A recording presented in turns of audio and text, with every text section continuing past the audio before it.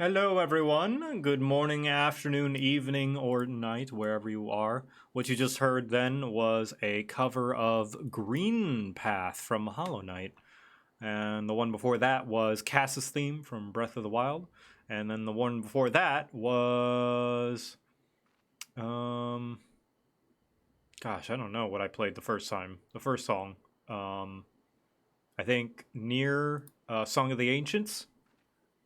But yeah, I personally was not playing them. I was playing them on a macro, the Bard music player for Final Fantasy XIV. Which, speaking of Final Fantasy XIV, today we're going to do several things. Firstly, I have felt a little bit bad that my video uploading, I've been neglecting my video making, of course, because I'm working on other things. But even so, I still feel a little bit bad. For not uploading traditional videos that most of my subscribers come for quite a while. Which is why, for all of you early people, as a little bit of thanks, I'm going to show you guys an early preview of the next crap guide. So, I'm going to show that now. Boop. As thanks for coming to the stream early. So, yeah. So, shh, we're going to keep it between us, right? It's going to be a little secret. Everybody likes to do damage, and don't pretend like you don't, because I know you're lying. Otherwise, why would you be playing an RPG with core mechanics such as leveling up, getting stronger, and looking fashionable as fuck? It's to do massive numbers on the other guys until their numbers are so small they match the PP size of anybody who doesn't commend at the end of a duty. The other members leaving too quickly is no excuse. How do you expect to move quick enough to avoid AoEs if you can't even move quick enough to tell your allies they're doing a great job and that their glamour is sexy? Is that uncharacteristically nice of me? Maybe, but it means I get to steal the LB3 from the only melee in the group. Welcome to a crap guide to Final Fantasy.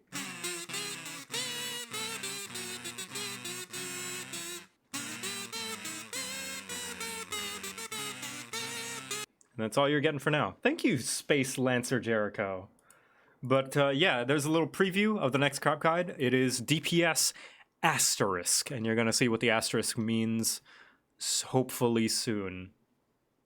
But yeah, that's coming eventually. I'm sorry it's taking so long, but I appreciate the patience nonetheless. It is not going to be the only DPS video. This is general DPS that will apply to basically every role. And then after this, I'll be making 3 additional DPS videos, one for each DPS role. So that's the first thing I wanted to show you guys. The second thing is on Twitter, I asked a bunch of people to send me their 14 HUD layout. And I am going to go look at those now. Let me go put on some music real quick. JoCat's copyright free music playlist. Okay. And yeah, so I asked a bunch of people to send their 14 HUD layouts. And if you don't know, I am actually a professional graphic designer. Not just because I do it professionally, but I actually have a degree. I have a bachelor's degree in graphic design because I went to college for graphic design. So I know a thing or two about good visual design and whatnot. So we're going to look over. I'm going to finally apply my degree in a way that might teach people. But first, thank you, Kana, for resubbing for 10 months. Space Lancer Jericho, and Space Lancer Jericho again for gifting 10 subs. Thank you. But yeah, let's see here. Now, keep in mind that whatever I say about people's UI, as much as I have an eye for design, these are all based on personal preference. How you lay out your design, if it works good for you, nothing I can say should sway you or mean anything. I'm just some dumb guy on the internet who has a dumb sheet of paper who says I know stuff. Even though I know stuff, design of your UI should fit the personal preference as best designed by the person. So no matter what I say, if your UI works for you, then that is good. That is how it should be. That said, let's look at them, shall we? So, let's look at a few, and then we're gonna go look at my friends, because a couple of my mutuals and friends showed me theirs. Fairly standard to be frank. I come from WoW, so looking at mimicking it to some degree. I've got a couple of bars for jobs and some of my favorite mounts that are macroed, but that's about it. I do tweak. Now, are they the same? Are these two the same? Ah, I see. Yes, they have a macro to show their mounts. Okay. Well, let's look at this one, right? Let's look at this UI. Yeah, they're right. It is a fairly basic UI. Pretty standard, 3 bars. Now, 3 hot bars is basically the standard of what you want, because you're gonna need at least 3 hot bars for all of the skills per every single job. This one's standard, yeah. XP bar at the very top is an interesting choice. I like it, actually, because, you know, your XP bar is not very important. Now, the main rule of thumb I like to use for what makes a good HUD layout or a bad one is how close it is to around your character, because you're going to be looking at your character a lot. Because, well, you need to look at your character to see what mechanics are going on. And personally, I mostly look at what's going on in this area, and we can see that the hotbar with all the skills is close to the character, which is good, as is the health and mana, which sometimes, you know, you want to see. My one little nitpick, all of this is very, very nice. The party list is up here. Since you're a DPS, it doesn't really matter. You know, your quests are up here. It doesn't really matter, so they can be far off the screen, because you're not going to be, it's not pertinent information that you need to see, right? Same thing with the map, especially when you're in a DUI, right? However, my one little nitpick is this little extra bar, in that it's close to the character. Now, this is not something that you're going to need on a whim, so I would, me personally, I feel as though it would better serve to put it on the side, maybe over here or over here, something like that. But this is fine. This is not intrusive. And what I really like is, even though they do have a slightly intrusive, there is a macro that activates and deactivates this, which is good. I like those. That's very, very nice. Overall, I would say 7 out of 10. Pretty good, out of the way, decent. If it ain't broke, don't fix it kind of UI. We're gonna look at, let's see, this one. Okay, this is an interesting one. This one's a little more busy. Let's look at this. This is by Assault Mage. So this one is a little bit more dense. We can see that the 3 hot bars are being filled, you know, by all the skills. The potions are interesting. See, I play a little bit of Palace of the Dead and Heaven on High. I don't know that you need that many slots for potions. But these are not intrusive. Same thing with the Chocobo and the Mount, you know. This is interesting. They have all of their jobs and, you know, kind of lined up in seemingly random order. They don't look as though they are organized at all, but that's fine. It irks me a little bit that this space is taken up by a bunch of random stuff. But it is very small and out of the way, as is most of the UI. Yeah. It's very clean. They made their UI very, very small. However, small, minimal design sacrifices clarity sometimes, in that, you know, how do you know when your cooldowns are off cooldown? Stuff like that. But I guess you would just be glancing down a little bit more. Otherwise, this is very clean. If I was not someone who looked at my skills all the time, I would seriously consider using this UI, because it's very out of the way, and there's a lot of the game that I can see. You know, all the non-essential things are up in the corners and far away. Yeah, this is neat. I like this one. Very clean. Very clean. Now, I want something interesting. I want something ugly and disgusting. There's some controller UI. Controller UI tends to be a lot cleaner than keyboard UI, because of the fact that it's on controller and there's fewer buttons. This one is incredibly clean. This is impressive. You got your cooldowns up at the top, and only your buttons. Wow, this is incredibly clean. for controller. So you always know when your cooldowns are off cooldown. And the rest of these you can see, you know, are just your normal skills. Wow, this is like kind of like a translation of what I have for my my keyboard UI. Hey Boozle, 29 months, don't hurt me. Did you post yours? Did you share your UI? Also, thank you, Articulate T. Thank you for the bits. Let's see. Where are some of my friends? I want to make fun of my friends. Where are they? Hi, Ironside. Not to brag, but I have the best 14 HUD layout here. Hum. Let's see. Where's Shen's? Shen's shared hers. Ah, there we go. Boozle. All right, let's look at Boozle's UI. Okay, this is interesting. So you've got your health and mana at the top. That's not too bad. All right, so like I said, if we're following the rules of that, you want to see things close to your character, and if your character's in the center, this is unorthodox, but actually kind of okay. Now, hear me out.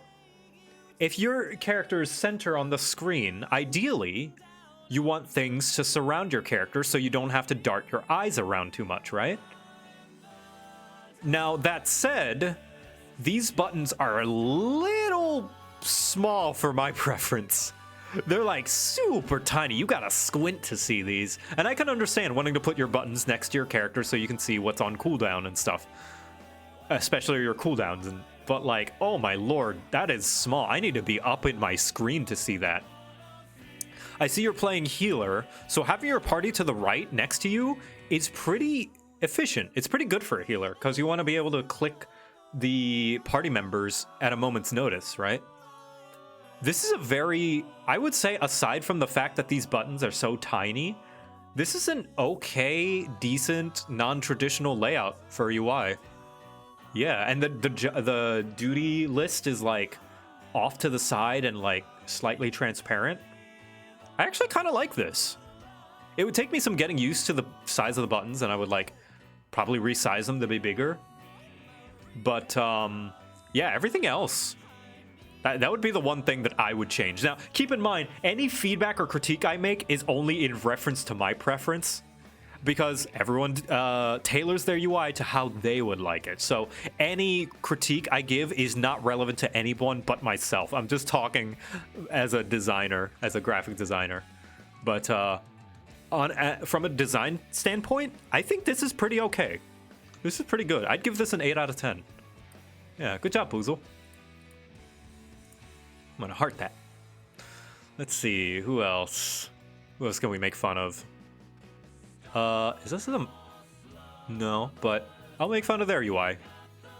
Yeah, similar to the other one that we saw. The one of the guys sitting on the couch.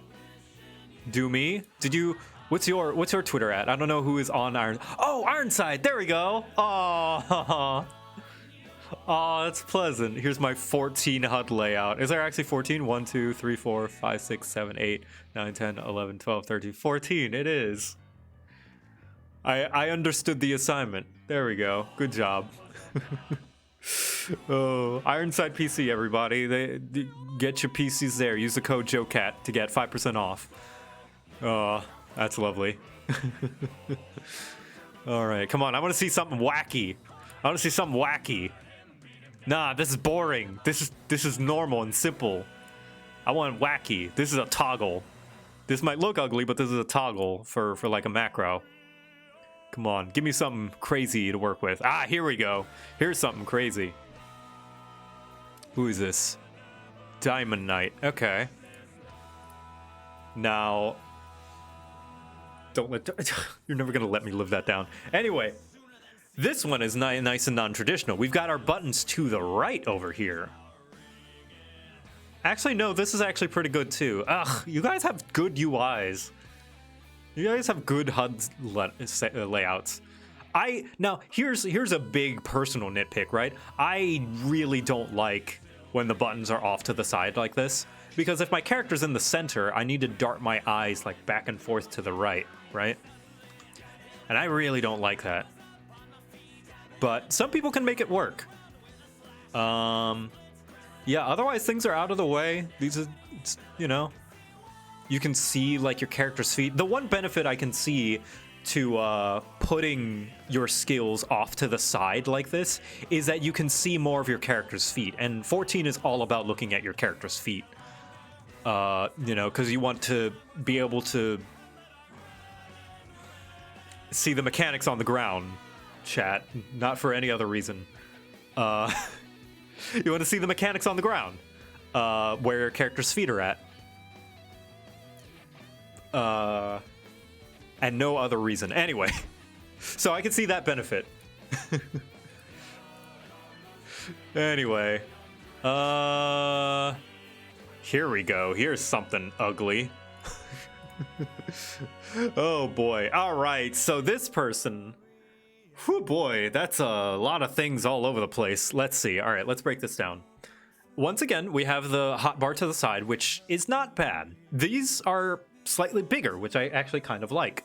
What I don't like is this border of hotkeys over here. Ooh, this just draws my attention over to the side and like a bunch of random emotes.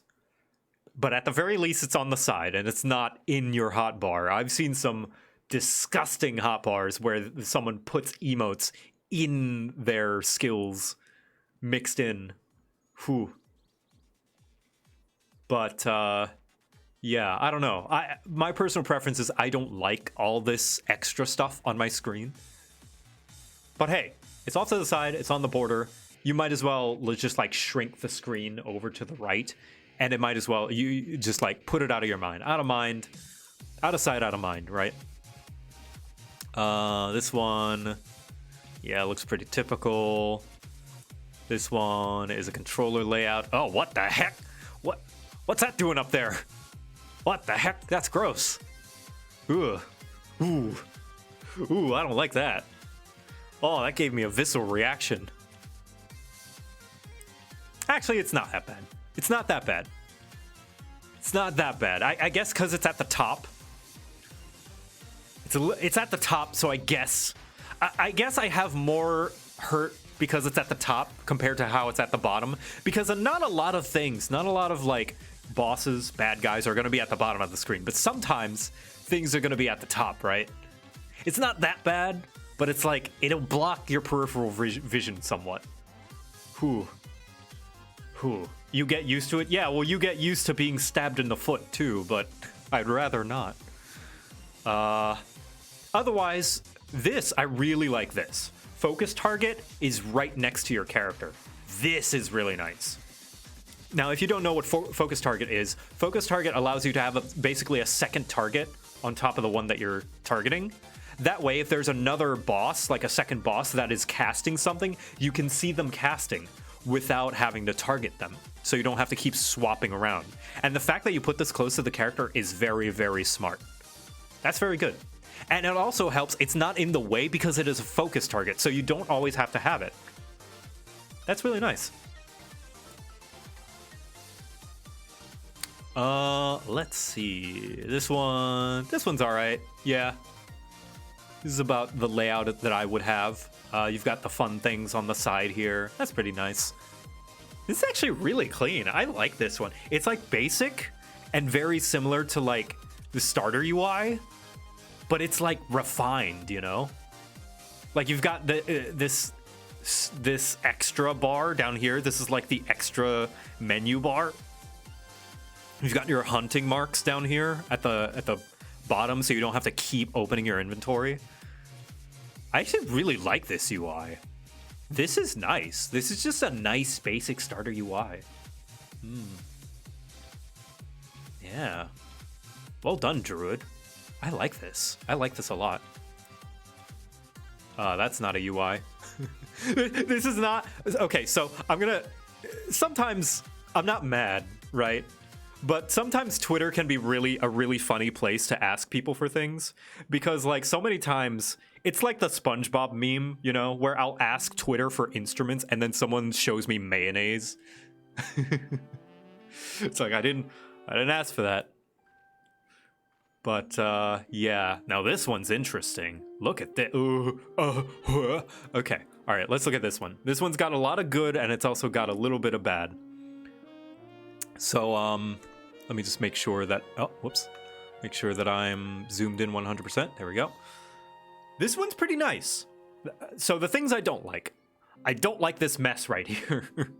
This mess of things. Just a bunch of shit. It is well organized shit, but it's just a bunch of shit right here. Credit to you though that you organize your emotes based on their color and stuff, and you know, you've got your crafters all around and you've got your mounts. It's very organized. I just personally don't like this mess on my screen because I feel like that's more important space to put other things. But that's fine. That's fine. Everything's on the right. It's fine. This is pretty smart. You're putting your jobs next to your main scenario quest thing. You know, kind of basically up there. And I like how it's like slightly offset as well. That's pretty nice looking. That's pleasant. Now this is interesting. I don't know how I feel about it, but I find it very interesting that you've laid it out in like your 3 hotbars. You've laid it out in like a Tetris way, like this U shape. It's very interesting. And I wonder what the thought behind it is. Okay, so you've got your cooldowns here, as well as, you know, your... Oh, okay, so this is your rotation. Ah, this is your rotation. So you've got your, you know, regular white magic, black magic. Oh, but then you've got Ver Stone and Ver Fire over here. Interesting. Okay. And then you've got your AoEs all lined up. That's pretty neat. Yeah, you've got Ver Cure and your Raise. Okay, there's some thought to how you laid this out. I really like this. So this is your normal rotation. This is your, like, extra buttons. This is your melee combo. And then dash out. Oh, that's really clever. I'm more so, like, praising how you laid out your hotbar more so than, like, the actual HUD layout. Because how you laid out your hotbar is really, really pleasant. I like that. That's pretty cool. Yeah, and you've got your cooldown, so you've got, you know, your manification or whatever, I forget what it's called, over here. You've got your AoE melee. You've got your Scathe. Your Scathe, not Scathe, acceleration. Yeah, this is laid out pretty nice. All right. Yeah. Well done. I give it a 7 out of 10. Yeah, this is pretty basic. All right, let's... Ooh, an ultra wide. What the heck? How do you see everything? Hold on a minute. How do you see everything? This is an ultra wide monitor. And I don't have one, so I can't, like... How do you see... Is it just this size, or do you just have to turn your head 90 degrees every time you want to see something? I have eyes. Yeah, I guess so. Like, I don't know if this makes all this mess better or worse. Like, because on the one hand, it's more shit that you can put on the screen. But on the other hand, maybe that's not in your peripheral vision, right? Because what you're really seeing is like this, right? You're seeing this square in the center. You're not seeing all of this. I don't know how to assess this. Yeah, I don't know. I'll get back to you when if I ever get an ultra wide monitor. It's neat though. Oh, here's one thing I'll praise. They put all of their cooldowns right here. Their cooldowns and afflatuses right down here in the center. That's pretty clever. You've got your raise macro, your quick raise. Yeah, all right. That's pretty neat. Huh. Yeah, props to you. Props to you. I give that a 7 out of 10. Lilies so far away. Where are they? Oh my god, the lilies are all the way over there. Never mind. 2 out of 10. Your lilies are too far. You have to dart your head back and forth so far, and it's an ultra wide screen, so you're probably twisting your head like an owl to see it. Hum. Where's Shen? I saw Shen on here. Where is she? Where is she? I want to make fun of her. Now. Ooh! Ooh, pain! Ah! Ah! Oh! Okay. Okay. There's a lot. There's a lot here. It's very wide. It's very wide. There's a lot of things on the right that's starting to encroach on your territory. Your hotbars are very spread apart. Whew. Pain, they are running scholar. Ah, there we go.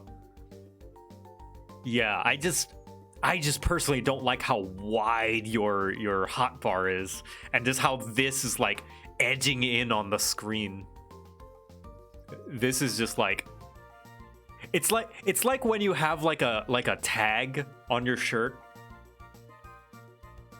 You know, when you have that like tag on the back of your shirt and it's like ever so slightly scratching the back of your neck. This is how this feels to me. That's how this feels. Oof. Oh, and your LB's all the way up here. Oh my gosh. And you're a healer and your party is all the way on the side. Now keep in mind, when you're at different roles, it is ideal to change your UI based on your role. Now this person's a healer, so they're darting their eyes back and forth to the party. Oh my gosh, I don't know how you manage it. Good lord. Now the reason why I personally don't like having job macros on a hotbar is because half of the time they're not going to be used, right? Because when you're in a duty, you can't even swap. You can't even swap jobs. Oh man. But props to you, Amooker, for being able to manage that, because I would not. I would die if I had to use that UI.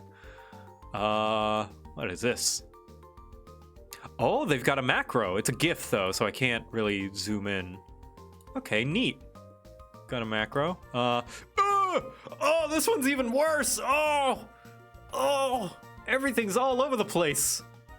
Oh my goodness. So there's a fine line. There's a fine line between making the buttons on your HUD big enough so that you can press them and small enough so that they're out of the way. Now let's ignore the red. They're doing the red to keep their privacy, right? Which is good.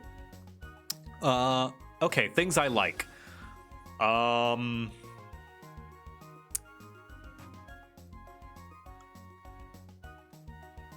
The health bar. The health bar of your target is close to your character. That's good. That might be important for when you're tracking the health bar. For tracking the health bar of the enemy. That's good. Your health bar is close to your character. As a tank, that is very important that you would like to know. Sorry, no, you're a healer. You're a healer. Okay. You're a white mage.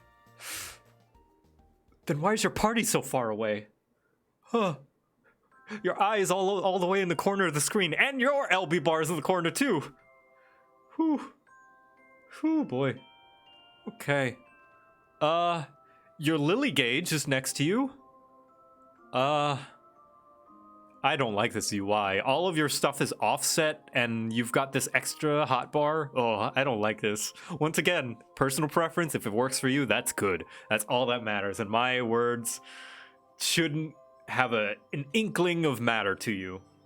But boy, oh boy, I would not be able to, oh, that's something to come back to. Just needed to stop my AFK.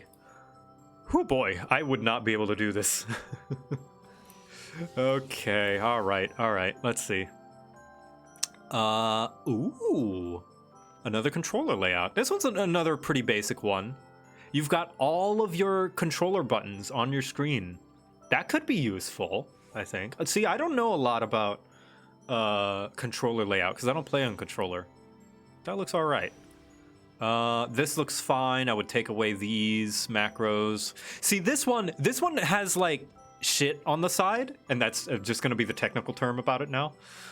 This has shit on the side, but it's like small, right? Compare this, where it's small and out of the way and not encroaching. Compare this to like this.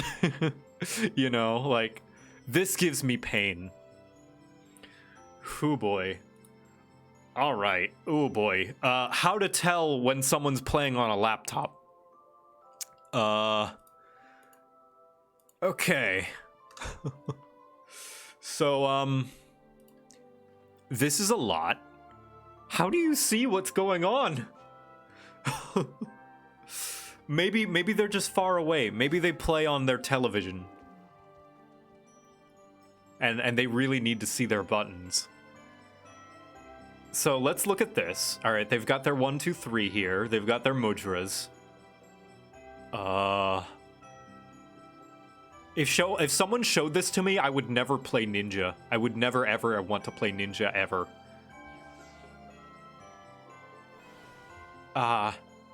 Ooh. Good things. Okay, good things. Everything's fairly snug and close together, so you won't be darting your eyes around a lot. Because you won't be able to see anything. Oh, boy. Yeah, there's HUD changes on the right. That's pretty good. I won't know what they actually do unless they actually post it, but... yeah, this is pretty basic. Oh,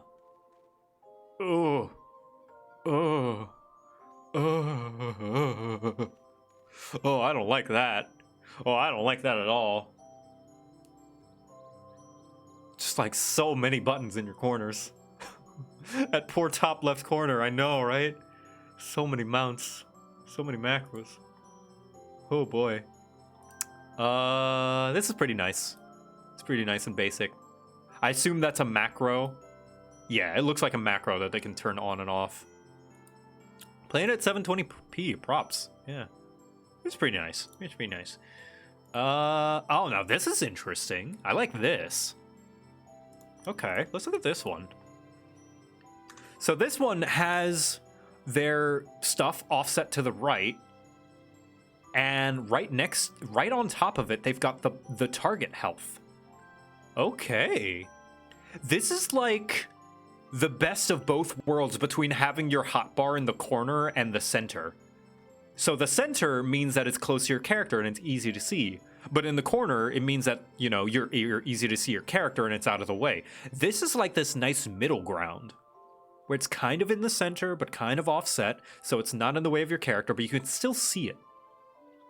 And I like the hierarchy of the importance of the skills. You can see the 1, 2, 3 combo of the Gunbreaker. You've got all of your cooldowns, you know, the less important things all the way on the right over here. You know, things like Provoke, Tank Stance, Low Blow, you know, all of these things that you rarely press. Superbolide, you know, things that you press very infrequently, even Sprint. That is a smart thing to put on the right over here, where it's kind of out of the way of your peripheral vision. And as a tank, you know, when you want to see your resources and your health, that's very important to see. And this is a really good UI, actually. And your aggro list is nice and large. It's off to the side, so I personally would bring it closer, but it's off to the side. It's big, so it's easier to see, so that's important. This is really nice. I like... This is a really nice UI. The best one I've seen so far. 7 out of 10. Good job. Yeah. All right. Let's see. Where's Shen? Time to bully Shen. Ooh, let's bully this person, actually. Ooh, boy. Okay. So, we've got a lot of things next to your chat box here. Actually, this isn't that bad. I said let's bully, but this is not that bad. Not a lot of things are going to go on in this bottom left corner. Yeah. Alright, alright. This is fine. This controller, I don't know anything about controller. Ooh, this looks fancy. This is back when they had... Okay, this is back when Stormblood, as marked by the TP gauge. Okay, I don't know what a lot of these skills are, because a lot of these were taken out, but this looks fancy, and they've got their target, like, close to the bottom, appropriately next to where they'll be looking, their hotbar. This is pretty neat. I like this. It's hard to tell in the context of the rest of the screen since we're only seeing the bottom of it. But I like this. This is fancy. Yeah. All right. This is nice. Yeah, this is nice. God, I'm disappointed. I was hoping you guys would show me some cursed shit. Oh, man. All right, I guess I got my wish. Ooh, okay. All right. Fuck, man. Okay, it's not that bad. Actually, this is not that bad. I was initially taken aback by how tiny your things are. And they're pretty close to your character. Okay, it's a little bad. It's a little bad. So it seems they've taken the I'm always looking at my character, so things should be close to them, right? To the extreme. Your character's getting very congested that I feel like this might interfere with some of your AoE seeing. Also, the buttons are very small. The skills are very tiny, so you kind of need to focus in on it.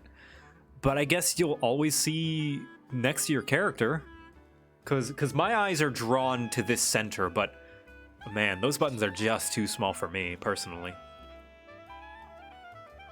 Yeah, everything's really small and very tightly packed. Like this feels claustrophobic. I would push them all out. Yeah, and the right as well. It's very messy, but I give it a pass since it's small and off to the side and slightly transparent. This has potential. I feel like things are pretty congested around the character. If you just push them out just a little bit, I think it would be very cozy. It would be very, very cozy. But once again, the disclaimer, if this UI is what works best for you, nothing I say should matter. It is all personal preference anyway, and our UI is going to work best for us. Where's Shen? Let's make fun of Shen. Is that Shen? No, but it looks like it. All right, let's see. Shen Pai. There it is. There it is. There's the monstrosity. Okay. Okay. All right, I make fun of it, but honestly, it's not the worst thing in the world. I personally don't like the UI being so far down to the bottom and to the right, especially with all of this shit. What is this mess? Oh my goodness. This hurts me. This hurts me, Shen. I considered you my hero. I thought you were an inspiration. But now I see you are merely a villain. But, yeah, I don't know. I personally don't like darting my eyes back and forth at an angle like this. But it's not the worst thing in the world, honestly. This could be further away. This could have been smaller. You know, that would have made it worse. It could, if it was smaller, it would have made it worse. If it was further to the side, that would have made it worse.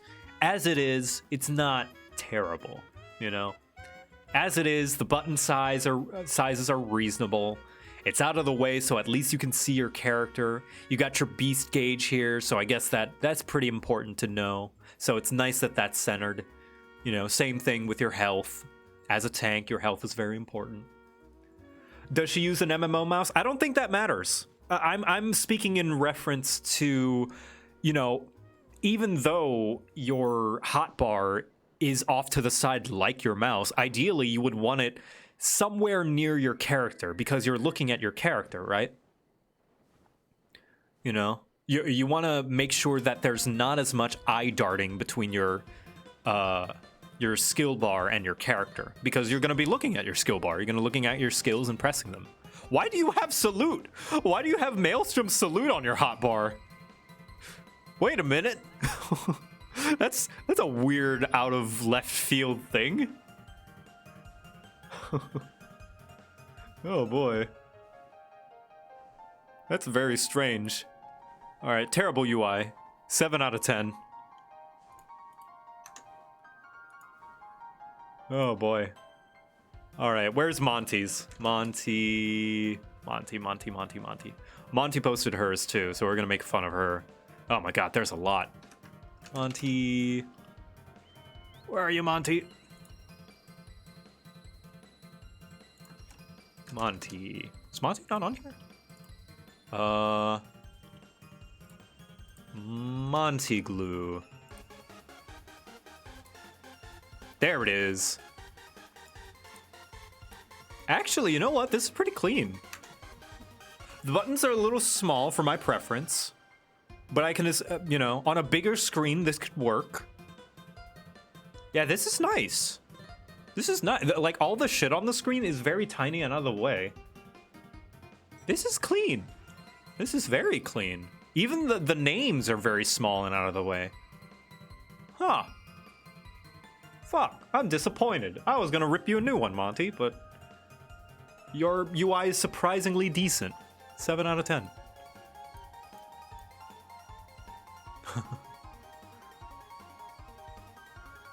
Let's see, what is this? Yeah, this is nice. This is fine. They've got a macro for their jobs and stuff. This is nice. I always kind of like whenever people put their, like, their map in the center. I don't know, it seems to fit very cozy. Alright, let's see. What's some other ones? I want to see. Come on. I want to see something gross. Not gross enough. These buttons are fine. They're in the center. Wow, even your boss health bar is close to your character. This is just reasonable. This is only mildly infuriating.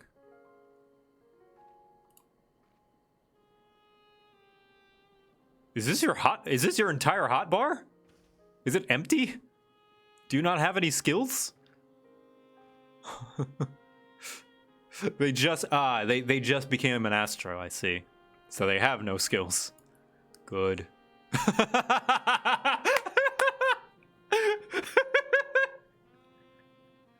Oh damn, dude, that's so clean. Oh, you even got your party list up in the top left. Oh, you got your FPS going? Nice. You have everything you need. I'm gonna need that mod. Ooh, blue. Oh, they took it off their monitor screen. Okay, this is controller, so I don't know. Yeah, this is actually pretty cool. Okay. What are their other screenshots?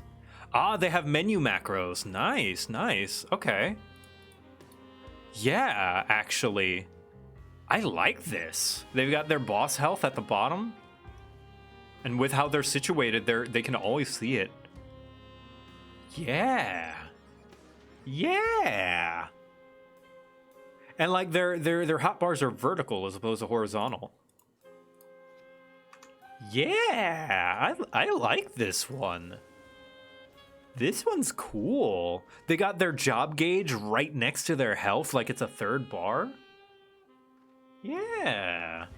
Okay, they've got their like, oh, this is like a second menu. It's like their main menu, you know, the like buttons for character and duty and stuff like that. This is like a second one. I always like when people do that with their UI. Yeah.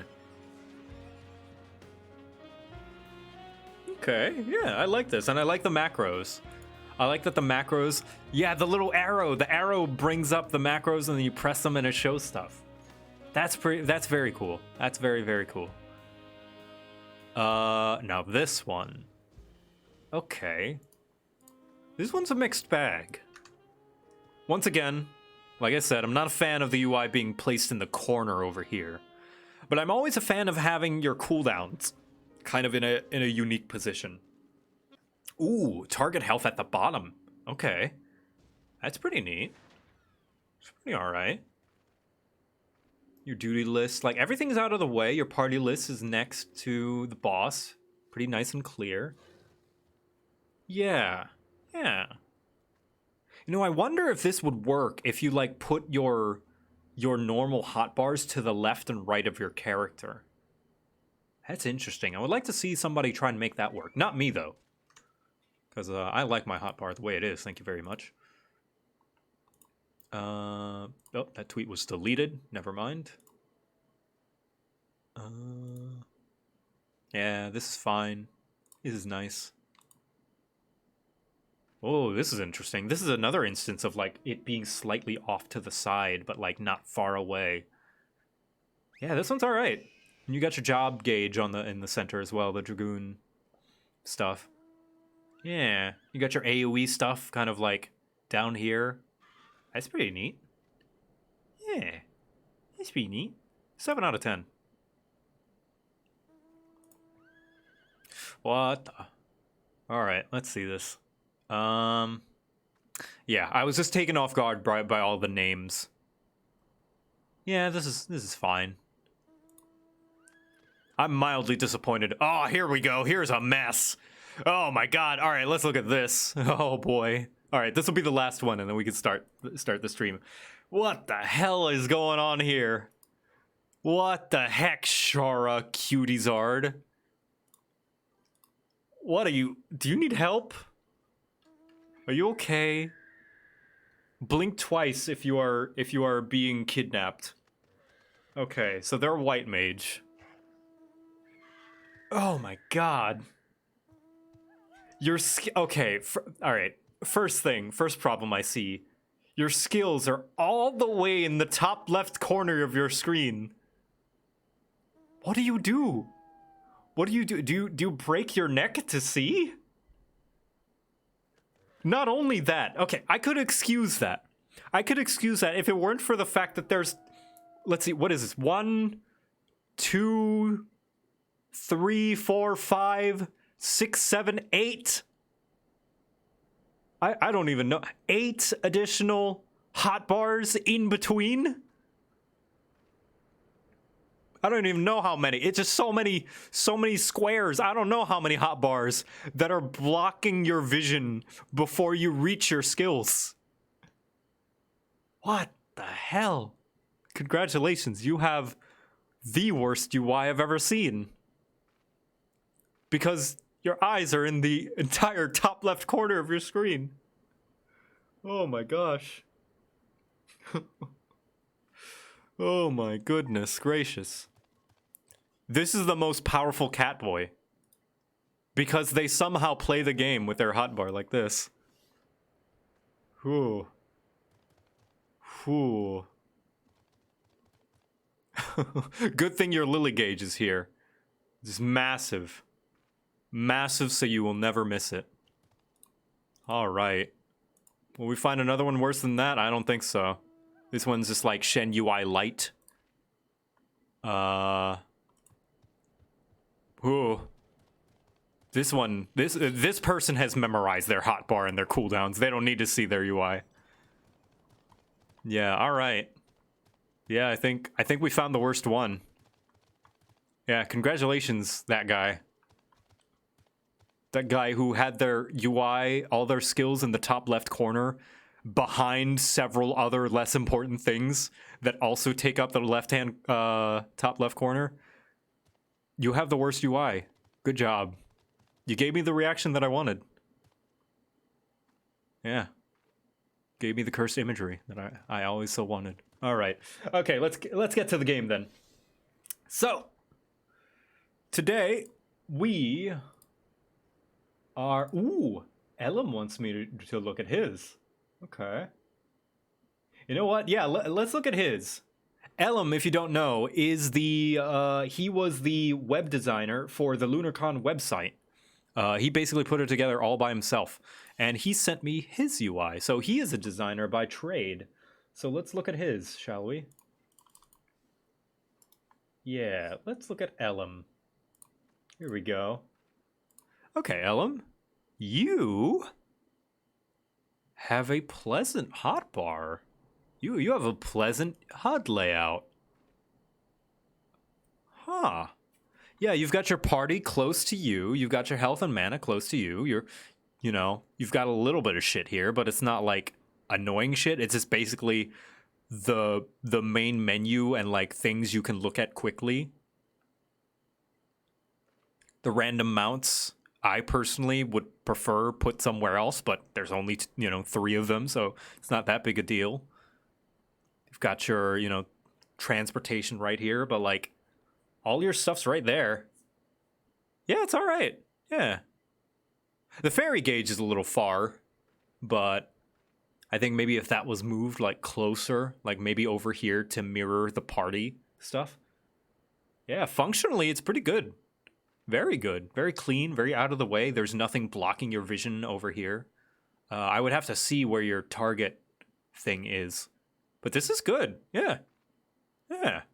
Even got your pet hotbar kind of down here because it's not all that important, but it's still like there if you need it. Yeah. Yeah. Good job, Ellum. I think you did pretty good. Oh, wait, we can actually see where he has his boss, his target health bar. It's right at the bottom, right there. Yeah, this is really good. This is really good. Good job, Ellum. Yeah, 7 out of 10. Good job. All right, now we can start the game. An hour into the stream, we shall begin. Oh my goodness. Hello. All right, so on the last episode of Final Fantasy, A Realm Retold, we were going to help the Alamegans as we have come to Alamigo proper. Not little Alamigo, actual Alamigo. Where we have come and visited the old town, the home of our dear friend Lise, who is a new character. Basically, she's basically a new character that we now know a little bit more of. And right now, apparently, some Garleans are being assholes, so we gotta go save some Alamegans. So, Warkrata is being held somewhere at the Ziggurat to the south, which has been taken over by a host of Kickern bandits. Oh, sorry, Kickern, not Imperials. That about covers it then. But be prepared for a fight. They may not be the most challenging foes. Okay. So, yep, we got to do our traditional Let's Meet the Beast Tribes quest. Because we always got to get one of those. No. By the way, let me know how the audio sounds, everybody. If it's too loud or too quiet. If I need to bump it up. Or not, you know. Let me know.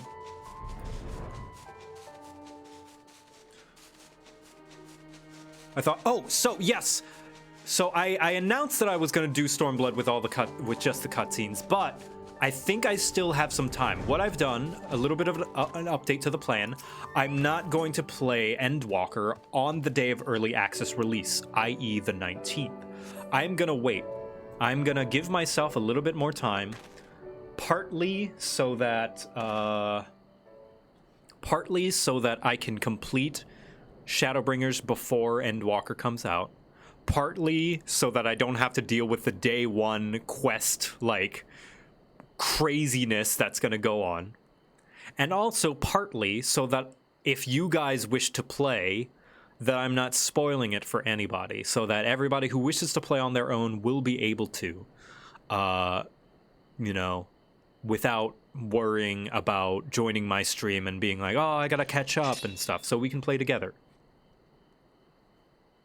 Because I would like to play with you guys. I would like to get you guys involved.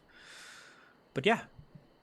So, yeah, I would like to skip Raubon Extreme, or Raubon Savage. If you guys, I think there's a meme that there was a quest that was an instance involving talking to Raubon at the release of one of the Stormblood patches that people basically had to line up for.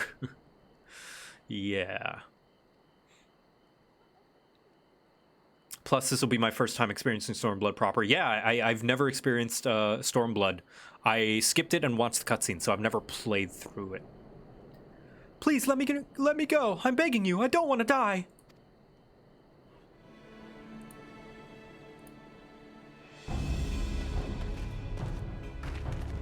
Hear that?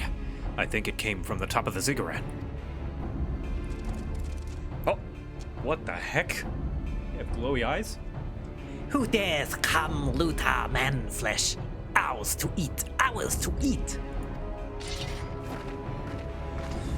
We knew it'd come to this.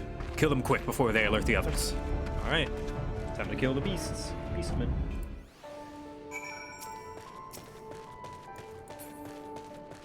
Hey, Lise. Now, I don't recognize the Kickern as looking like this, but I guess this is different regionally. I thought you said they'd be no challenge. They are. You see me two-shot them? I said they'd be a bloody host of them. Game's a little dark. It's fine, it's nighttime.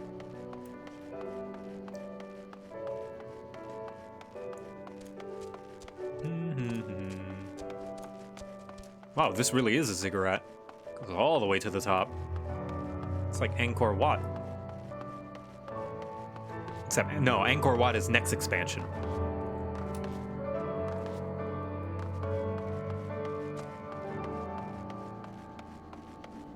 And...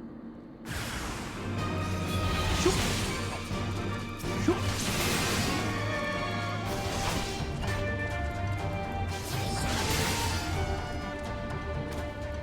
All right.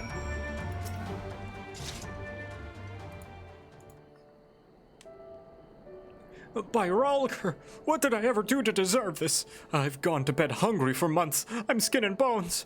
I'd hardly make a snack, much less a meal. It's all right, bud. We're here for you. Oh, let me clean my glasses.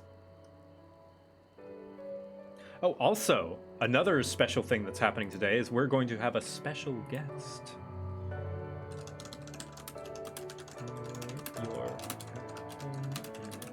Ready.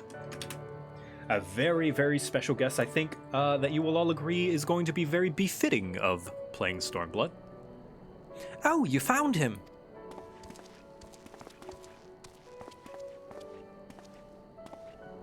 Wait, are you here to rescue me? Your sister sent us. It's going to be all right. My sister? Oh, Raugr be praised, she's safe. And you lot fought your way in here just for me. To think there's still good, brave folk in this world. We should go before the kicker and return in force. Do you still have the tribunum? Oh gods, the tribunum! The Imperials will be wondering where I am. I have to go. What? Right now? In your condition? You don't understand. We were given a warning last month for being short. If I don't make it this time, there's no telling what will happen to me and my sister.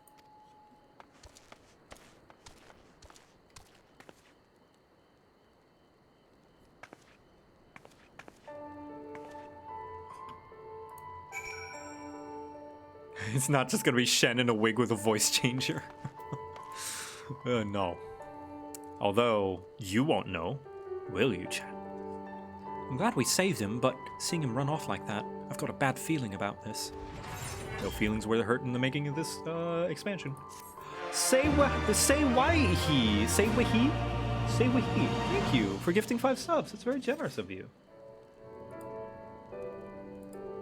Thank you very much. Listen, Victor, Mefred, I think we need to go after Wakrata. Wait, you'd better not be thinking of stopping him. You heard what he said. If they don't pay one way, they'll pay another. I know that, I do, and I don't want to interfere. I just want to see what he makes, that he makes it there safely. If that is the sum of it, then fine. Let's head down and see if we can't pick up his trail.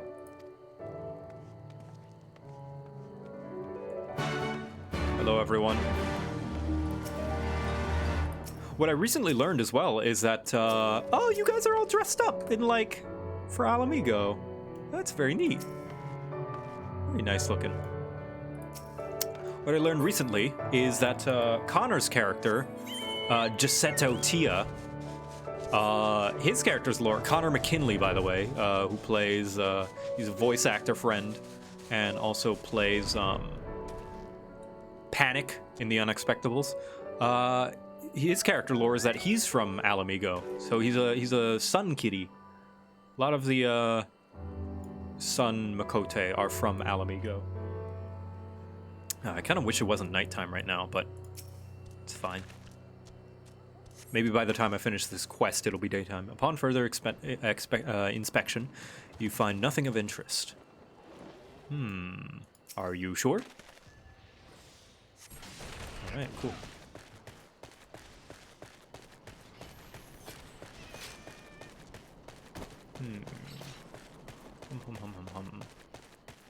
Maybe over here.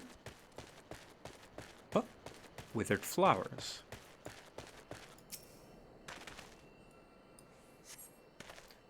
And nothing of interest. Okay, okay. Oh, hey, Danny, what's up? Hey, how you doing? Nice to see my bodyguard. Hale and healthy. Very nice. So, uncharted lands. For me. Has your hair always been that fabulous? Look at that. Sorry, I'm admiring. I need to make progress. I keep forgetting. Every little bit of time adds up. Need to make progress.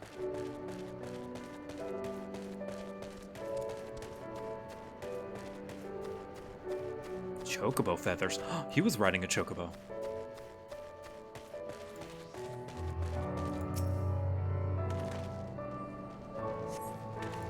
In the dirt, you spy a chocobo feather.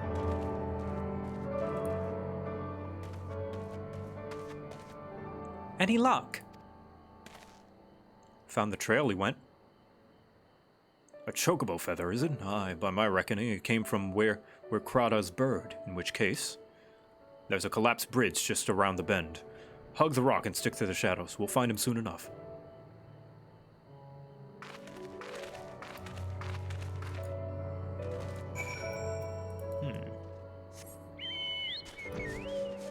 Look at that moth, jeez.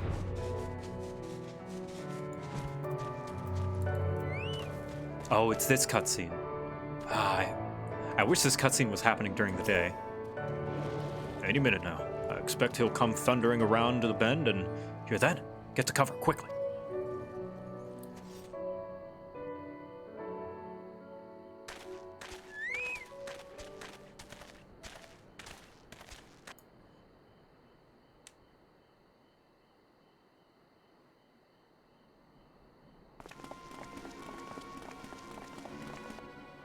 Are they Imperials?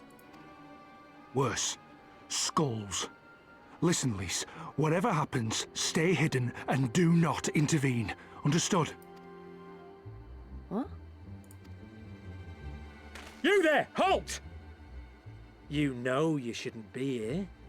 Explain yourself.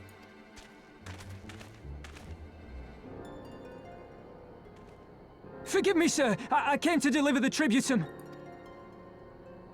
Oh, aye.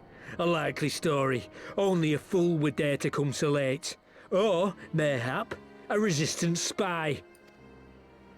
No, you've got it all wrong. I was waylaid by bandits. It's not my fault. I said halt!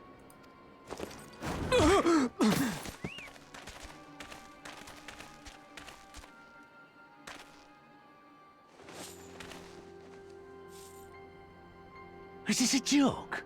You don't seriously expect us to believe this is a fifth? How stupid do you think we are? It is, I swear, on my mother's life.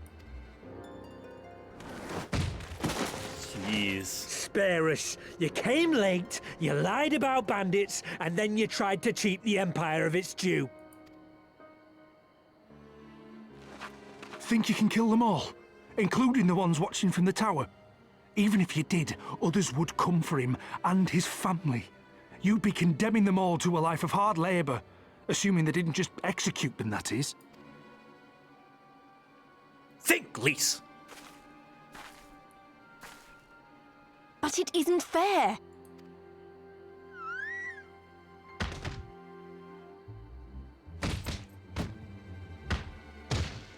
It's your bloody fault we're stuck out here patrolling this godforsaken wasteland. It's your fault I have to listen to people go on and on about how Alan Egans can't be trusted. I've worked and toiled harder than any man. I'm a citizen, goddammit! And what are you? A stupid, stubborn little dog who'd sooner bite the hand that feeds him and pine for the good old days. Dude, I can feel the spit coming out of your mouth. That's enough! Lord Xenos is expecting our report. Wife.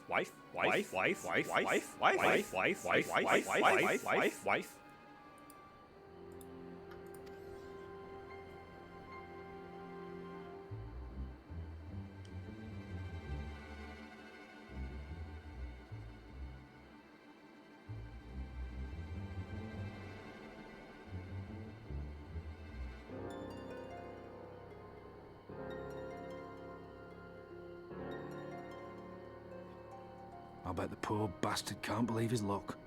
He gets to go home. We should do the same.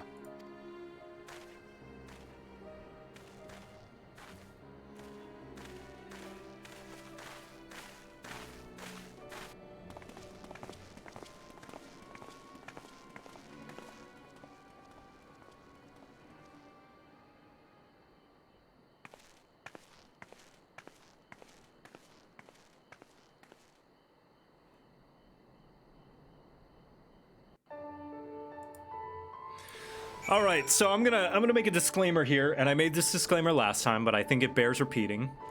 Stormblood, in and of itself, is a very divisive expansion. Not least of which has to do with its characters and their writing.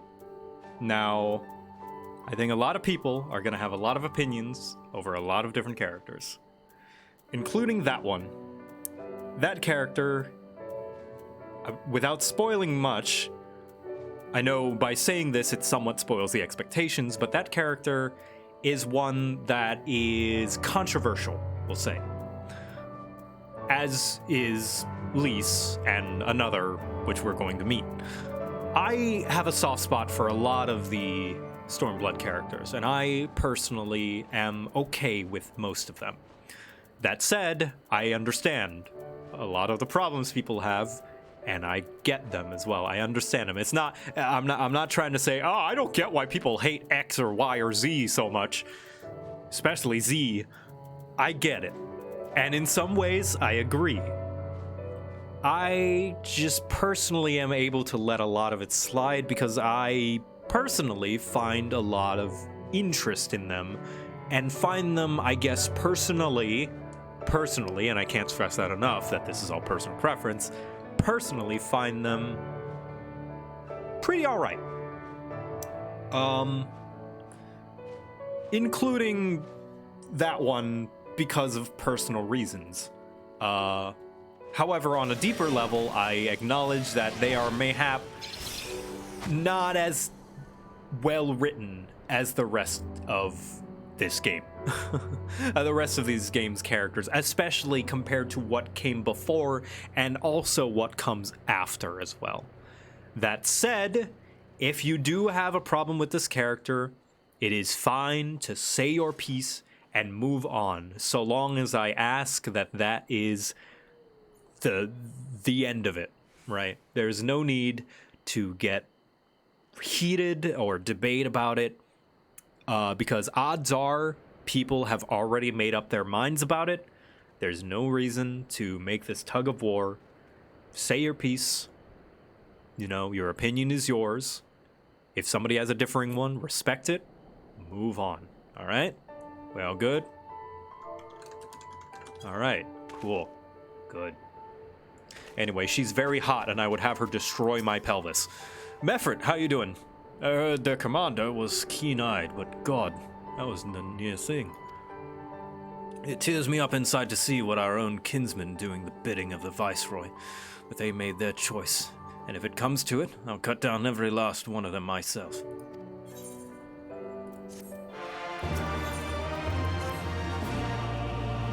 Well, Crowder's alive, and the tributum's been paid, but all that matters, that's all that matters for now.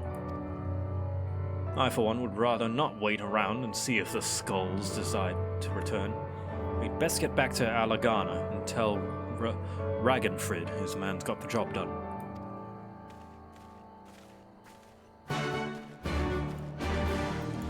Alright.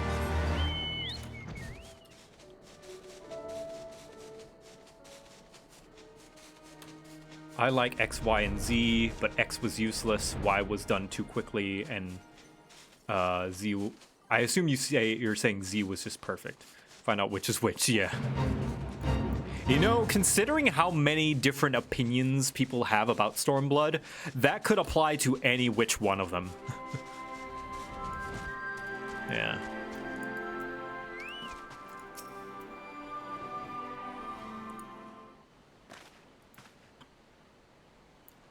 We owe you a debt of gratitude for what you did.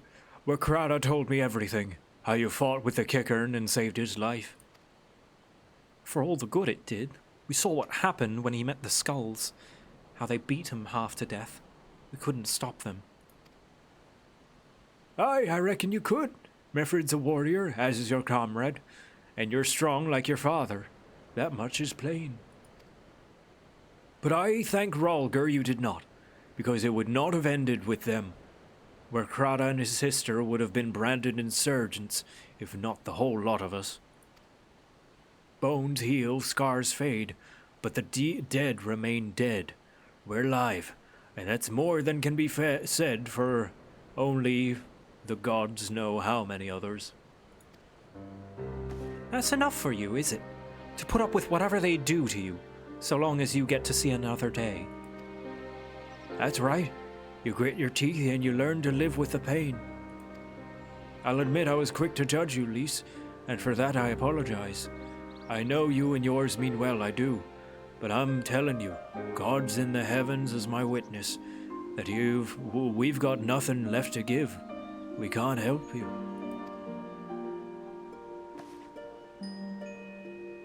I understand. Thank you for your honesty. She may say it, but she doesn't mean it. Nor I would expect her to. Her father was stubborn as an ox, too. If she's set on walking the same path, I but pray she won't follow in the same end.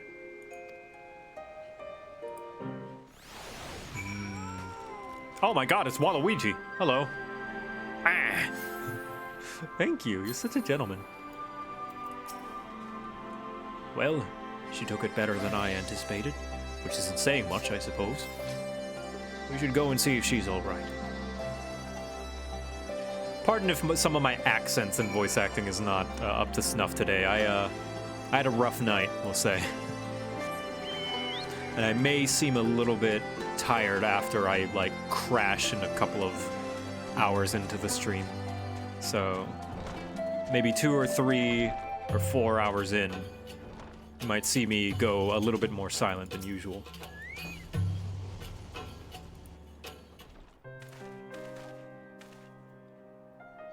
Sorry about running off like that. Alan Egan's terrorizing their own. I just can't accept it, you know? No matter what he thinks, they shouldn't have to put up with it day after day after day. I'm not completely naive, you know. I didn't expect to storm a castrum with their pickaxes and shovels, or whatever it was. But nor did I expect Wakrada to just lie there in the dirt while they kicked him. I can't claim to know their pain. I barely remember this place or even my father's face.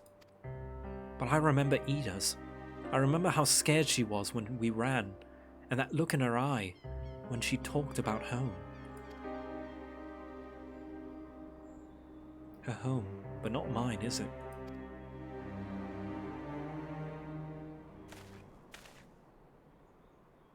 There you are, Lys. I've been looking all over for you. Well, you found me. Got something to say? Aye, that I do. I said some things to you before that I shouldn't. 'Twasn't my place to do so, and I'm sorry. All that rubbish I spouted about how I loved my village, but when one of ours was in need, I was cowering here with all the others. I didn't even think to go after Wakrada, but you did. Made me feel like the bloody hypocrite I am. If I truly cared for my people, I'd fight for them. So I will, if you'll have me. Growth? You're asking to join the Resistance? When you put it like that, I suppose I am. But not just me. There are others I know who've been thinking about it for a while now. There's not many of us, and we're not hardened warriors like you lot, but... If your heart bleeds for Alamigo, then that's good enough for me. You and yours are more than welcome in Rhalgr's reach.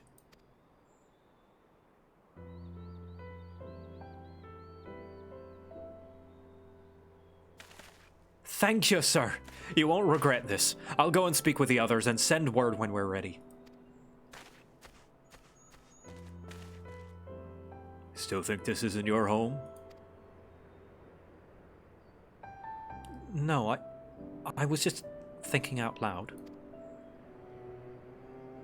And with that, my friends, our mission is concluded. Let us return to the Reach.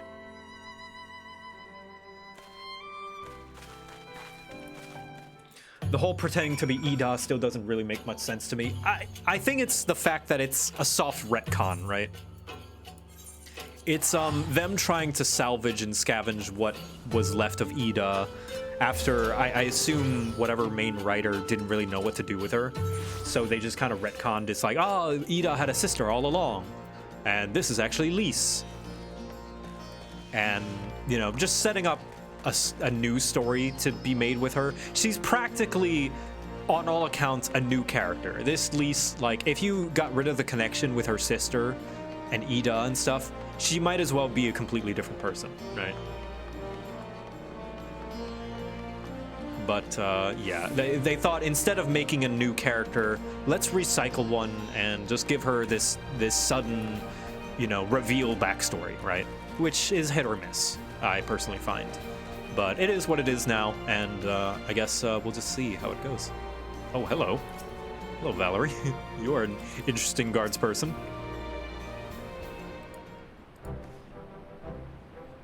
First of all, allow me to commend you both on a job well done. Though nothing went according to plan, we nevertheless managed to attract some new recruits, and it was your passion and conviction that moved them to join. Thank you. No, thank you for giving me an opportunity to find out what our people have been through these past 20 years. It's been humbling. And troubling, too. I heard about the skulls, but that was the first time I'd seen them in the flesh. I know you say they're the same as any other Imperial soldiers, and maybe that's how I'll have to think of them myself if our paths ever cross on the battlefield, but... When, not if. The day will come, Lise. We can't afford to hesitate when it does.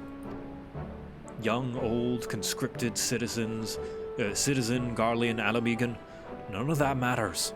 They've all got their reasons, but they're no better than yours, especially when they're bearing down on you, blade in hand. Saying that, I don't want to kill them any more than you do. If I could convince them to lay down their arms, I would.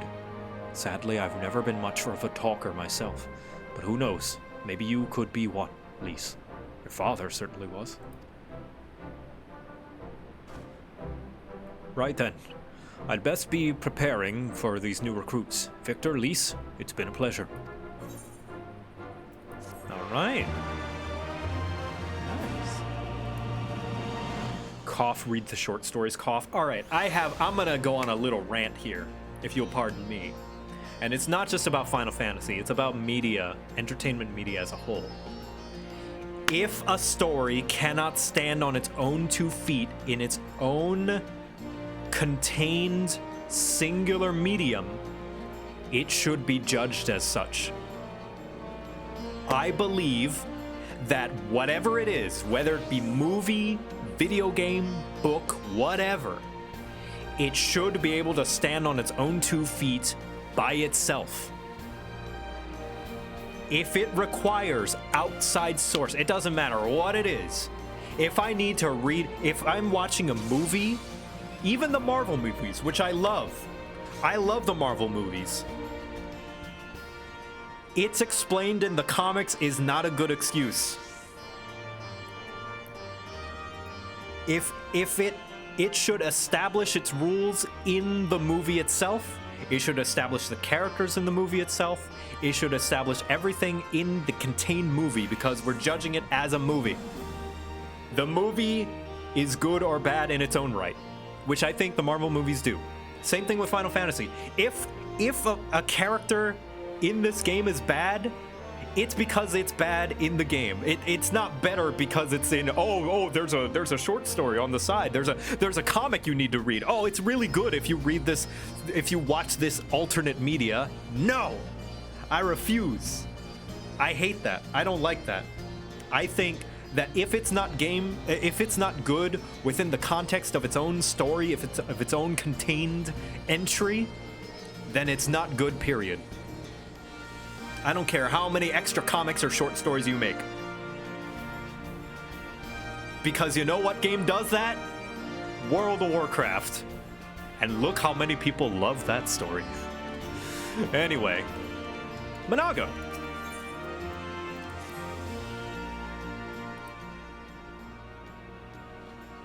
Before we begin, I'd like to thank you and the Scions again for patching me up and after I bled all over your floor. I owe you my life, and I wouldn't forget that. I thought people did like WoW for the gameplay. Oh, yeah. I thought people did WoW for the gameplay, yeah. Actually, I'm going to say one from experience, because I don't know WoW. I'm going to say a game that I do have experience with. Halo, right? The reason Halo 4 and 5 is so divisive and so many people don't like the story, despite the fact that Halo 4 did play with... The worst parts about Halo 4 are the parts where you had to read up on the lore. And I love Halo's lore. I love Halo's lore, and I love Halo 4. But the worst parts about it are things that you have to read side shit about. Right? I don't agree with the notion that, oh, this is good, or, oh, this is explained in an alternate media, or an outside source. I don't agree with that. I think that if it's not good enough to stand on its own, then it's not good. Anyway. Furthermore, it was rude of me to run off without saying a word.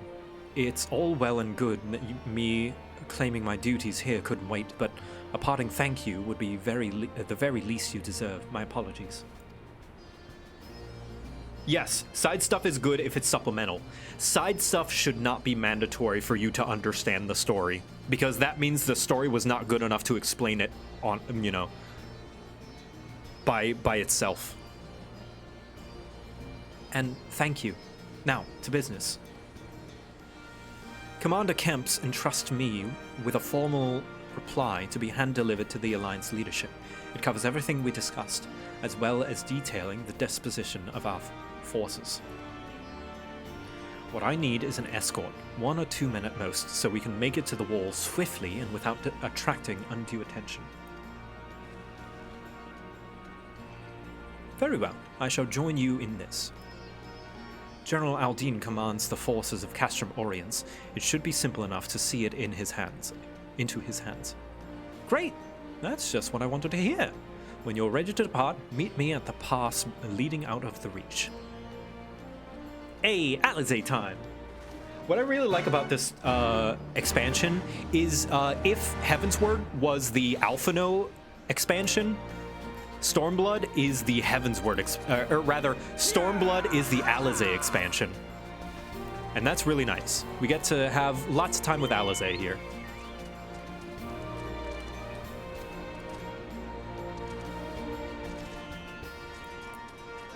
But yes, I would say if a piece of outside media is so important to a story, to the main media story, I question, why was that outside source not implemented in the main media in the first place? Right? Got everything you need? Good, then let us be off.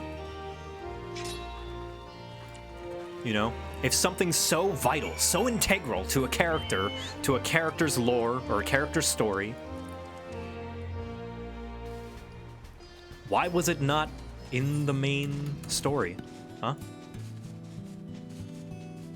Why Halo 4 Didact? Yeah, Kingdom Hearts.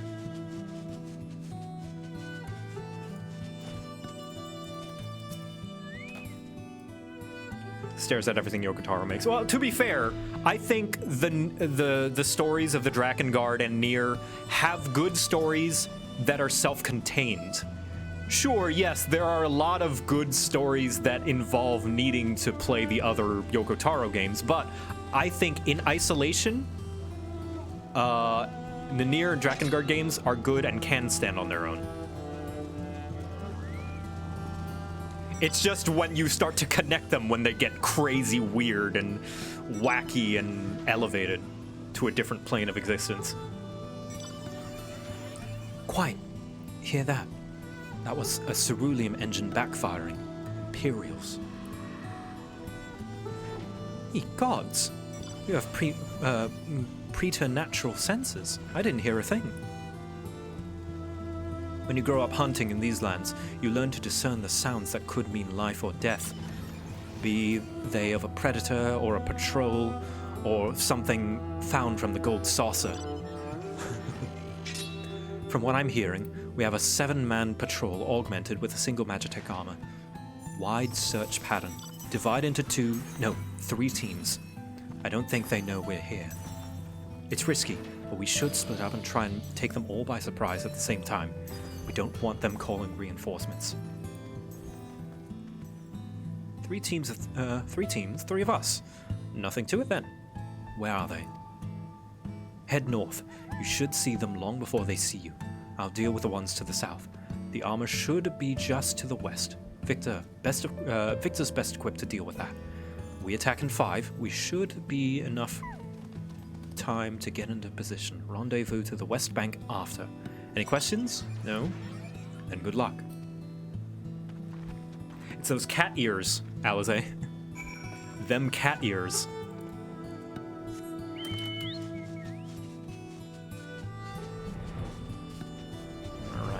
Alright, Imperials. Also, pardon my reading. I must have butchered several words in that sentence. There they are. Kiamu Dog, thank you for the 15 months. Welcome. And Kozowski, thank you for the 6 months. And Mini Makoto, thank you for subscribing.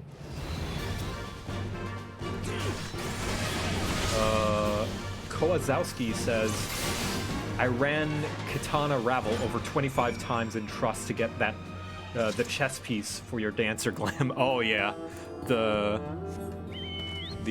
Katana Ravel. Oh yeah, look at you. Huh, I can't glam my Dancer right now, but yeah, that's my Dancer outfit. That's impressive, way to go. It's Dark Victor, look at you. Yeah, this is my Dancer Glam. That's awesome. That's 1-to-1. Hell yeah. Seraph Neo, thank you for subscribing. Welcome.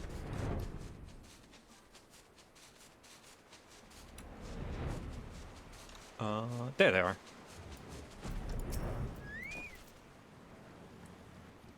It looks like everything went to plan. Not that I'm surprised. The 3 soldiers I faced didn't put up much of a fight. Most of the Imperials we get out of here are conscripts from other provinces with little training and even less conviction. It's grim work, killing men and women like that, but don't doubt that they'd do the same to you if the roles were reversed. Don't you dare pity a man in armor. Conscript or no, a soldier piloting one of those can kill a dozen good men in a blink of an eye. Not that I need to tell you that, after what happened at the wall.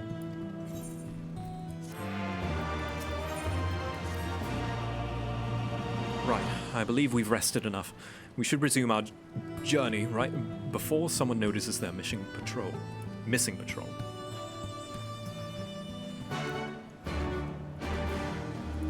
Oh, glad you were able to catch a stream as well, Seraph Neo. Alright, posse, let's roll out. That is so cool. I love that. That is streamer privilege. MMOs are one of those games that it's like, they're kind of better when you're a streamer. Well, soldiers, I didn't think they could come this far west. Better to be safe than sorry. We're clear, only Alliance patrols ahead. Alright. You said the forces at Castrum Orient were under the command of Flame General Rauban Aldine, did you not? By Rolga, the Bull of Alamigo himself. I never dreamed I'd have a chance to meet the legend.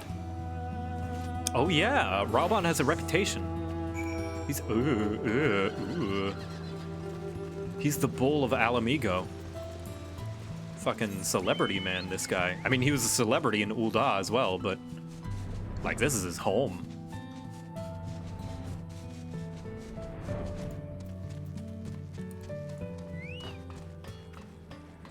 buddy?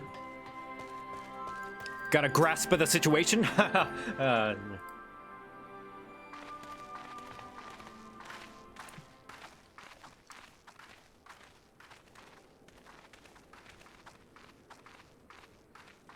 It is good to see you again, my friends. I hope you are here to tell me you have made contact with the Resistance. We are, General.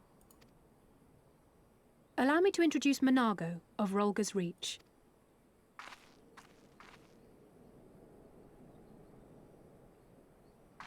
At your service, sir. And may I say what an absolute honor it is to stand before the Bull of Alamigo.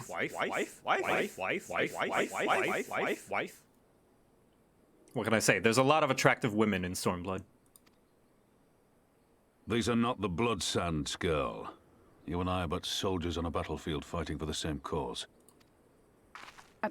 As you say, General. On behalf of Commander Kemp of the Alamigan Resistance, I present to you our formal response.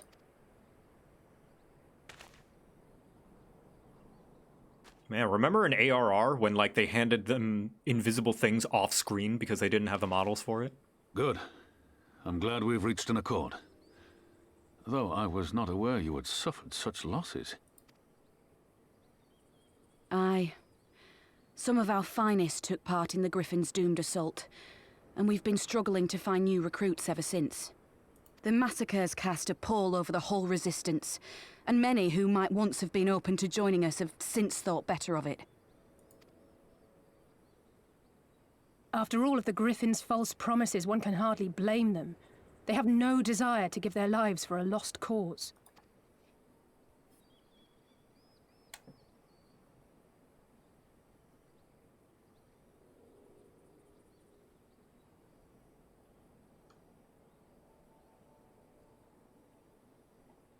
We will not lie to them. This is war, and lives will be lost. Yet what we offer is not the fever dream of a madman, but true hope. The people need proof of this, Father. Let us show it to them. Backslash! I say we stand shoulder to shoulder with our new allies and engage the Garleans in open warfare. The Resistance must demonstrate that they can hold their own against Imperial regulars. And with our assistance, I am confident they can do just that. If we can achieve even a token victory, I believe it will serve to rekindle the hope of the Alamigan people and inspire them to rise up once more. Aye. Aye. Once word spread that we'd won a battle against the Garleans, I'd wager we'd have new recruits flocking to us from malms around. The question is, when and where do we strike? I'm glad you asked. I have a plan. Backslash! No, Pippin, we can't backslash all the Garleans.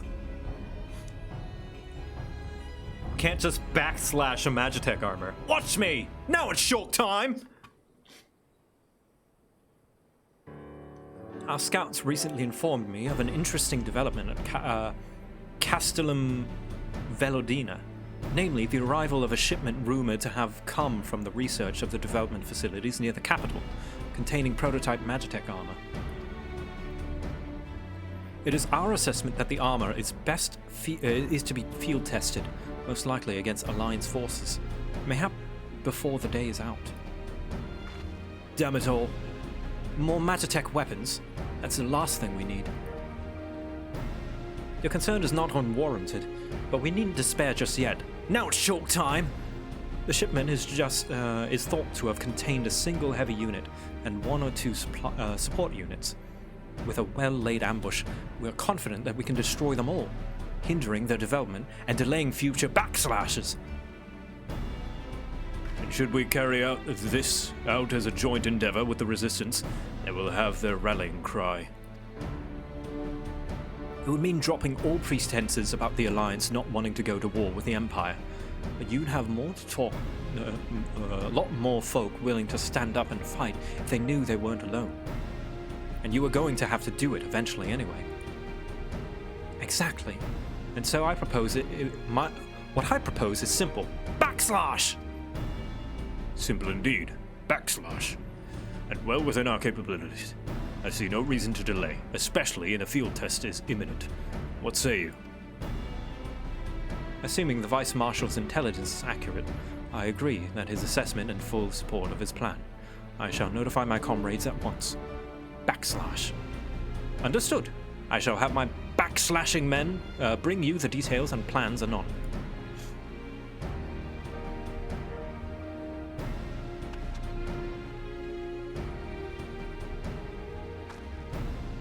And we, for our part, will be backslashing with the Alliance, yes? I somehow doubt you were intending to sit this one out.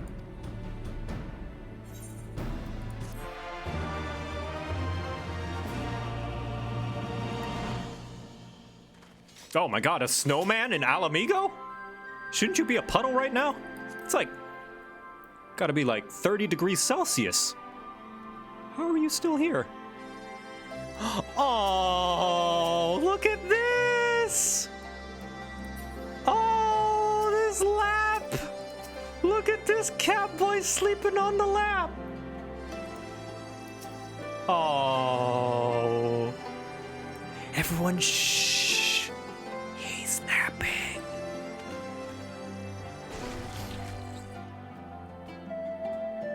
Where's the quest giver? I need to find. Where is he? Is it Raoban? Where is it Raoban? Hey Raoban. Just trying not to wake the catboy. We've been careful to avoid needless shows of force this side of the war, but that's all about to change. And when it does, you may be sure they'll send their new toys out to entertain us. I would ask you to participate in this operation, but from that look I see it is foregone conclusion. My thanks. Per Pippin's plan, we need to return East End into an Imperial graveyard. You're a dab hand at this, and I'll be a fool not to use you. Head to this spot on your map, right there, aye. A patrol should be along shortly. Deal with them, then rendezvous with the rest of us at this location. Go well, Victor. Alright, he's napping. Everyone, shh. Shh. He's napping.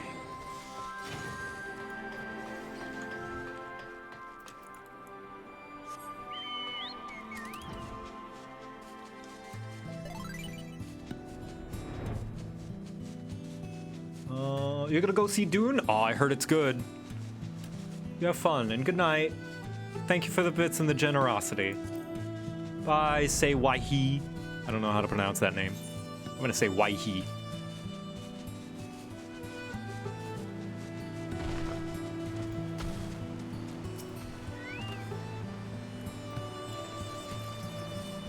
Say Weehee. Okay. Weehee.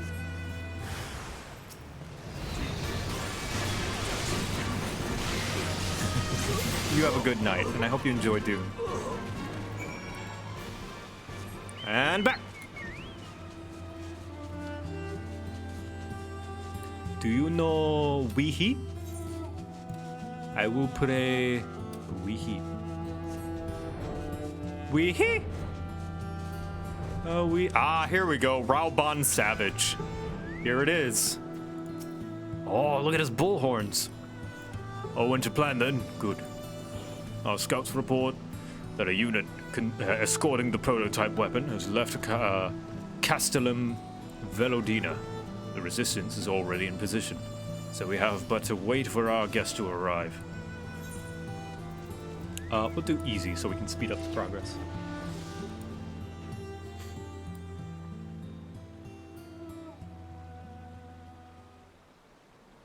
Savage came later? Oh, my bad. Oh, it's this guy again. Things looked grim for us after Cartano, didn't they? Oh, how they doubted us. Yet here we are, right as rain, with fancy new toys to put through their paces.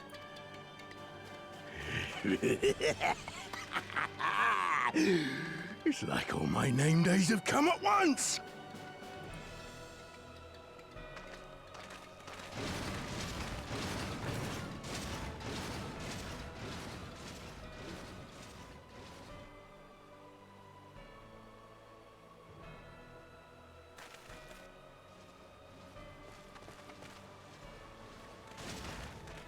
Well, well, well, if it isn't Garland's little troublemaker. I can't wait to see the look on Xenos' face when I bring him your head. Hello. I'm ready. That is, if my secret weapons here don't grind it into mush. Attack! Oh, man. You remind me of that guy from Cape Westwind. Except less humble.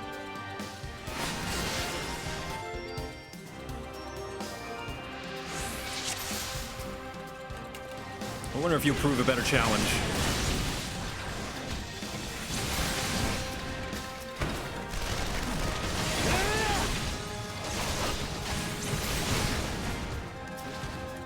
This is the Cape Westwind music.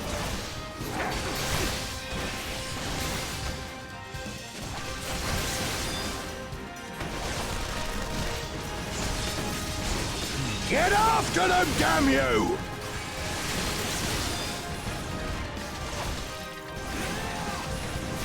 Also, after this, I have one more HUD layout to look at. One from a professional graphic designer.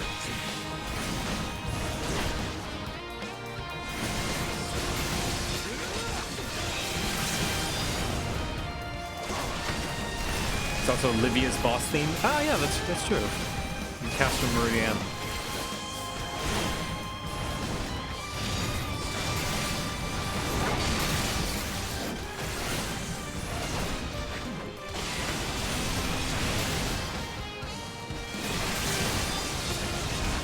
I wonder how it'll be changed on Endwalker. What's the make Cape Westwind the most difficult ARR fight? Like just a secret hidden ghost rework where they just add like a bajillion mechanics.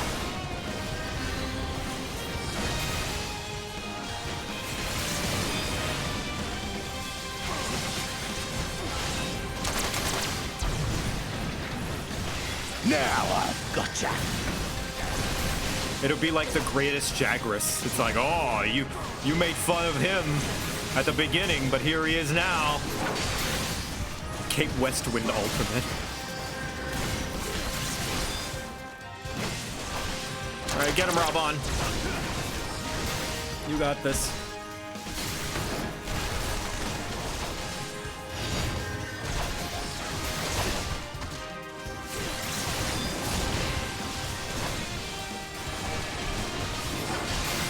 I'm also gonna get some food after this because I had a late breakfast before our stream.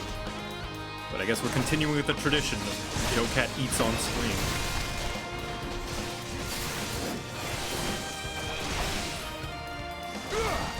Once I'm done catching up, I will go back to traditional streaming schedule and courtesy where I won't be eating on stream anymore. So thank you guys for being patient with me through all this.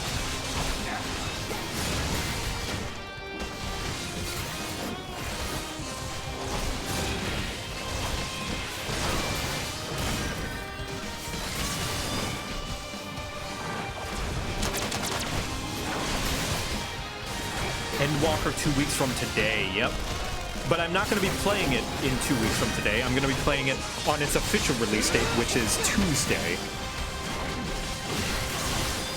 So I can catch up and get my New Game Plus finished in time. And also, so that I can not play it day one where everybody else is. And also, so I can play it with anybody who's trying to, you know, avoid spoilers and play them on their own.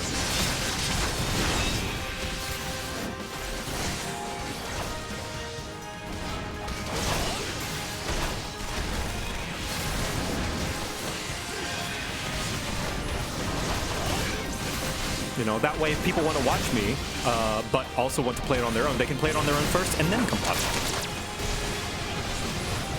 That's a laser. You'll be weeping blood!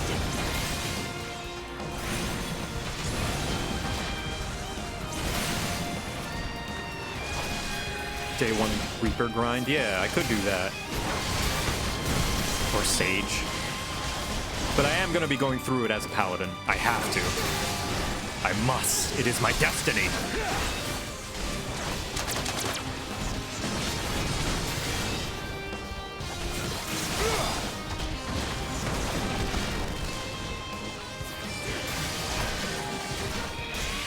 As long as people aren't fixed about spoilers. Yeah, I'm seriously considering putting the chat in emote-only mode.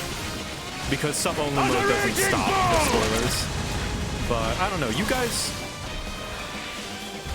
are okay. I kind of trust people to not spoil, but I don't know. I might.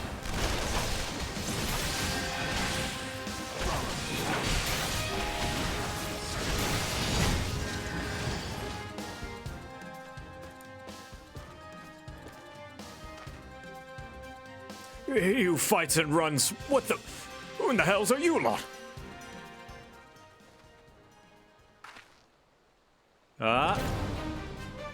For Al Amigo! Let none escape!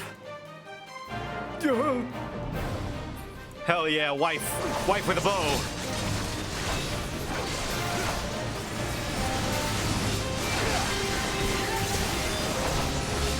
Self-detonate.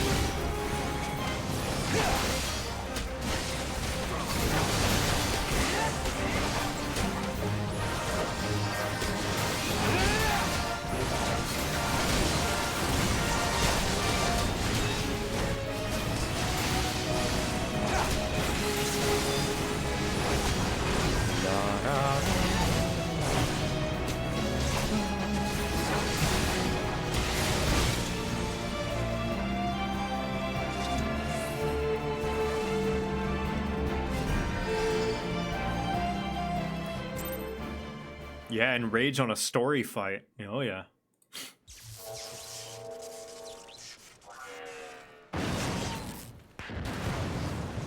Oh! Damn it all! Miracle. Ooh, whoops. You'll pay for this. Mark my words, the next time we meet will be the last.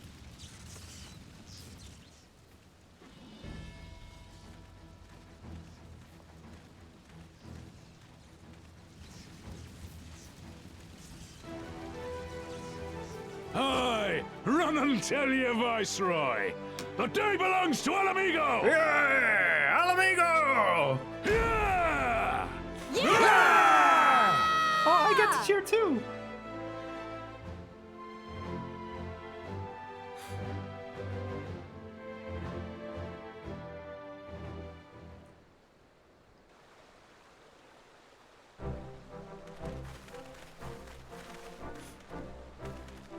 Well done, all of you.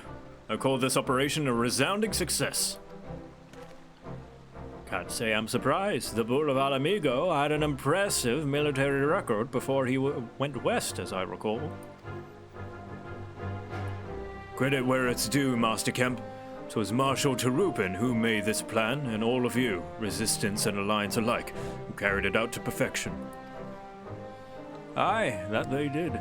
Not a single casualty, for which I am grateful beyond words. I have no doubt our comrades back at the Reach will feel the same. As will ours. Yeah, this went a lot smoother than what happened with Lise. It has been a pleasure, General. Until next time. Minago, I leave the Scions in your care.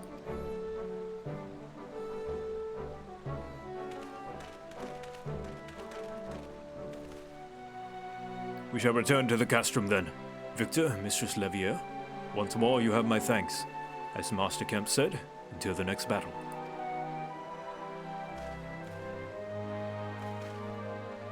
Fuck yeah. Raban's so cool. The other city-state leaders deserve a Raoban size, like Stormblood sized expansion dedicated to them. I heard the stories, but to actually see you in action, I almost found myself pitying the Imperials. Seriously though, it was inspirational. Thank you. Is she taller than me? Nice. But you must be tired of hearing that, eh? I'll keep it simple then. Thanks for the help out there. Hell yeah. Alright, before we continue, there's one more UI that I would like to take a look at. And there's a YouTube channel out there called Design Doc. And this man knows graphic design as well. It's a team, actually. And his name is Dan. I know too many Dans. And this is... I'm going to be extra scrutiny, since Dan is a graphic designer as well. At least I think it's Dan. Dan, I don't know if you're... There's another Dan. Oh my god, I know too many Dans. Green Skull. Hi, Green Skull. That's another Dan. Green Skull, everybody. Halo person and all-around cool guy. Welcome to the stream. I didn't expect that you'd come and watch my 14 stream. But hi, hey. I know, let's see. I know Dan Green Skull. I know Dan Floyd of New Frame Plus. I know Dan Jones of Dan Jones fame. I know Dan from Design Doc. Let's see, who else? Oh my gosh. I think there's a Dan that works at Makeship, the company that makes my plushies. It's a lot of Dans. Anyway, here is Dan's UI. Now, admittedly, first thing I want to say, I want to get the nitpicks out of the way first. I always don't like extra shit on the side. All this stuff, all the emotes and the mounts and all that nonsense. I don't like it. Because when you're doing a duty, it's kind of in the way and doesn't have anything to do with anything. So all these job macros, I don't like it. That said, these duty macros could be nice to have them there. Also emotes. Emotes are, they're okay. But like all these mounts and teleport and all that stuff doesn't really get used in duties. But these markers, they're all right. They're all right. This though, this I'm really liking. This is pretty much the same thing that we said about the other UI, about the slightly offset but also center so that it's mostly close to your character because you're going to be looking at your character for the most part. Same thing with the, I don't know, the darkness gauge of the Dark Knight. Having your health pretty up here, you know, good for a tank. Yeah, this is okay. This is a solid 7 out of 10 UI. Good job, Dan. Good job. And while this is going, I'm gonna go heat up my food because it is past lunchtime and I had a late breakfast, so I'm like in a weird middle ground. Yeah, I'll be right back.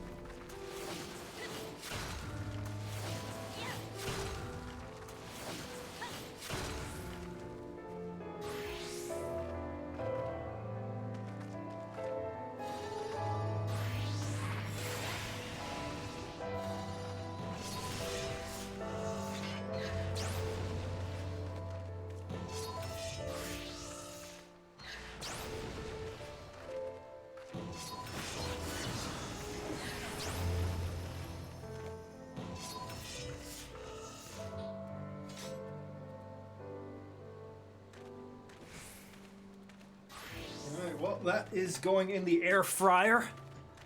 Let us continue with the story. Oh my gosh, somebody got Reaper early. Look at that. All right, Monago. Well, there's no reason to remain here any longer. Let's get back to the Reach. All right, back to Ralsger's Reach. The Edge is taking over. Oh, the Edge will absolutely take over as soon as Endwalker hits. Don't you worry. You just watch. You just see. What with Reaper, and you know what? Freaking Sage. I'll say it. Sage is the edgiest healer. Sage is what I would come up with if I was like 13 and wanted to make a healer cool. Got lasers and you fly around like a Gundam. I mean, it's not very edgy as far as the edginess gauge goes, but, you know, it is edgier than all the other ones. It, on its own, in a vacuum, is not edgy, no. But compared to the other healers, absolutely. You did have to take part in the operation. You didn't have to take part in the operation, but you did. You went above and beyond what was asked of you, without hesitation, and for that we owe you a debt. Our victory may not count for much in practical terms, but its symbolic value can't be overstated. Alliance and Resistance fighters came together to face an Imperial unit, equipped with Golemold's newest weapons, and smashed them. The people will remember this day. Aye, that they will, for it marks the beginning of something far greater than any single victory. The beginning of a campaign by a united Eorzea to drive the Garleans from our lands. Promises and platitudes mean naught without action, but the Alliance took the field and risked their lives for our cause. It's not edgy. No, it's not edgy, but it's edgy by comparison. If we are to rank by edginess, if all the other healers are like a 0, Sage is a 1. Along with like Paladin and stuff. From 0 to 10. Like Dragoon would be like a 7. Dark Knight would be a 10. And then Reaper would destroy the ranking and go at like 50. To think that the last time the Gridanian troops trod this soil was more than a century ago, during the Autumn War. And that was to defeat, to defend against our invasion. Ours is a long and bloody history, to be sure, and it gives me heart to see that despite our acrimonious past, we can still come together for the sake of the future. Well said, Commander. Which is why I intend to go from village to village to spread our word of victory to our new allies. The people will flock to our banners. Just you wait and see. Victor Halize, I cannot thank you enough for your assistance.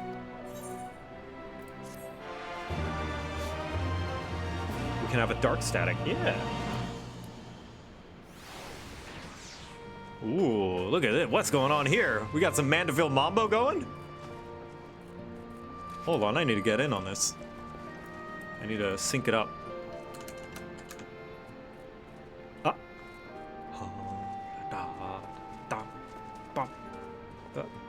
And oh god, I don't know how it's gonna start out. I think it's no. Oh no, it starts on the pose. Okay, I'm gonna get this. Where's Sam on the edge scale? 8. Dragoon is 7, Samurai's an 8.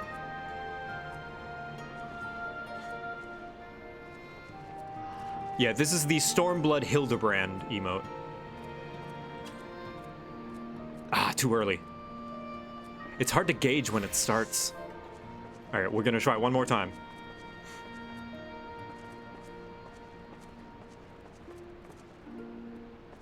What about Bard? Bard is like negative edge. Bard is too silly. Bard removes edginess from all around others in the vicinity. Now. Oh, close enough. Ba ba da da da da da da da. Ba da da da da da da da da. Ba da da da ba da da da ba. Ba da da da ba da da da ba. Ba da da da da da da ba.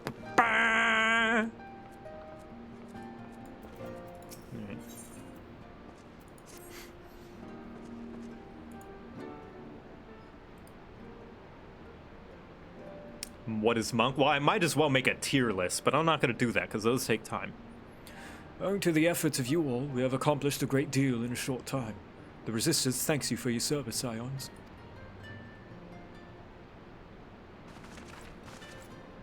I see our operations have been proceeding apace in my absence.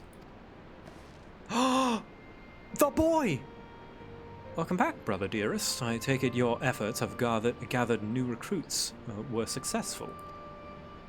Indeed, there were several among the Scion ranks who were quite eager to take part in our joint endeavor with the Resistance, whom I am come to present.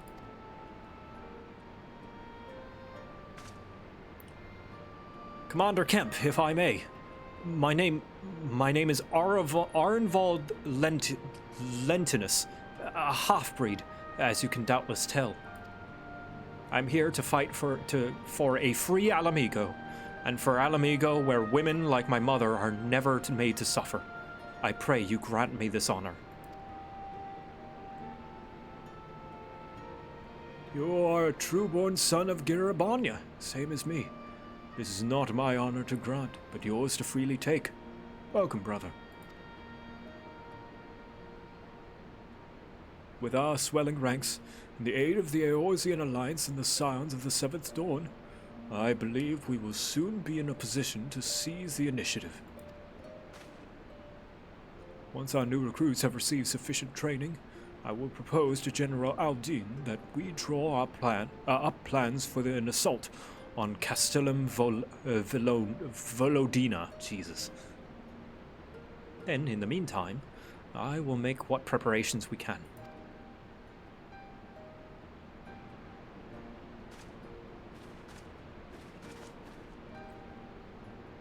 All right.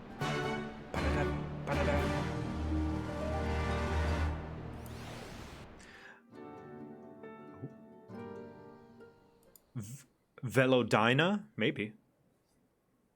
Meanwhile, in the royal palace of Alamigo.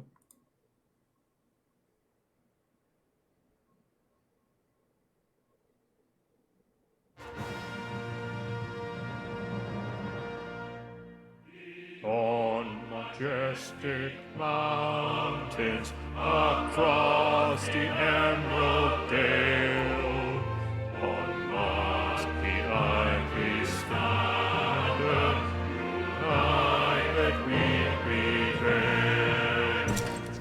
Distant shores of power, through lakes of hardened land, turn like a mighty Garlemon, forever shining star.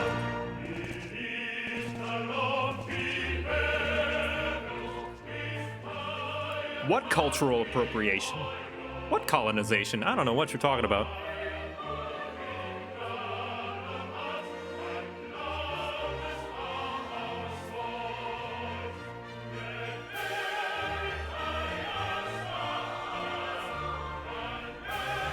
I love the juxtaposition of how heroic and triumphant this sounds when it's literally, we colonize this land.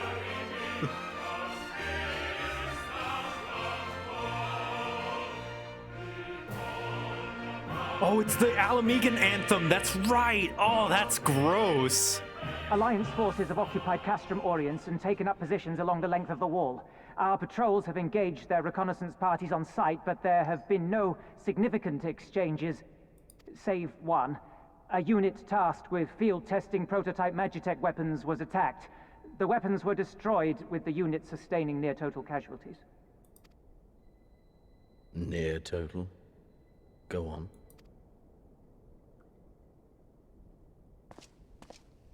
My lord, there was but a single survivor from the unit in question, which falls under my command.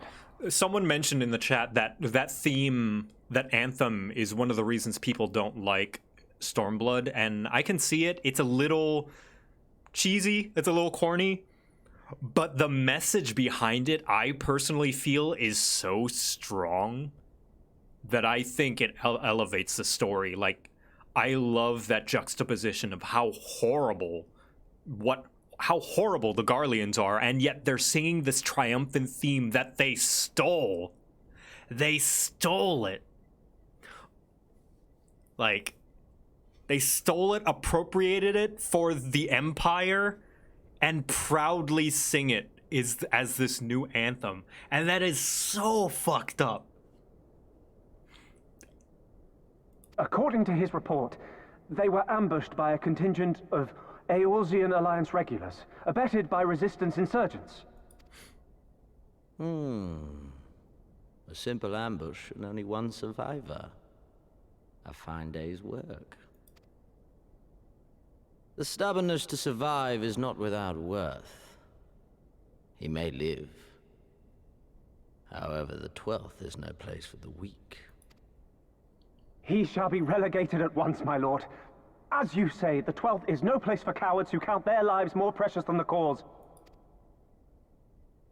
Damn, not even the Empire likes that green guy. Indeed, indeed. We have no need of cowards.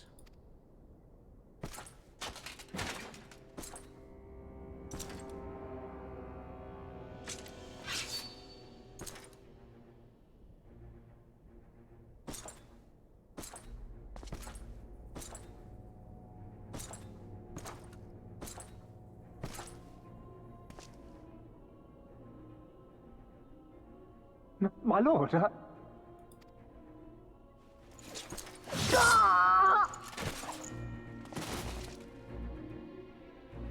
Cowards who defer critical missions to their subordinates, who hide within their castra, never meeting their prey in battle, never staring into the whites of their eyes. Plot twist. For that guy. Why, when confronted with a heretofore unknown icon, did we surrender the wall to the Alliance? Because my honored father, in his infinite wisdom, has not seen fit to grant us leave to march on their lands. Accordingly, we have extended an invitation to our neighbors. Gir Abania is where we shall host them. The field upon which we shall enjoy the sport of kings. Patience is paramount. Cornered animals may have spirit, but they are ultimately predictable and very poor sport. But if one dangles the promise of freedom before them while nipping at their heels to stoke their passion, then things become interesting. It is a delicate dance, one which asks much of my hounds. And so I put the question to you, my fellow huntsman. How shall we deal with these savages?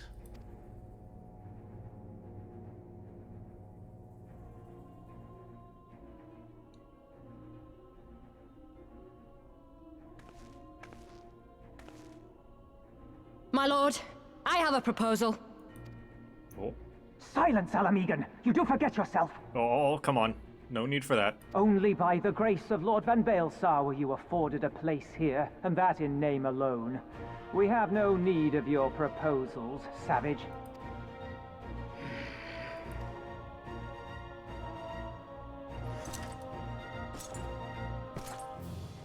Hey, he was asking for ideas and she's got one. Shut up.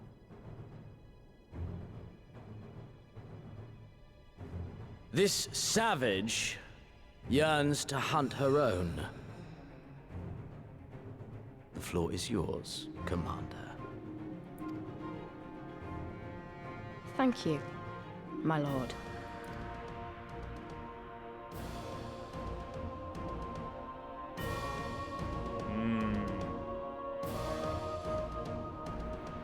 And thus we meet the second controversial character in Stormblood, Xenos Ye Galvus.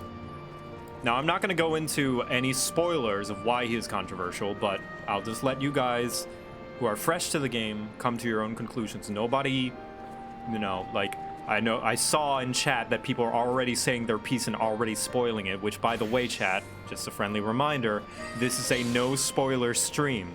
Although I have experienced the story, there are probably a lot of people in the chat who have not.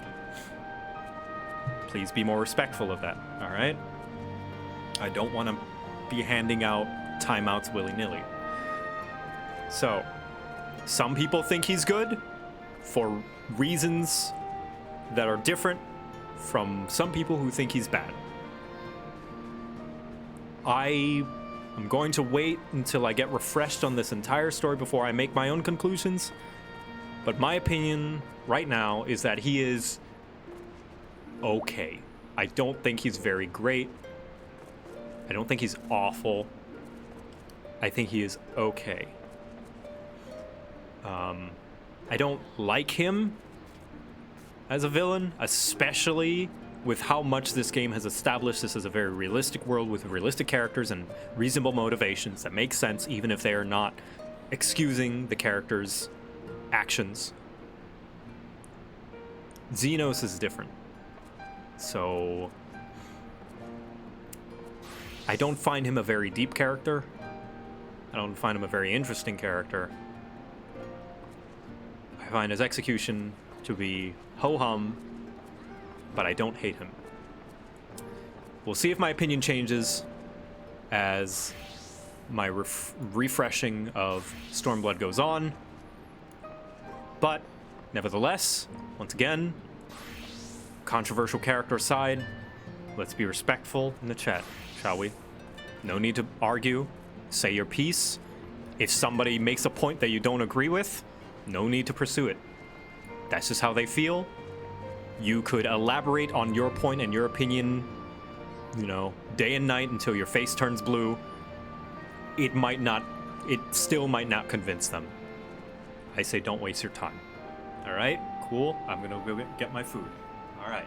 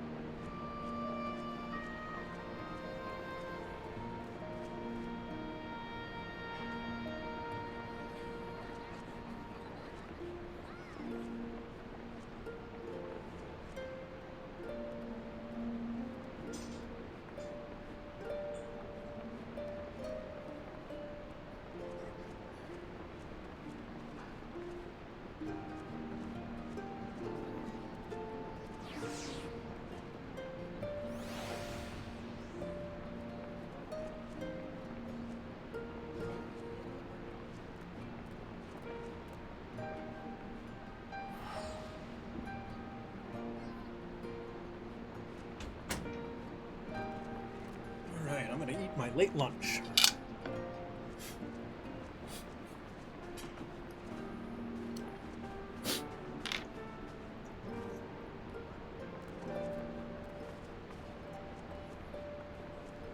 I do love that he is, for all intents and purposes, walking around with a golf club bag full of sword. It is basically a golf club bag, but like a sword club bag.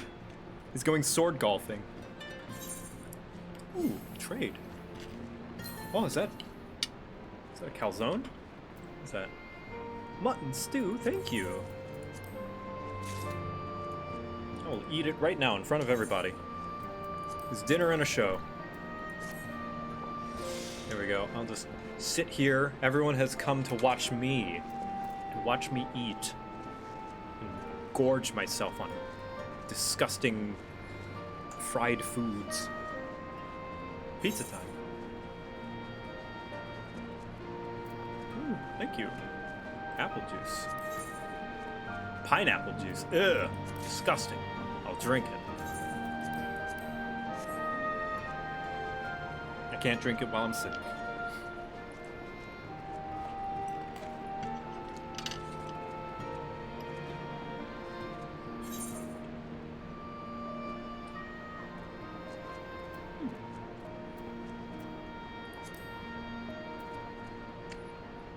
Pizza time.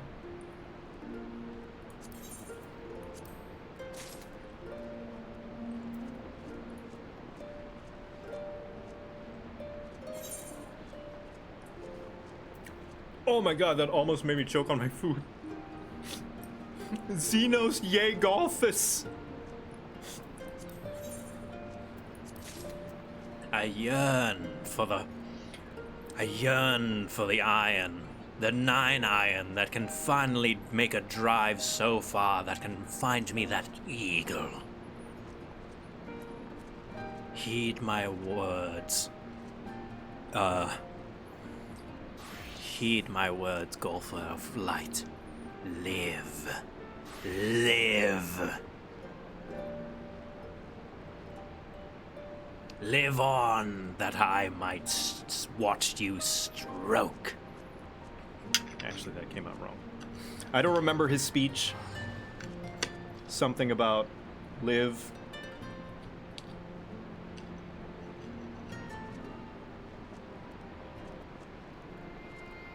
Putter of light. There we go. I was trying to think of the golf boy assistant. I forget what he's called. It's like something. The Poppy? No.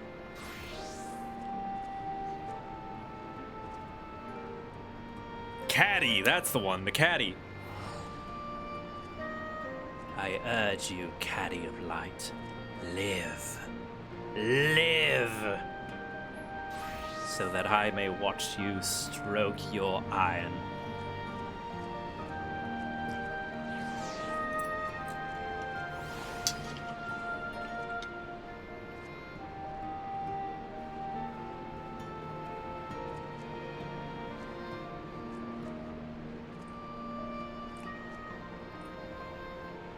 Sorry, that came out wrong.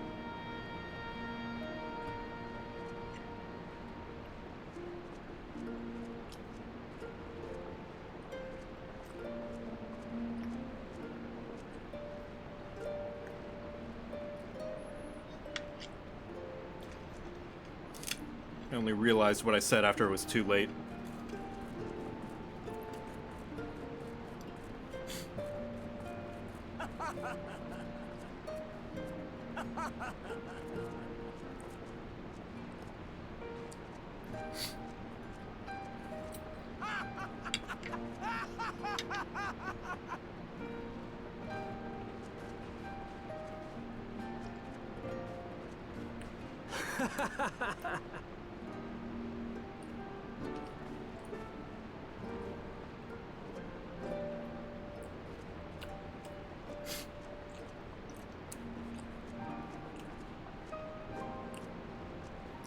I've heard nothing but how most people don't like Stormblood, so I want to see what threw people off so hard. Yeah. Thing is, yeah, this is just still early impressions of Stormblood. Still the beginning and stuff. You really got to look at Stormblood as a whole, and including the patch quests as well. You know, if people are going to include the Dragon Song War as part of Heavensward, we have to include post Stormblood with Stormblood, which I think most people would agree that post Stormblood is pretty good. Including the people who dislike the controversial characters. Even the people who dislike the controversial characters, I think most of them will agree that they are better in the patch quests.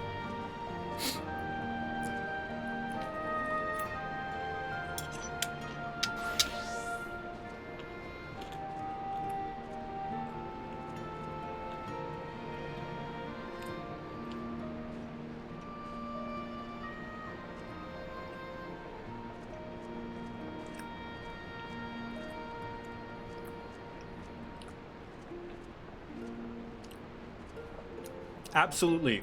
My wonderful bees. Stormblood is has middle child syndrome. Absolutely. That's a great way to put it. When it's standing to its next to its more successful older brother Heavensward, and its savant, it's just like talented, just naturally gifted younger sister Shadowbringers. It just pales in comparison, right? It doesn't have a lot to bring to the table.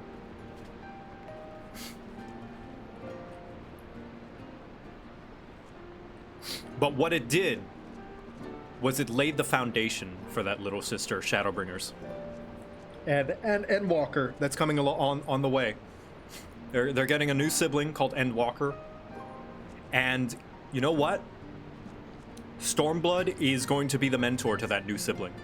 They're gonna raise it well, they're gonna teach it, and even if it turns out similarly to Stormblood, you know, at the very least, Stormblood is not selling crack on the streets, right? Like most other game stories. As far as game stories go, Stormblood is pretty good. It's good. It's just in a family with high standards. You know? Stormblood went to college, right? That's no easy feat. It graduated. It got a degree, a bachelor's degree. That's worth something. You know? A Realm Reborn only ever finished high school and got its GED.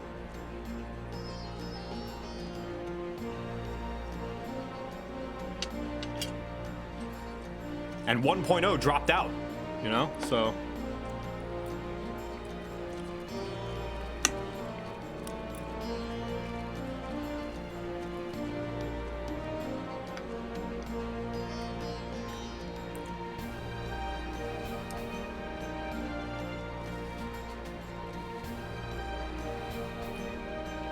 And here's one thing, even the people who hate Stormblood's story, I think 99% of the players agree, and I think this was more relevant at the time when Stormblood came out. I think most people agree the gameplay and content part of Stormblood was, apparently, according to many people, from what I understand, amazing. You have the Evilist raids, so a lot of fan service for Final Fantasy XII and Tactics, with a lot of great loot and great looking gear. You got the Monster Hunter collaboration. You got a new deep dungeon with Heaven on High.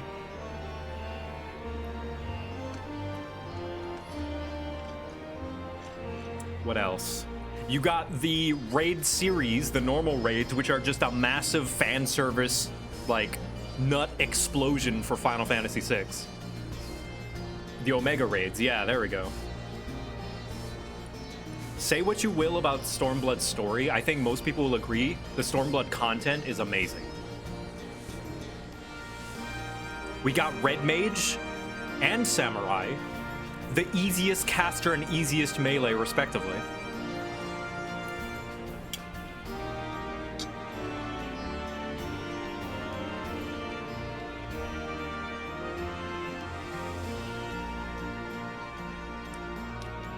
Oh, sorry, Final Fantasy V, 6, and 1. My bad.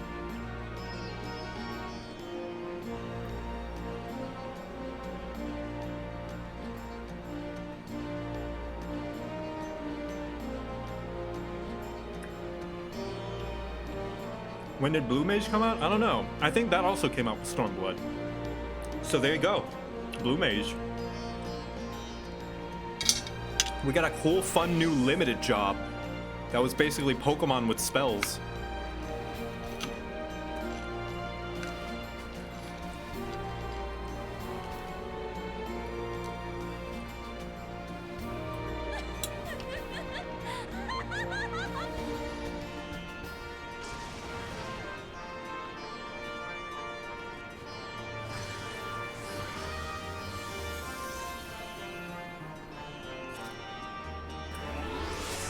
Yes!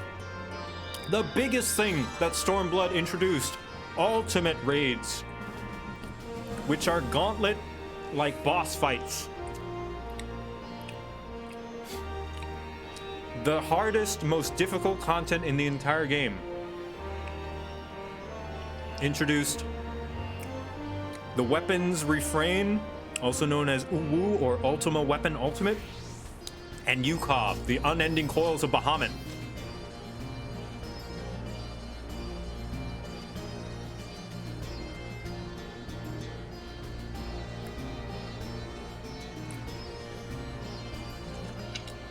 And that's not even to mention the countless quality of life and like smaller improvements to the game that I don't even know what they added, you know? Because I wasn't there during the patches. Pretty sure they like fixed glamour in Stormblood, so like like before, I think at some point, how glamour worked was you needed different glamour prisms for different slots and different materials. Everyone got a job gauge. Everyone got sprint. Yeah, there we go. Oh, hey, Eos.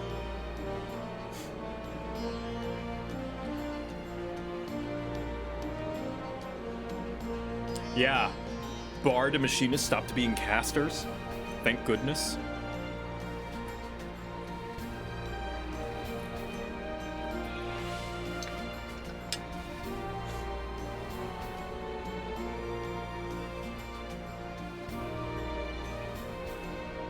What did TP do? So TP stood for tactical points. And it was basically like physical stamina. It was a resource that physical jobs used. However, it didn't feel good because guess what would happen when you ran out? You couldn't use any of your skills anymore.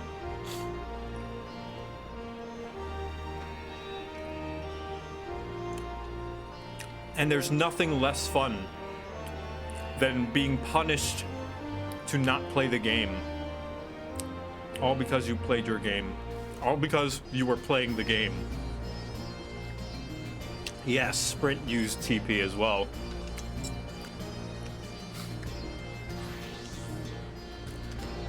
Thank goodness it's gone.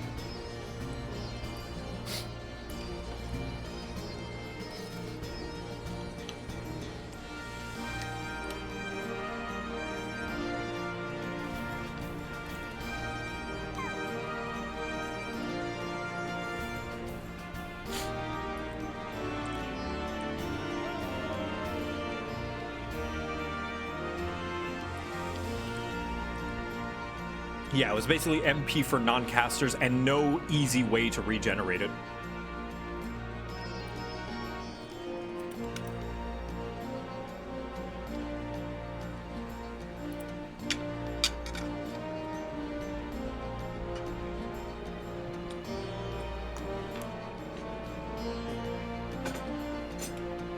The only easy way to regenerate it was to stop.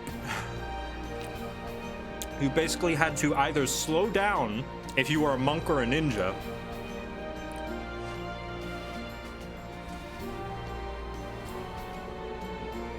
or you had to sit there and stop and wait for it to regenerate. Either way, both of them promotes you to stop playing the game. And that is not very fun. In concept or practice.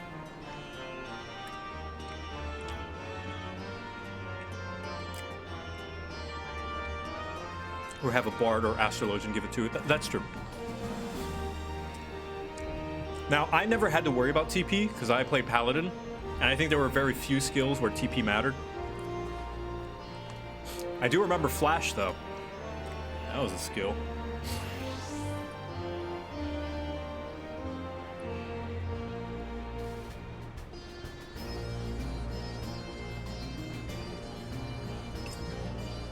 I remember running out of MP because I kept spamming it.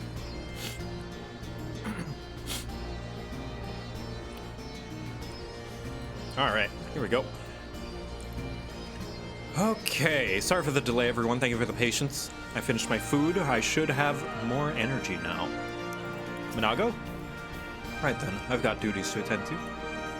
I'm duties. Mayhap we could assist you with said duties. We are here to help, after all. 3 of you have been so busy, so I will understand if you require time to rest. If not, however, it would seem sensible to assist our allies with their preparations. We'd be grateful for any and all help you can offer. If you ask around, I guarantee you won't want for work.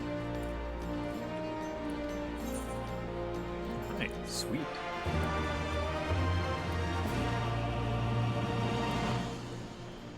Alright. Hello, everybody. Is that a halo? Wait a minute, how do you have a halo? What the heck? Angelic circlet. How How do I get that? I want that. I want that. How do I get that? Mog Station. Ah. Alright. Well, I think I can forego a meal or two, right? It's a business expense. I beg your pardon? The man who bested Gaius Van Baelsar wishes to offer me his assistance? I say, this is highly irregular. Though I have heard it said that you have a penchant for aiding the common man. In which case, before the occupation, I was a humble historian. While my duties leave me scarce time for aught else, I think it important that these monumentous events be recorded to the benefit of future generations. Primary sources, resources. Primary sources are indispensable, and I had a mind to question the number. Okay. Talk to people. All right. The glam comes with an $18 USD. Ooh. Ooh, that's pretty steep. Hello. I'm just gonna skip these. Yeah, I'm trying to make progress. Good, Stormer. Sorry, I'm gonna miss some of the nuance in these quests because I'm trying to make time. I hope you guys understand. Oh, sorry, Mitty, you're gonna get wet. Ah, sorry.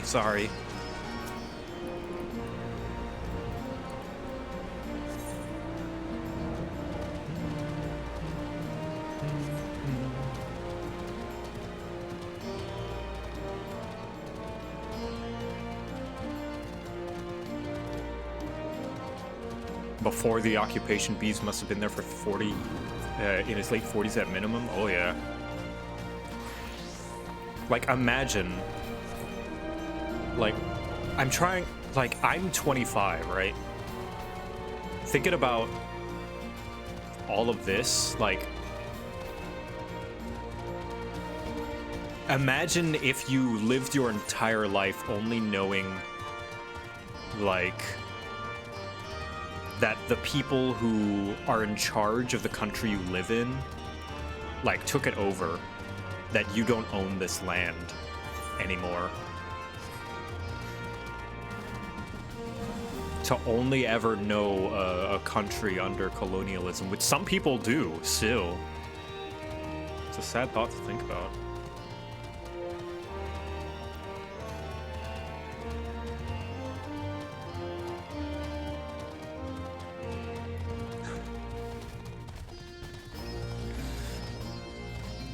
Trying very hard not to get political here. But this game does have its own politics that are scarily close to the real world sometimes.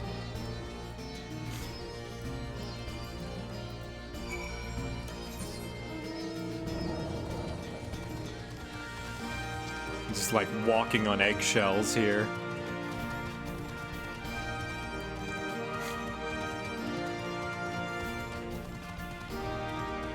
These people have only known tyranny for several decades. They met Tyrant King, and then right into the Garleans. Yeah.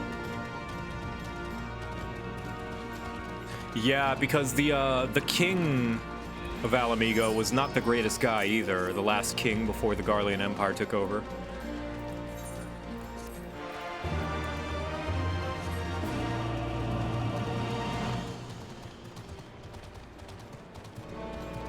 How long did the Mad King rule? I don't know. I'm sure some of these NPCs say it, but I'm not going to spend the time listening. Sorry. Just trying to get through. If I had more time, I definitely would be reading through all the dialogue. I'm sorry.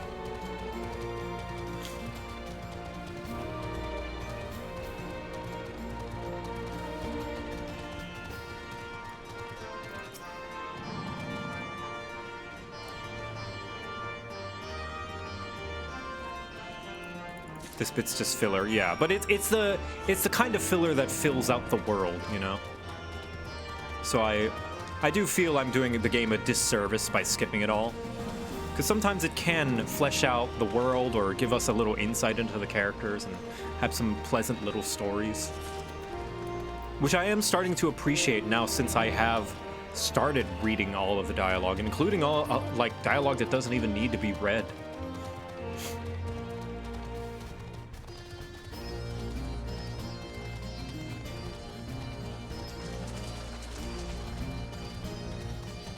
So even though it's not anything important, it is nice stuff, I'm sure.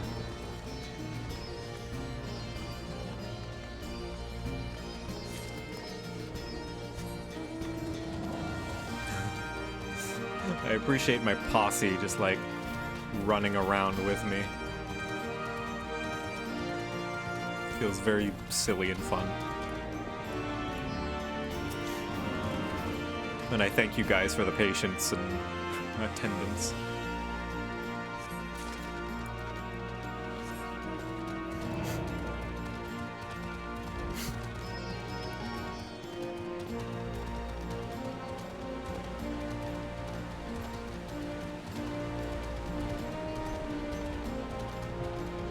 When you get to a specific area, read all the dialogue but said area is a spoiler. I think I know what area you're talking about. 20 years prior to the start of Final Fantasy XIV, Alamigo was embroiled in a civil war against the tyranny of Theodoric, the King of Ruin. The resulting inability led to the invasion by Gaius van Baelsar and the 14th Imperial Legion of Garlemald. I see. So, the people of Alamigo has known tyranny for about 40 or 50 years now, somewhere around that area. No, more like 30. More like 30. 20 or 30 years. That's longer than a lot of the refugees have been alive. Jeez.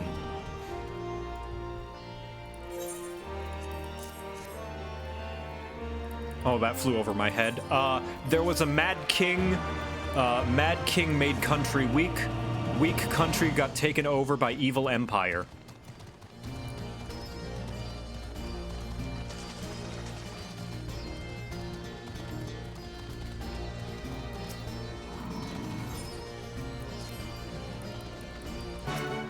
Also, it's kind of sad that it takes the desperation of being colonized by a tyrannical dictator country that forces these people to not be racist against beastmen and consider them as equals and respect them. Not even the rest of Eorzea could do that. It took the Garlean Empire subjugating all these people to finally cause the Alamegans to treat beastmen like people. It's kind of sad. Though I might be overanalyzing, I don't know.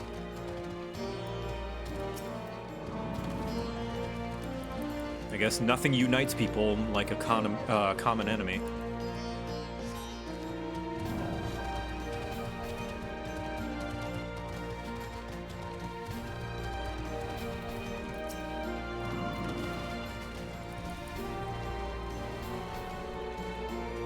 Not kinda, it's really sad. Yeah, you're right, it is really sad.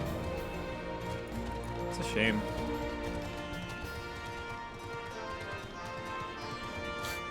The Empire is the reason why we treated them the way we do at the start of the game. Yeah, let's just agree that people suck. People just suck. Plus, we can't blame everything on the Garlean Empire, you know?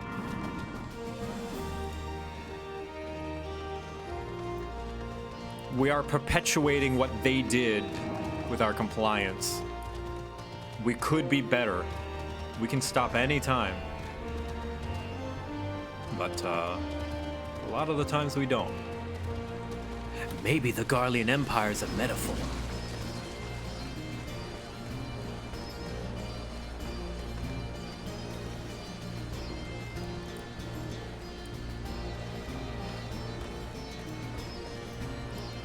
The Beastman moniker is mostly thanks to Ul'dah and the Syndicate. Oh, no doubt.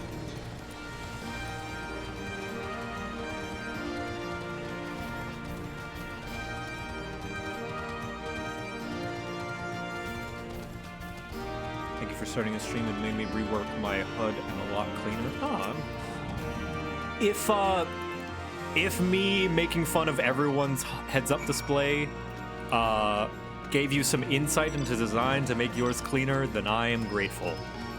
But know that, once again, what I say does not matter in the slightest if how your UI works best for you, because honestly, that's all that matters when it comes to UI. Your heads-up display should be tailor-suited to your preference, because you're the only one who's going to need to use it. You know? I'm speaking from the perspective of the designer designing for the masses. What will work for the most majority of people as we can. But that doesn't matter when it's a personal thing. Damn it all. Where could it have gone to? Oh, pardon me, fellow lover of freedom and justice. You haven't seen a ward of Destroyer anywhere, have you? Maybe on the ground, as if a certain bloody fool had dropped it? Aye, I'd been him. I had it this morning, that much I know for certain, and I've not left the Reach since, so it's got to be around here somewhere. This reminds me of the level 50 to 60 Paladin questline, Finding Someone's Weapon. The most noble of Paladin causes. Don't worry, sir, I've done this before.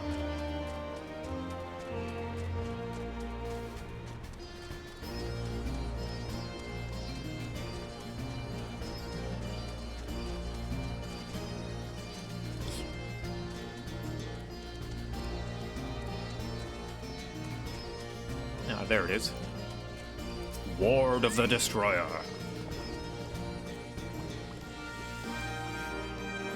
I was talking with Monty and Bracky earlier this morning about like our feelings on the job quest storylines, and I mostly am not into the job quest storyline unless somebody tells me otherwise.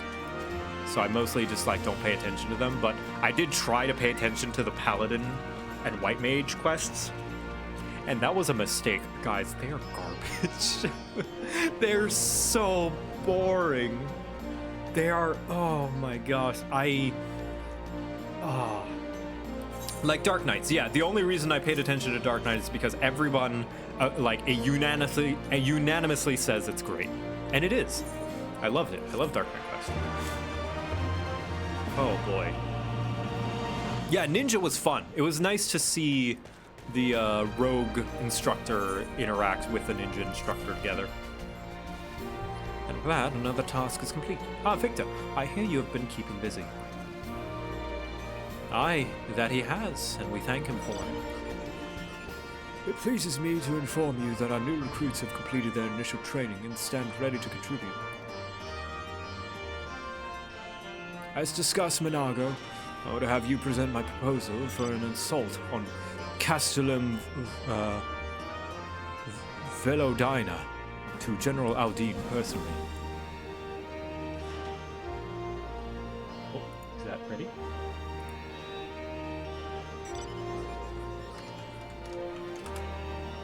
Our guest is almost ready. Ooh, I'm excited. Of course, sir. And you and yours plan to return to Castrum Oriens before the operation? If so, why don't we travel together? That seems a fine suggestion, but I must consult my comrades ere we part. Very well, I will wait for you at the pass, but not for too long. I expect Kryl and Y'shtola will wish to remain here to support the Kyrugians, but nevertheless we should go and ask them.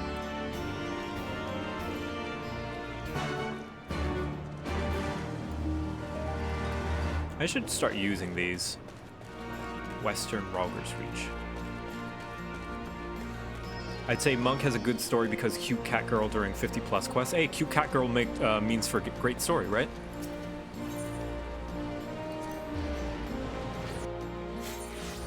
Cute character makes story better. It's just science.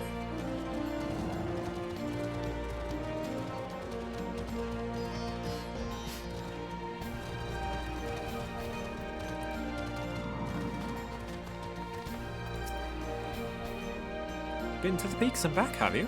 I'm glad to see you are doing in good health.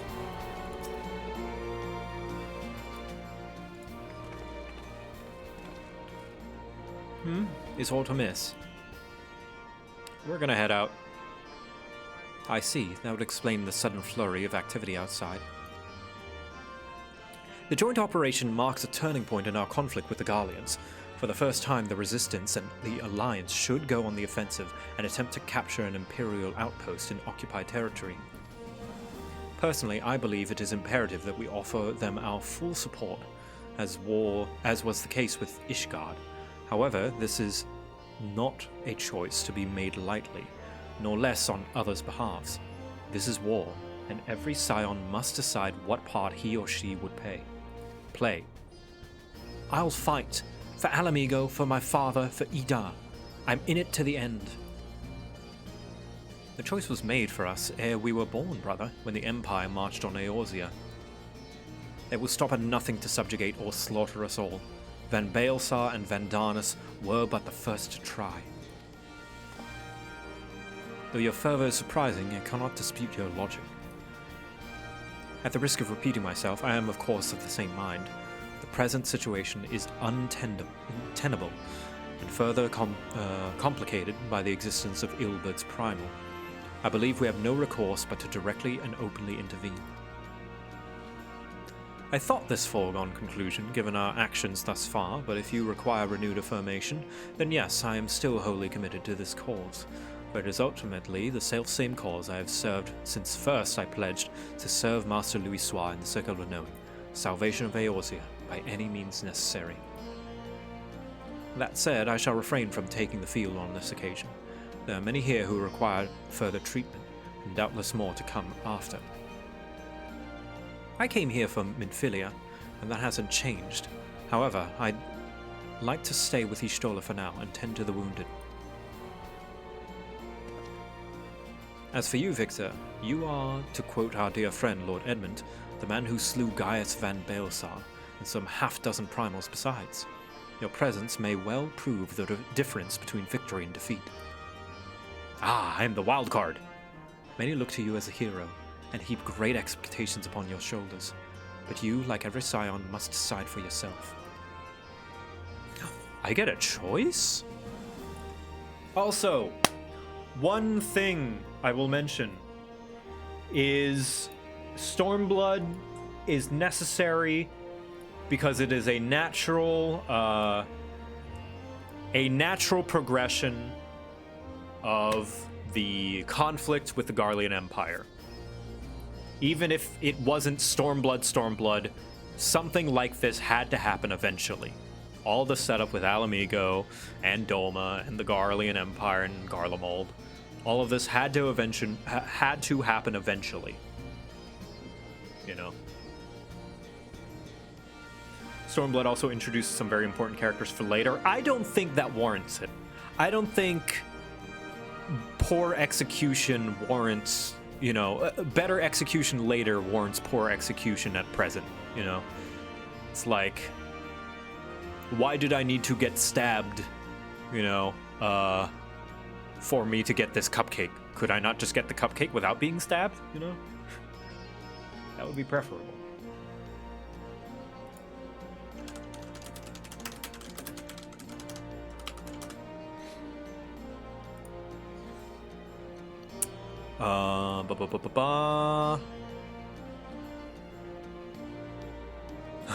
To be frank, Alfie, I'll fight. The Empire poses too great of a threat. On the note, JoCat, these streams have motivated me to start the free trial, so thank you, you monster. We have captured another. That's another player for the Republic. Indeed. As you have so doubtless seen during your time in the outlying villages, their so-called meritocracy is but the pretext to torture and enslave their lesser subjects. Such is the fate that awaits us all should their expansion continue unchecked. Take care, Y'shtola, Cryle, and do not hesitate to contact us should you require assistance. Lys, I would ask that you remain here by Conrad's side. We should go, or Manago will leave without us.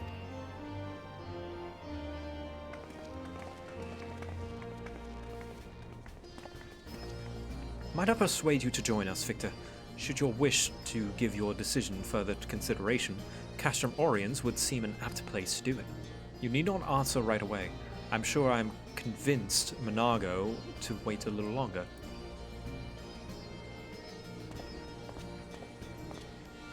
Alright, and our special guest is ready. I'm gonna call him up.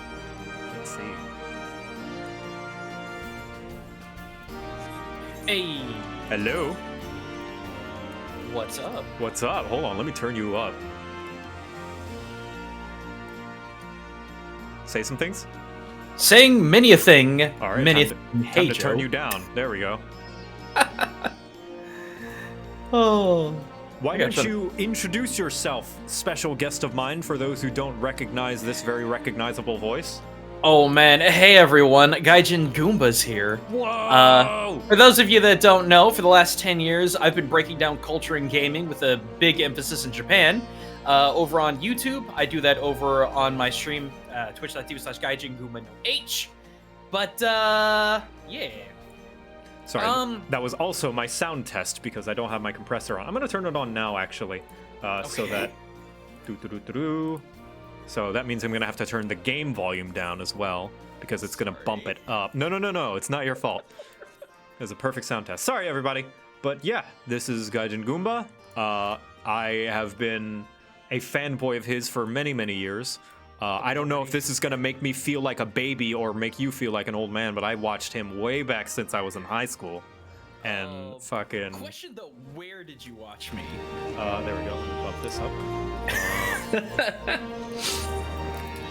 How does the sound, chat? I'm just trying to adjust it.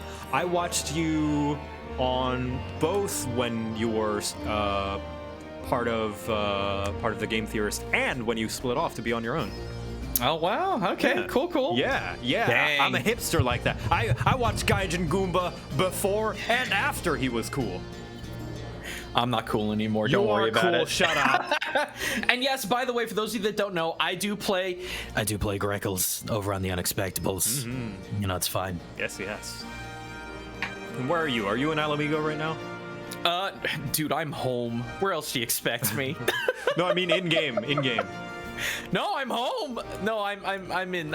Oh, home. I see. Right. I'm in Kugane, bro. This is where I live. Yes. Is that lore? Is that your character's lore?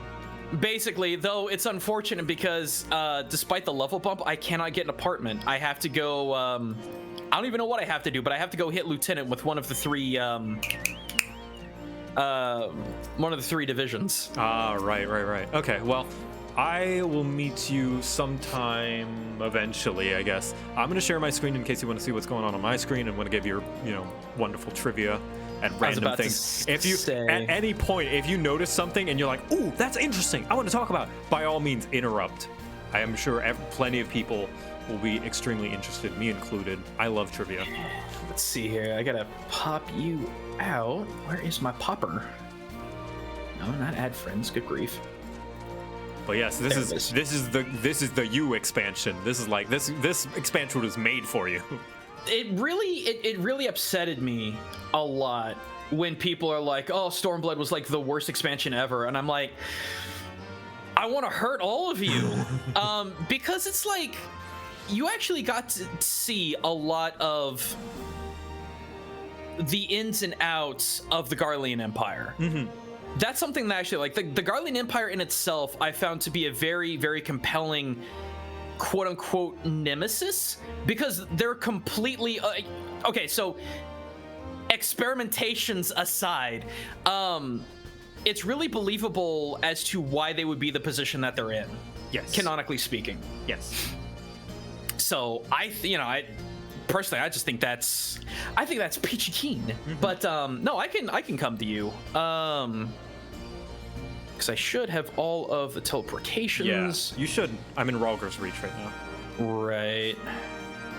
My opinion of it is that The Garlean part of Stormblood I love and I think is great and absolutely necessary. Like, and I think it's a great expansion on the slight introduction we got in A Realm Reborn. It's just the character, the individual characters themselves that I'm like, but that's why I'm going through it again, is to see how my opinion might be changed. I was about to say, give me some examples of characters that you that just didn't work on you. Not that I dislike them, I simply just don't like them. Xenos. Well, because he's Xenos, man. Right, Xenos. I affectionately refer to him as Weeaboo Golf Caddy because that's all he is in my book. Right. Where are you? Actually, I think that's it. I think it's just Xenos. Because I am a Fordola apologist, I'll admit. But once again, I need to see it again because I never played Stormblood. I skipped Stormblood and watched the cutscenes. I never experienced it proper. So this is my chance to see the more nuance of the dialogue that's not included in the cutscenes. The one thing I will say, it definitely feels like Doma and Alamigo should have, like, they were originally planned to be their own 2 separate DLCs. Right. That makes, like, back-to-back DLCs, that would make more sense. I have heard that neither gets enough time. No, they don't. But this expansion was the one that actually introduced me into freaking my husbando and waifu characters, and not because of their aesthetic, but because, there's a tragic backstory behind the big bad of the Doman side of things. When you actually figure out what she's about, I still cannot find. Where are you? I'm towards the exit. You are in the south end. Okay, that's why I couldn't find you. I'm in the dead center. What with all the claws and such. Oh, no, it's fine. The claw. So how far in are you? Because I'm trying to avoid spoilers. Oh, okay, very early. We haven't even actually met the villain of Doma. We haven't gone to Doma or the place before Doma. Very, very early on. But I agree with that. I'm of the I think that's actually the popular opinion that the villain of Doma is very. A lot of people like them. For various reasons. But I think most people will agree that they are well written. And a tragic and also somewhat sympathetic, but not entirely. Just kind of like Nidhogg, where it's like, what you're doing isn't okay, and I have to stop you, but I get it. Right? It's like, well, I get it. That's what makes someone a villain, though. Right. Is because you understand where the best villains are the ones you know where they're coming from, but are the ones where it's like, but they went too far in one direction. Which is probably why I don't like Xenos, and I'm skirting on the spoilers. Like, I'm alluding to a lot of things, but for those who don't know, you will understand later. But like, Xenos doesn't have that, and I guess that's okay in a vacuum, because there are plenty of like irredeemable villains that are just evil and just do the thing they want because they want to. But he's when he's supposed to be the main bad guy, I feel it doesn't work. No, it doesn't. Not at all. Like, because he cares. I'll put it this way: he doesn't care enough about anything, right? Really, and that's what makes him such a boring villain. Is that he just when he has to carry the story as the villain, that's where it falls apart. I feel maybe as like a lieutenant he could work. He makes for a good villainous detractor because of how basic he is, but that's about the extent. Yeah. If he was like a Starscream sort of role, I think he'd be great. Yes, I agree. Because that's the other thing. Starscream was not a complicated character. He was just very ambitious. Like for everything that he is, Xenos doesn't have a lot of ambition. He has a lot of drive, but there's a difference between those two things. Someone in chat said, but his ass though. Damn, you're right. I'm sorry. Yeah, you're right. He is the best villain. I want to say that he wears like one of those 18th century butt bustiers that ladies would wear. Lies. Slander. I don't think it's a real butt, y'all. No. I'm sorry. No, Gaijin, why would you do this? I would rather live in blissful ignorance. Let me live the lie if it is juicy. Oh god. It's also it's kind of a similar thing. I know I'm stalling right now, but I just like talking with Gaijin. No, it's fine. Fucking, it's kind of like the Twilight thing where it's like swap the genders around, and it's like, you know what? I get it. Think if you change Xenos into this tall, massive, buff, like busty lady who has a murder crush on you, it's like, you know what? I get it. I don't know. Maybe it's it's maybe my age, maybe where I come from. But even then, I'm like, nah. Yeah, that's not your taste, is it? No, that's absolutely not my jam. Yeah. But that's what makes the villainess of this particular expansion is absolutely my jam because of what you learn about her, what she goes through, and you know exactly why she is the way that she is. Right, yeah. Anyway, chat. Sorry for the stalling. I just like talking. I should start a podcast series or something and just bring people on and talk about shit. Yeah. Apologies that I'm pretty basic when it comes to glamour. I have very few options at the moment. Now, where are you? There you are. I'm literally right in front of look at you. I sent you a friend request, dude. Yes. Which I will promptly delete you as soon as data center travel comes. Yeah, that's fair. Look at you. Look at this boy. Look at this samurai. Hell yeah. By the way, big time Gaijin points, if anyone can understand what my reference is. Isun Bushi? Bolshi. Yeah, I don't know. The O is, when it comes to Japanese, if you have a U, it extends the O. Ah, okay. The 1-inch man? Zahila got it. Yep, because that's literally the same name. Huh.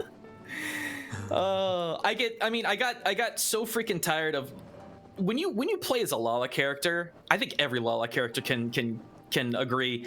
You get so much unnecessary, just stupid hate. Yeah. So and I've heard. A lot of assumptions. Racky's told me about some of the vitriol he gets sometimes. Oh, boys, it's awful. It's like, firstly, not cool. It's an option in the game. Secondly, the fucking director plays that race. Excuse you. Third of all, they're canonical adults. I don't know what you want, people.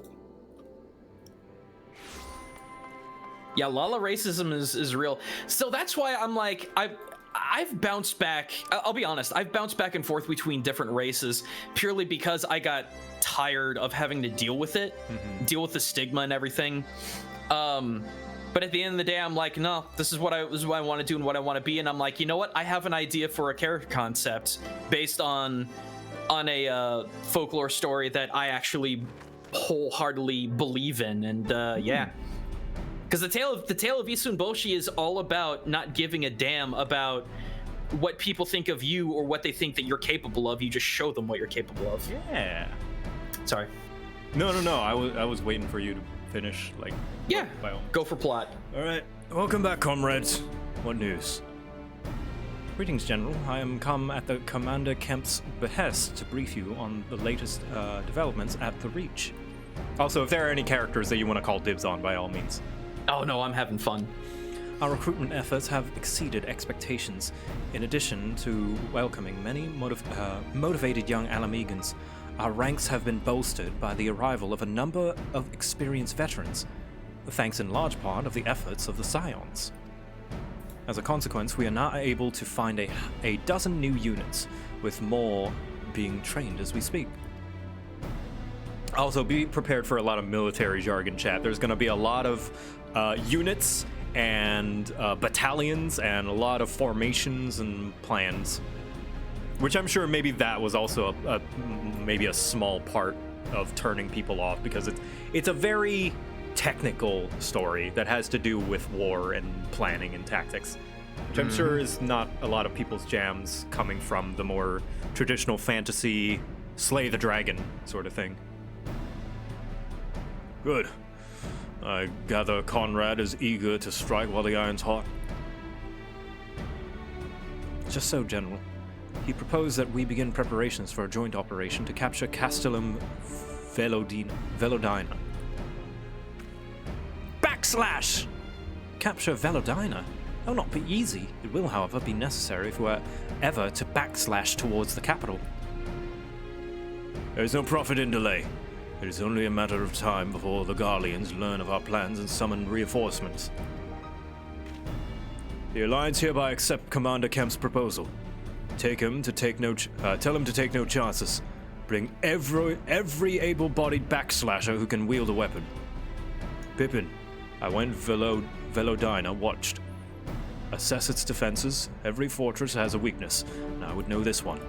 Maybe the backside, Father? Yes, maybe the backside. If there is no objections, General, might the Scions join Marshal Tarupin?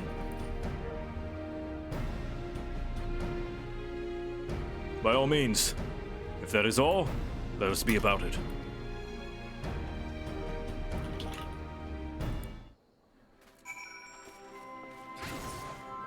There are 2 large, massive men in this expansion, and they're both the best things ever. Oh, can we... I guess I could go ahead and drop this. I have never once in my life had a husbando. Until I met Gosetsu. Gosetsu is legitimately, like, my top 5 characters in this game. He is lovely. Dude, he is my favorite character in this game. He's amazing. Like, he's got everything that a good character needs to have. He's the best character in Stormblood. He's the best. Oh, yes. Fucking hands amazing. Down. I don't think anybody Absolutely will disagree with that. Like, I sometimes have to fight Aki from time to time, and I'm just like, look, I'm just not into Emmerich or Estenian. I'm sorry, but if I ever needed a guy in my life, that's exactly what I would want. And he's got your back too. Yes, he does. He's iconic. He's lovely. The thing that will inevitably make you fall in love with him, for people who have not played this but want to, the tail end of Stormblood and everything that he does, that's what solidifies him as the best character in my book. Oh yeah. He is what every comic relief character wishes they could be. Yeah, that's true, honestly. Like, I find him so much more compelling than Heian. Like, I think anyway. that's not an unpopular opinion. I've heard most people are meh on him. It's not that he's bad, he's just too perfect. Right. Like, I don't know. Again, maybe it's because of how old I am and my own taste, but I prefer characters and character designs that have humanistic flaws to them. No, I think that's how I feel about him for the most part as well. Like, I like him, but he's nothing special, right? And you guys will meet him soon enough. Conrad and the General are of one mind, it seems. I only wish I could say the same. While this aggressive strategy may well profit us in the end, what losses will we suffer in the meantime?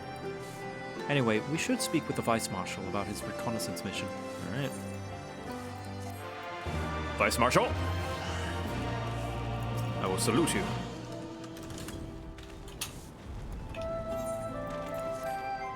This is the Madano's power! Thank you for volunteering to join me.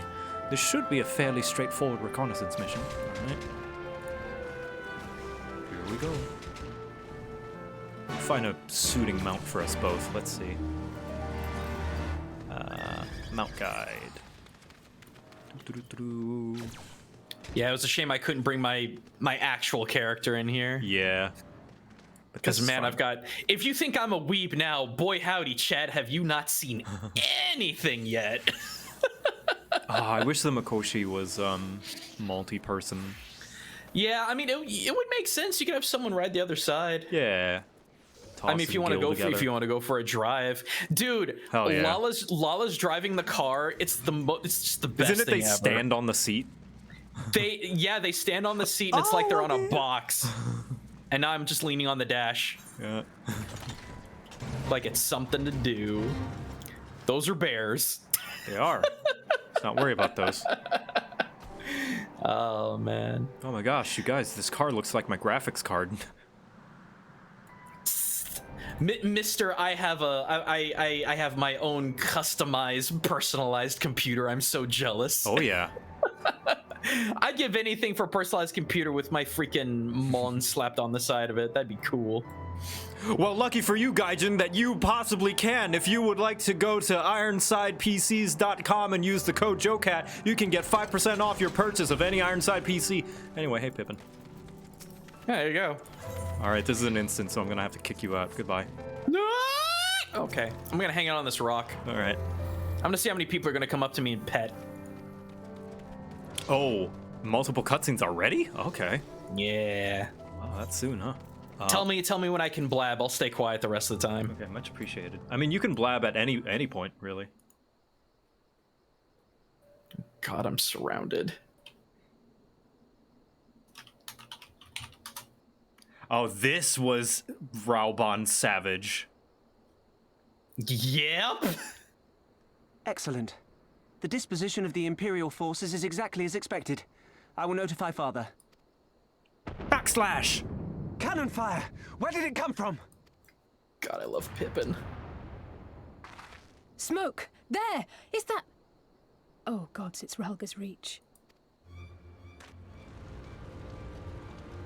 Raubon was before? No, that was Raubon Extreme. It's no use. I think someone's jamming our communications. You don't think... Could this be part of a coordinated attack? Too early to draw conclusions. We must abort the assault and return to the Reach at once.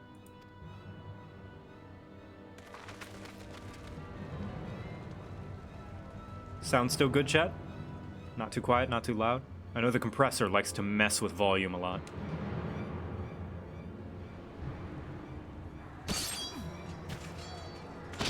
Oh, shit. Ralga's Reach. Oh, fuck. It's the skulls. Laying siege already? Forward! Forward! Give them no quarter!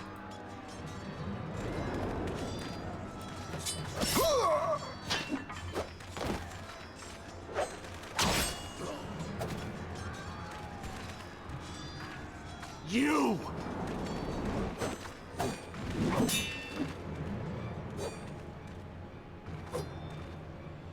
Traitor! Kinslayer!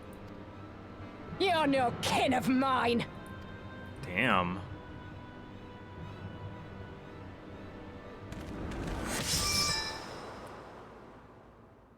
Mefred, no, come on. Come on, not this early.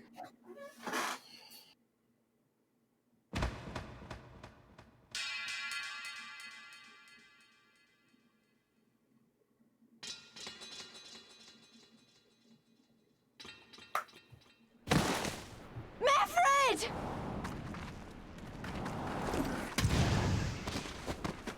Oh, she just launched that guy. Hell take you!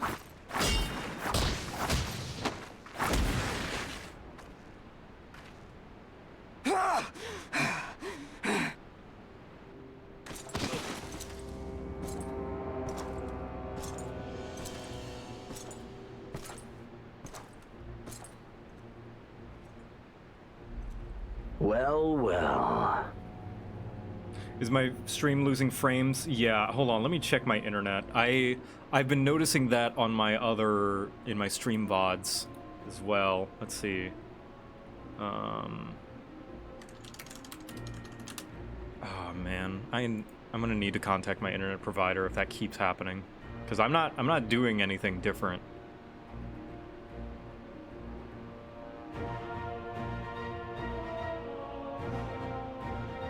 Yeah, I'm getting about half my upload speed than I should. Ugh. Yeah, my normal upload speed is like 20. Now it's 10. Hold on, I'm gonna close some Chrome tabs and Windows and stuff.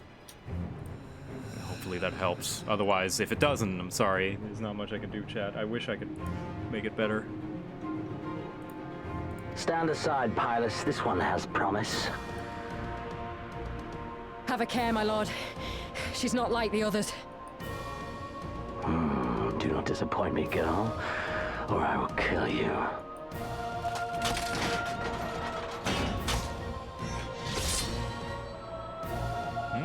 putter. Interesting. 7 hells. It's him. It's Xenos. The Viceroy? Oh, you are a dead man! Ah!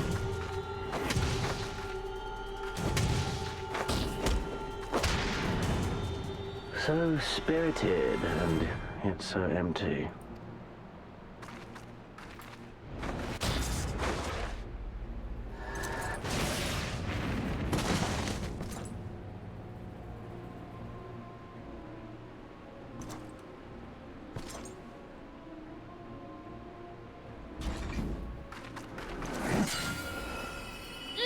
Run!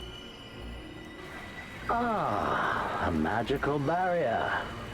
Alas, it will not save you.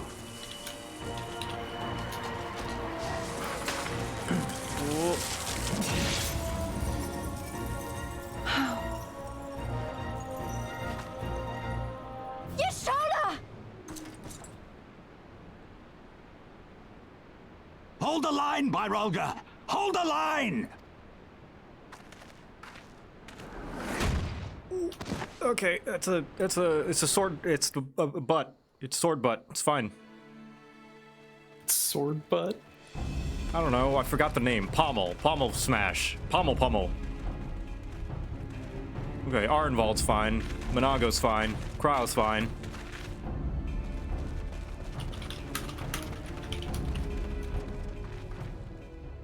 Cryo! Alphino! But yeah, that's just like 3 potential We deaths saw right the off the smoke and bat. thought we heard Jesus. explosions. Are we under attack? The Imperials were all over us before we realized what was happening. No one knew where to run or what to do. It was chaos. Lise and Master Kemp rallied the guards and bought us enough time to get some of the wounded to safety, but I haven't seen either of them since. Confound it! If we lose the Reach, this will all have been for naught. Then we better not lose the Reach then. Arenvald, can you escort these people to the wall?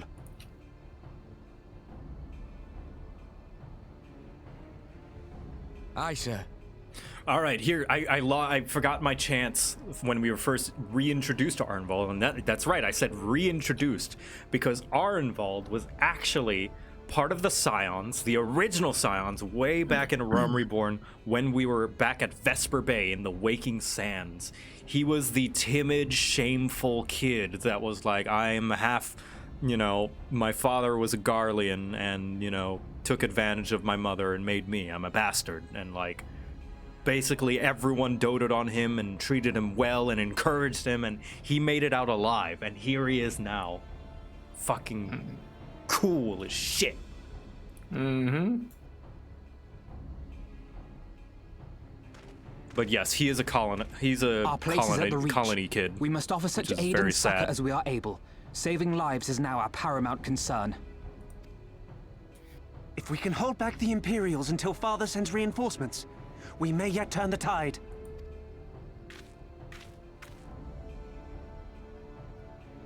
I'll join you. I've done all I can for these people, and you'll be crying out for a healer in there. It's not wrong. I fear you're right. Come, there is no time to lose. Battle cleric. Combat medic. Pummel priest. I don't know.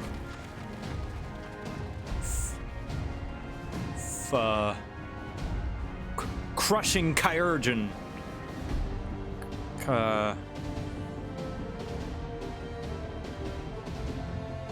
Disciplinary doctor. Danger doctor. I should have done. Oh, there's an actual thunder, the lightning.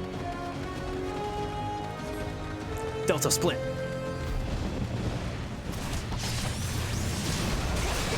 Alright, I do have it on very easy mode just so I could blaze through this to make up time. I am on a strict schedule. It's over now. You die, and you die. So, what are you liking about the story thus far that you didn't get to see before? Well, I did like the whole, like, how Lise is experiencing what it's like to be at a home that she never really called home, and how that affects the people around her and how that they see her. Because she did live a privileged life. She didn't grow up under, you know, the tyrannical rule of the Empire. And it's nice to see, like, the nuance of what that means about, like, does she even have a right to feel this way, you know? Like, even if she was born here, she didn't go through the experiences of these people. And I like that that question is brought up. That was something that was not presented in the cutscenes. Right. You know, when we went to that town, I forget, Garamana or something. Basically, her birthplace, and it's like people are like, "You weren't here," you know. How can you be offended on our behalf, even if you are of our kin, when you weren't here, right? And I like that. I like that little nuance. That's some real world stuff that people regularly have to deal with. Yeah, absolutely. Like, do you have a right to be upset on someone else's behalf if you didn't go through?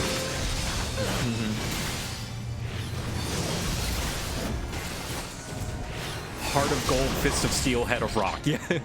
She is big herbo energy. Absolutely.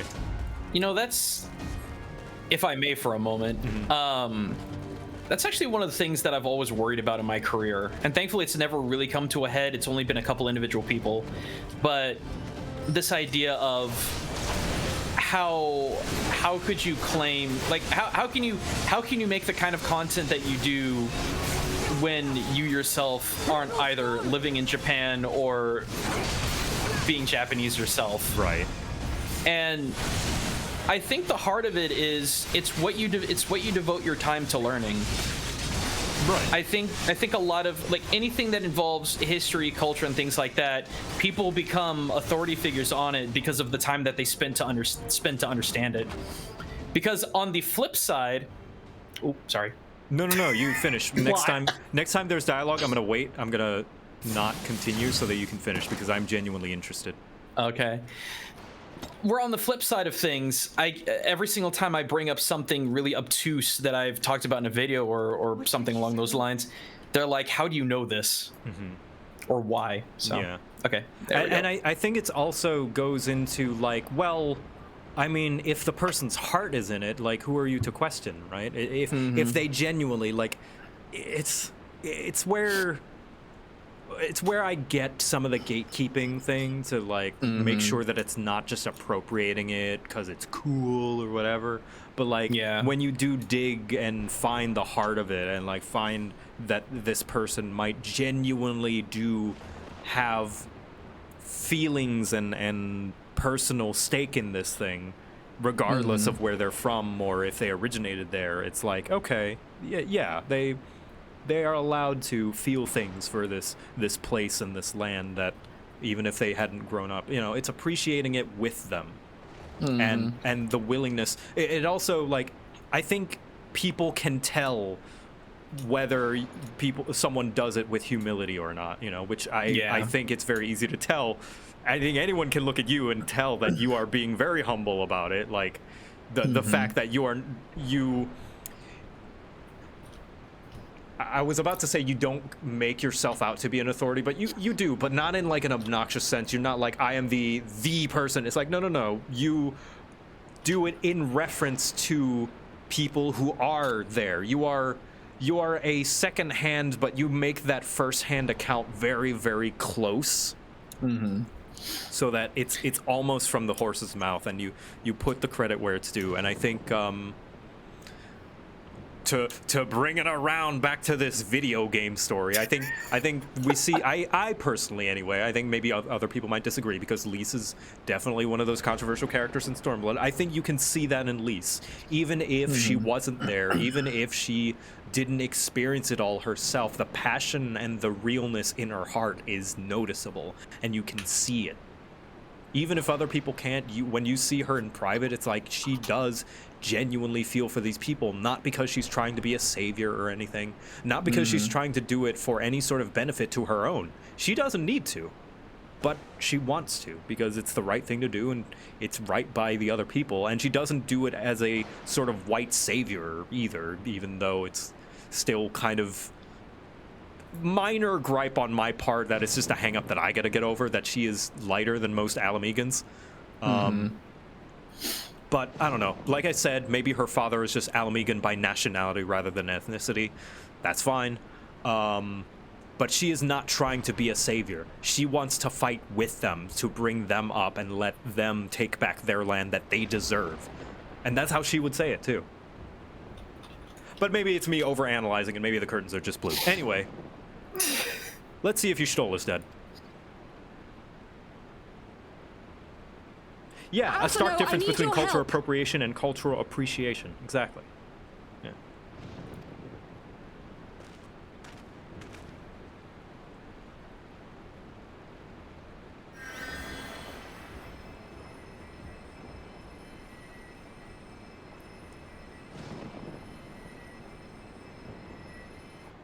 My lord, the prisoners! What about See to Mefrit? your men, Pylus. What about Mefrit, though? Mefrit's gonna be okay, right? I genuinely don't remember. Guess I'll have to find out. And my lord. Oh, geez, now I'm scared.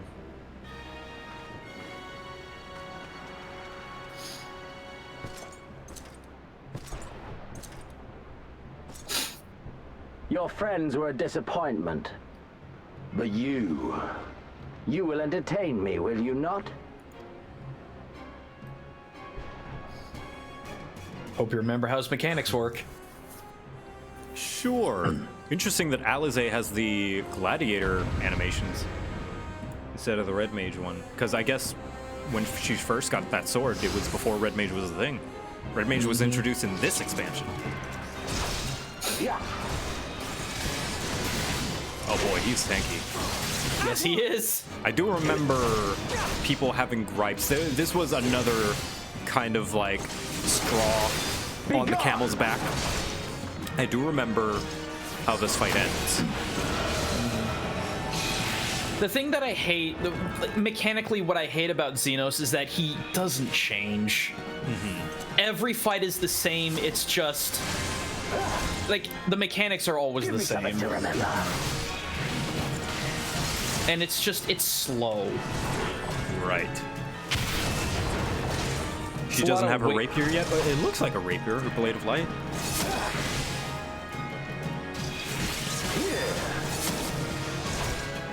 Yeah, it's literally stop pushing me around and God, do I have to go beat up another sword, really? Okay, I'm not dead. I'm alive. Just kidding. I juked you out, Xenos. I said I was dead, so to trip you up.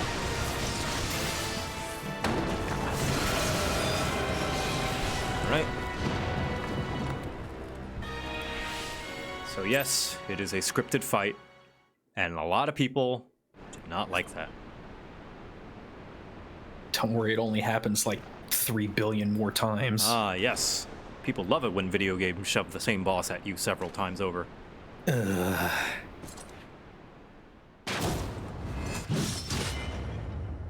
Ooh. Ouchies. And I think perhaps that is another reason why I may be more forgiving of the... Oh, I landed a blow!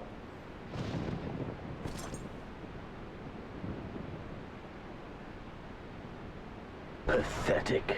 Oh, he's not impressed.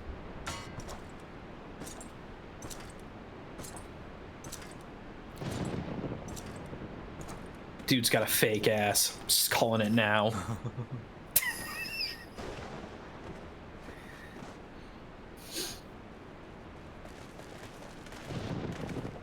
Seven hells. All right, real talk. Raubahn could take Xenos, right? Yeah? Yeah. Yeah? Yeah, I think so. Raubahn could take almost anyone in my book.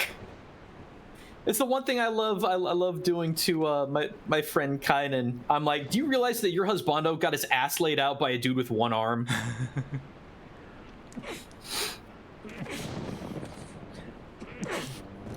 Listen, Emmerich knows how to use his sword where it counts, okay?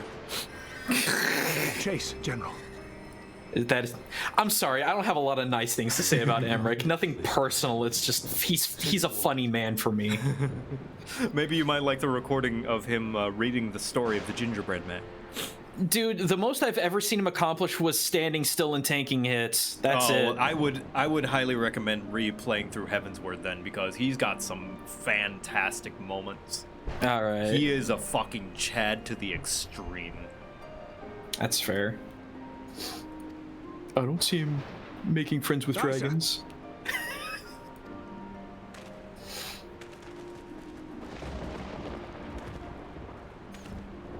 Straight up was willing to take responsibility for his ancestors, like breaking the pact with the dragons, was willing to take the fall, was willing to bring the lie to the public, and willing to allow his father to take him into throw him in prison as a result too. He's like, well, then maybe now people will see the message, you know, maybe people will see. It's like fucking I've got nothing against the guy canonically. I think he's a great character. He's just hilarious when it comes to game mechanics in my book. Oh yeah, that's fair. That's fair. Good old Ludo narrative disco biscuits. Oh.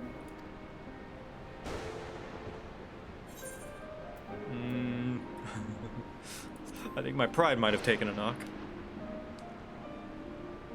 Oh, guys, please don't give me free company invites. The likes of you.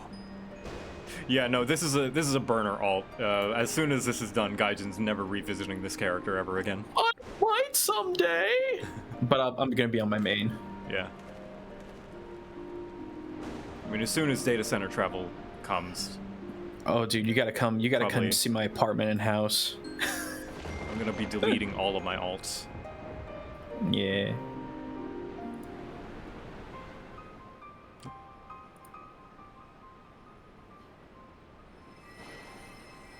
We're just all hanging out here sitting. Meffred? Is anybody gonna go help Meffred? Don't you die on me, Ashola! Hold on! Don't worry, it's going to be all right. Alphino, Master Kemp is all yours. Understood. No one's healing Meffred. Don't just stand there gawping. Hold her down while I work. Okay, okay.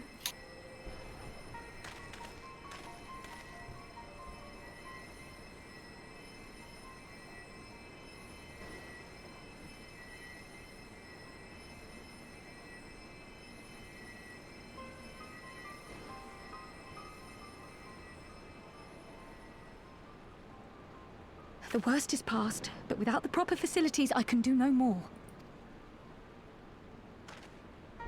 Master Kemp too would be better served in the infirmary. Let us take them there without delay. Give us a hand, would you, Lise?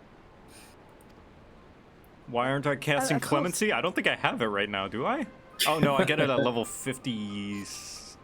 I get it at Heavensward, I think. Yeah. I don't know. Because the healers will get mad at me if I do. I know you must I'm be not supposed to exhausted, cast but there will Clemency. be others who need our help. Leave these two to us and look to the other wounded.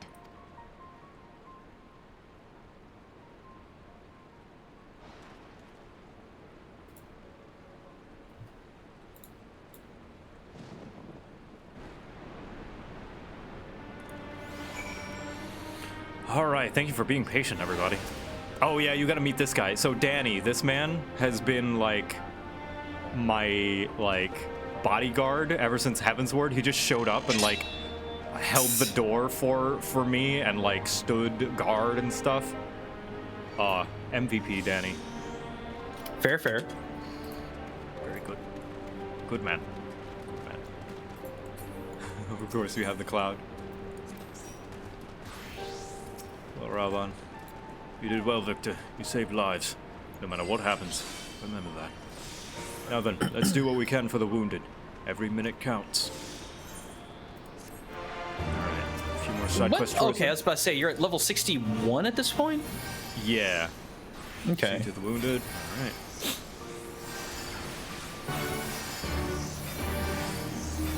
Okay. Thank you for the...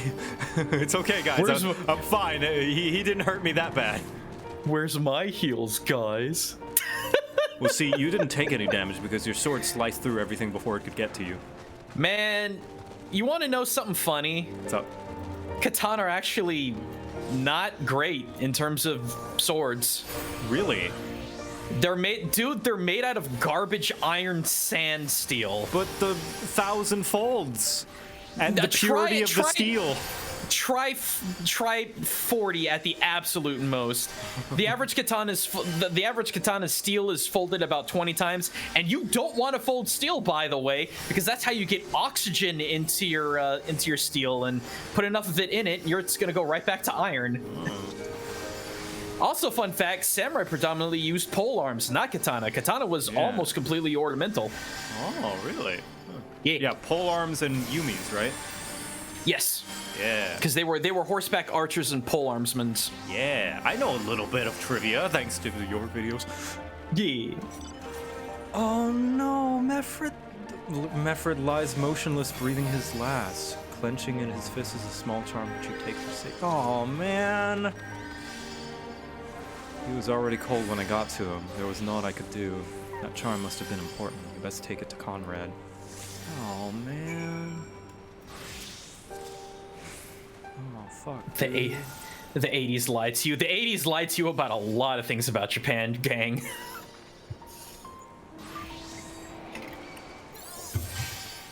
Man, I'm genuinely bummed out now. I'm sorry, dude. Fuck. For some reason, I thought he was around longer. I must have misremembered the cutscenes. I have a bit of a moronic question to ask you. The game allows you to go back through the MSQ? Yes, which is what I'm doing right now. That's what I figured. I had no idea that we had that capability. Yeah, New Game Plus. We can play through the entirety of every single quest of every single expansion. Cool. See, I didn't know if you had an alt or not. No, this I didn't know if you were ironically New Game Plusing her literally. No, it's built in. If you go to Duty and then New Game Plus right down here. Okay, cool. In case you ever needed a refresher at any point. That's actually really handy. Monaga, Mefred, where are you? Okay, one caveat. You won't be able to play A Realm Reborn the way it was because they did remove several quests, but they're inconsequential quests anyway. Yeah. But it is not one-to-one A Realm Reborn as it was, but it is better. That doesn't bug me in the slightest. Me neither. This is...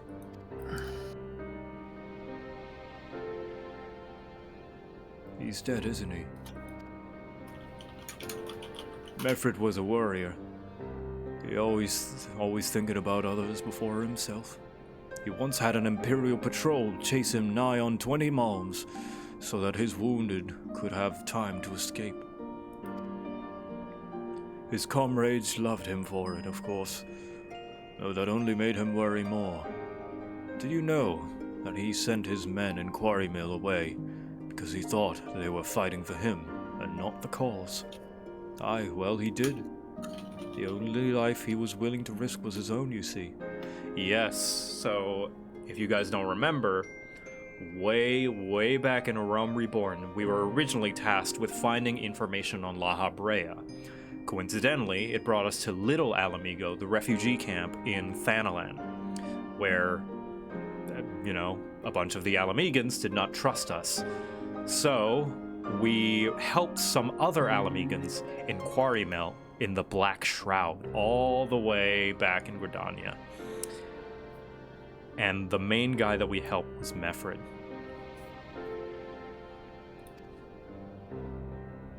That's exactly the kind of man who should be the leader. The kind of man who deserves to survive. Not an old fool who's all used up.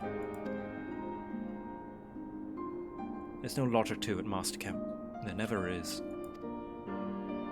Who stands, who falls. In the heat of battle, we can only do our best, as he did. Mefred will sorely be missed, aye. But because of his sacrifice, many now live who otherwise would not. And they need us now more than ever.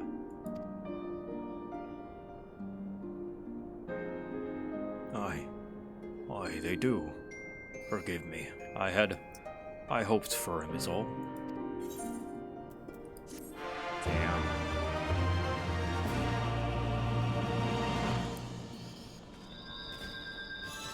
Oh, you can go back to Quarry Mill and talk to Meffred's men after this? Oh, no. I don't wanna.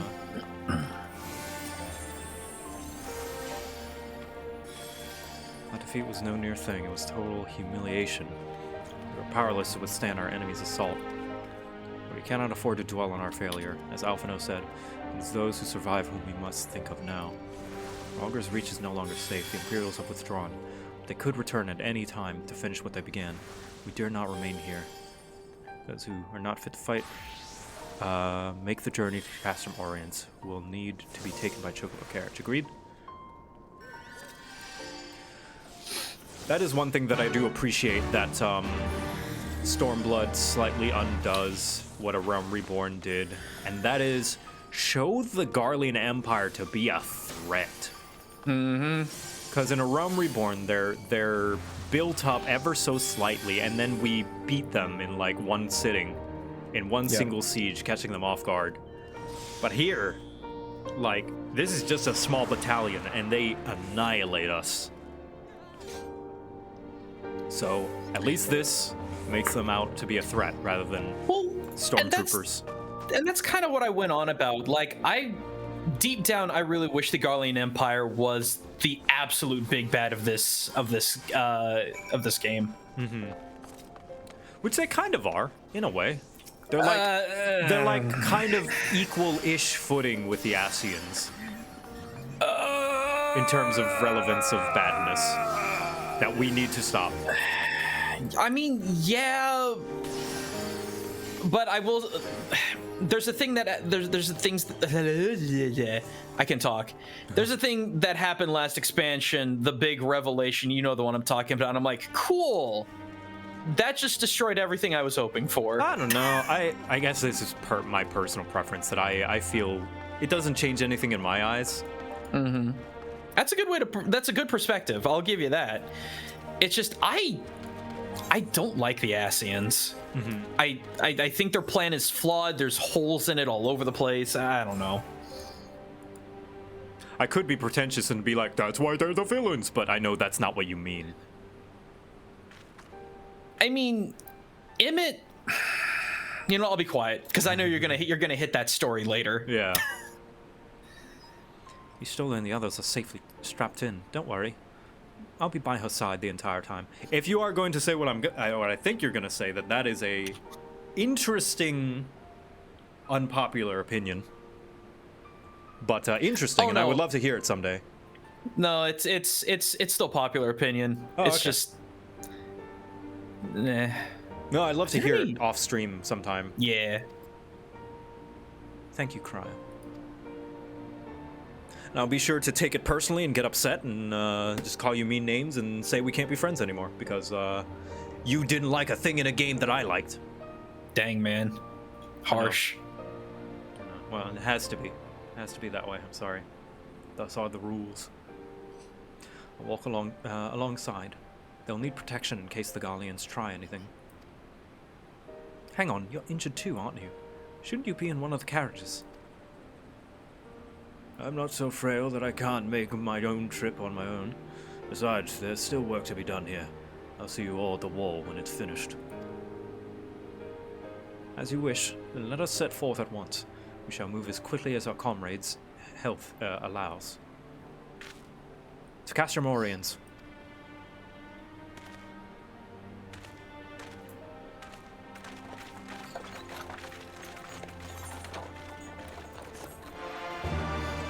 Oh, by the way, did you go get your Puff Puff? I did. It was lovely. It was a nice little session of Puff Puff. Excellent. You saved a good many of my men. I cannot thank you enough for that. But the fact remains our forces were decimated. In this state, we'll not be mounting an assault on Castellum Velodina or anywhere else. Velodina. Castellum Velodina. Castellum Velodina. Castellum Velodina. Gotta say that multiple times so that after a while I don't forget it and then have to repronounce it over again. Castellum Veladina. We need to be honest with ourselves about our prospects, but first we need to put our affairs here in order. Afterwards, I'll join you all at Castamore Reigns. Understood. We will go and speak with General Aldine. Castellum Veradina.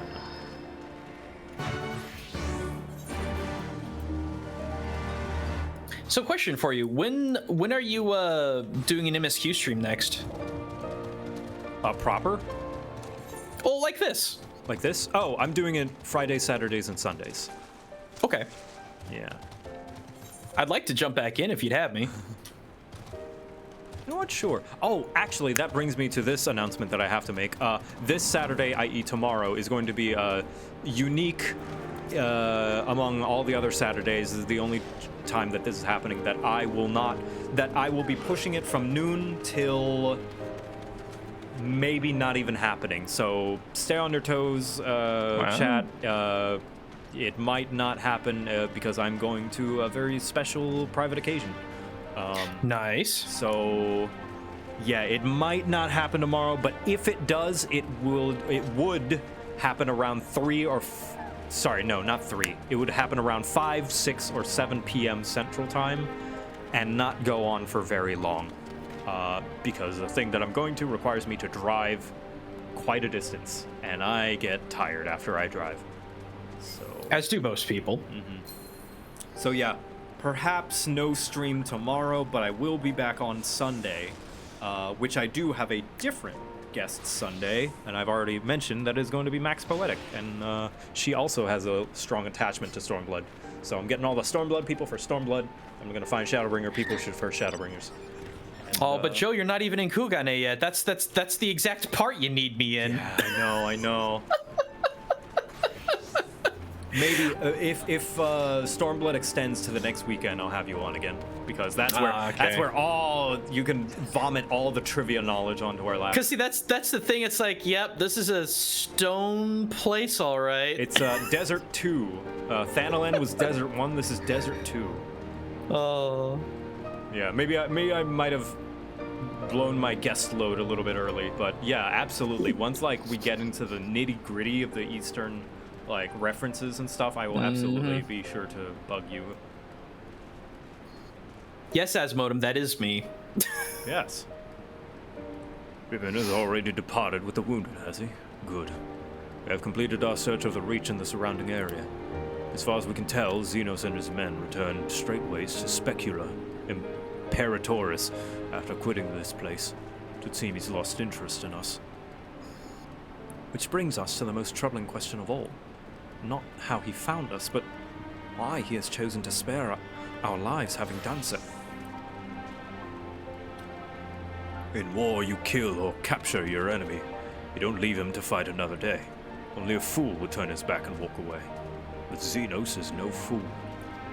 Whatever his motive, this is neither the time nor the place to think on it. I'll leave a token force to watch over the Reach. The rest will fall back to Castrum Oriens. We can discuss our path forward there.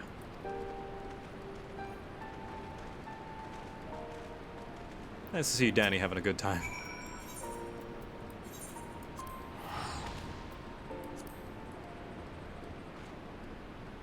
Shoot.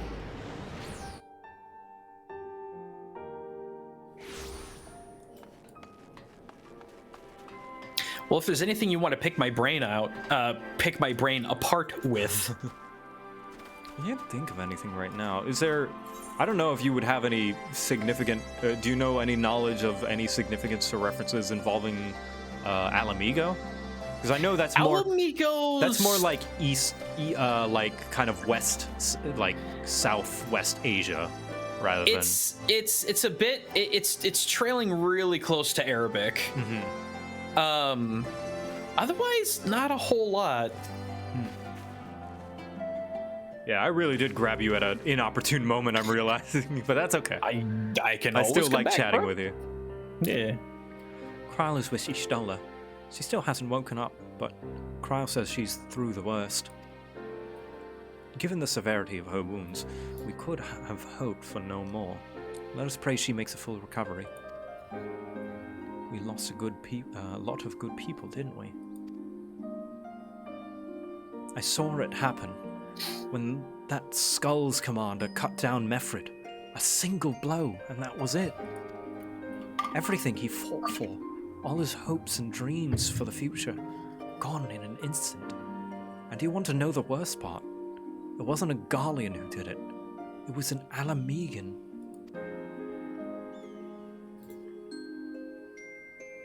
Gods help me if I ever...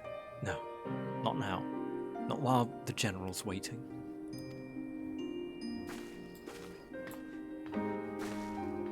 Oh, Elise.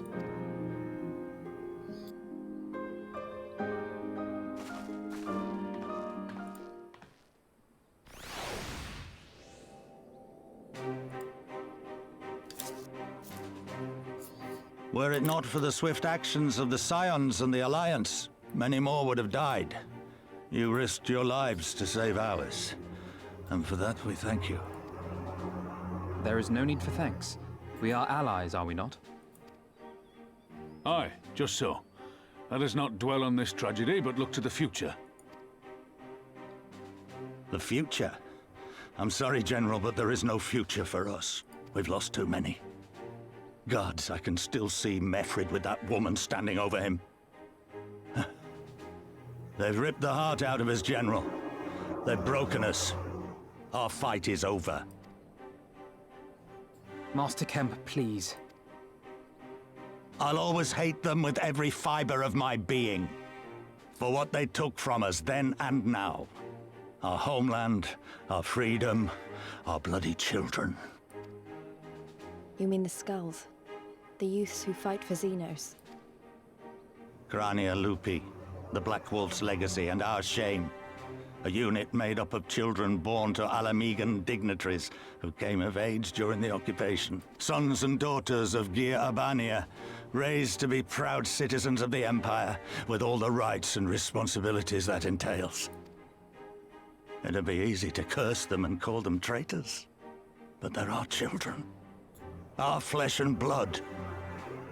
If the only way to forge the future we want is to cut down our own, then... Man. I like that this is kind of semi-adjacent to what happened in Heaven's Word, where in Heaven's Word, you know, because Ishgardians were all descendants of the original Knights 12, and as such, the Knights 12 drank the blood of Ratatosker's eyes, and so they have a little bit of dragon blood in all of them. And those who joined up with Nidhogg could drink his blood to become full-fledged dragons. Right. And then, you know, so they were unknowingly killing their own. But now this is kind of the adjacent, kind of a similar situation, except they knowingly are killing their own. It's like, fuck. It's like, ugh. But you have to ask what the motive is. Right, yeah. That's a thing that I applaud Stormblood. Go on. It's just motives. You can understand a lot of people's motives in this. Yeah, that's most of 14. Like, they do a pretty good job at 90% of the time of, like, even the most bloodthirsty, like, world-destroy, like, I'm gonna fucking kill everyone monster like Nidhogg or Bahamut. Not Xenos, but and another person in Shadowbringers that you guys will get to see, like, where it's like, you gotta stop them. There's nothing you can do to convince them otherwise because you understand them. But you know that you have to stop them. Cool motive, still murder. I would say the reverse, where it's like, still murder, but cool motive. The thing is, power is never a goal. It is a tool to a goal. Yes. It's a means to an end. Any evil villain worth their salt is seeking out power because they are trying to accomplish something. And, you know, being a sympathetic villain is on a spectrum, right? It's like, on one, you can have a Nidhogg, which I would say is on the lower end of things, but still has that little bit of sympathy in him. Or you could have a, I don't know, what's a super tragic, sympathetic villain that it's like, you wish they could win? The one you're about to meet. Oh, yes. She has the most sympathetic story, in my opinion. What will you say to the families of the fallen? To the mothers, and the widows, and the orphans? Will you tell them it was all for nothing? Yeah, there we go. Shiva. Shiva. I'm trying to think of an example of one that or like. Oh one yeah, that's Shiva's not, a good example. Shiva is a villain that you wish would win. You know, where the sympathy, the sympathy dial is dialed up to max. Where it's like, I wish they weren't the villain. You know, where Nidhogg is like a little bit of sympathy. It's like, okay, I get it, but I still got to stop you. Shiva's like, I'm gonna join your side. Listen to the girl. I can't say anything. Not suffer our comrades' sacrifices to have been in vain. Now is the time to steel our resolve and press on, painful though it may be. And when Xenos comes back with his army, what then? This isn't the first time, you know. You'll be hard-pressed to find men brave or stupid enough to face him again. I still can't believe how strong he was. He humiliated us back there. The Warrior of Light included. Gods help us if he's next in line to the Garlean throne. Hey, I held my own. You saw, I broke his sword. With my face. Nah, he'll just get another one. Loath I am to say it, we should not be surprised. Before succeeding Van Baelsar in Alamigo, Xenos led the Imperial army to Doma, where he crushed the rebellion utterly. As a matter of fact, Doma remains in his charge to this day. Suffice it to say, Varus's heir is a peerless warrior and an accomplished general. The question is, how are we to contend with such a foe? I have a feeling you're about to tell us. I'm gonna be assertive. We take the fight to Doma. Interesting. You are suggesting we kindle the flames of revolution in Doma once more and force Xenos to fight a war on two fronts? Yeah, we've got friends there. For that, there would need to be someone left to fight on this front by the time you got back. Look, I'll not deny the plan as promised. And I feel for our brothers and sisters in Doma, truly I do. But I fear we lack the strength to see it through. Have faith in your people, Master Kemp. Them and the Scions. Hold fast, rebuild. And when all is in place, we shall defeat Xenos together. If you're going to Doma, I'm coming too. I want to help our friends there. And make sure nothing like this ever happens again.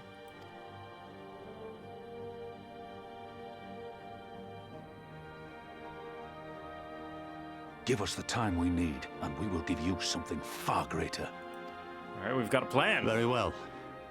For all you have done for us, we will fight on. But be swift, comrades. Alamigo has suffered enough. It's literally to keep him busy. Yeah. Yeah. I'm not gonna lie, one of the things I'm kind of sad about. Oh, geez, there you go. Because it's the thing about Stormblood and the whole sort of culturalness going on. It's not just, you know, not Japan. It's also not China and not huge not Mongolia. Like, I was actually more impressed with the Mongolian references than almost everything else in this game.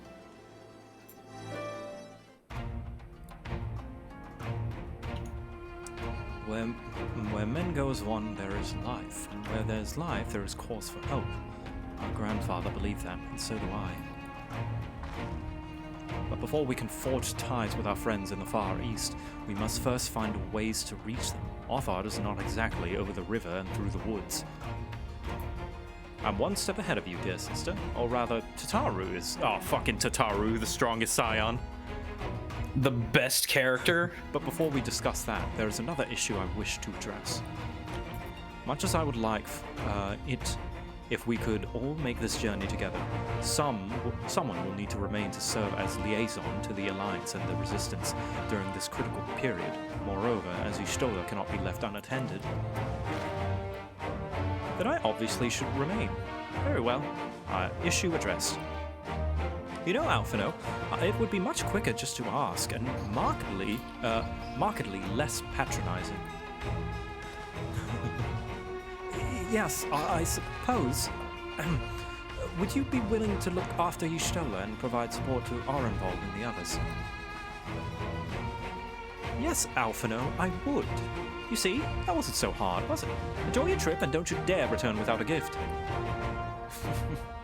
Oh, sassy mom. No, I would not dream of it. Right then, sister, Victor, Lise, gather your things. We are for Limsa Laminza. We're going on a field trip!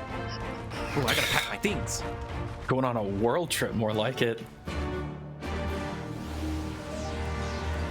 All right, I need to grab my things. Here we go. I'm just gonna grab my Lalafell.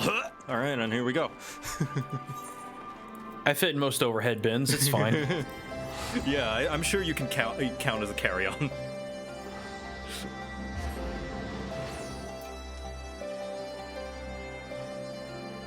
Oh, that's a thing. So I've heard Japan be referred to as Nippon or Nihon. Mm-hmm. What does that mean? It's literally. So you could look at it a couple of different ways. One is where the sun originates, or where the sun rises. Oh. That's why that's why everything is just sun. The country. Right. Yeah.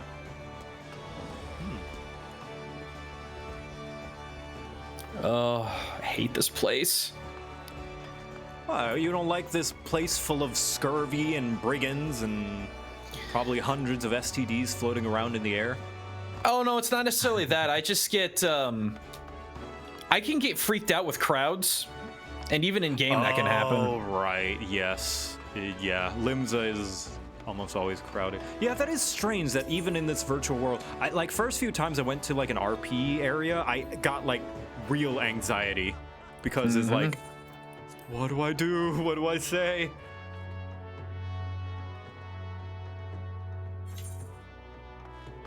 You're at the ship landing, right? I think so. Speak with Alphino and Limsa Laminza. Yep, there you are. Wait, where is he? Alphino? Hold on. Darling wench.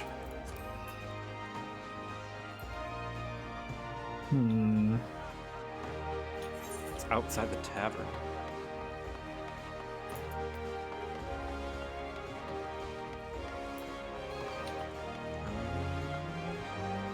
There they are.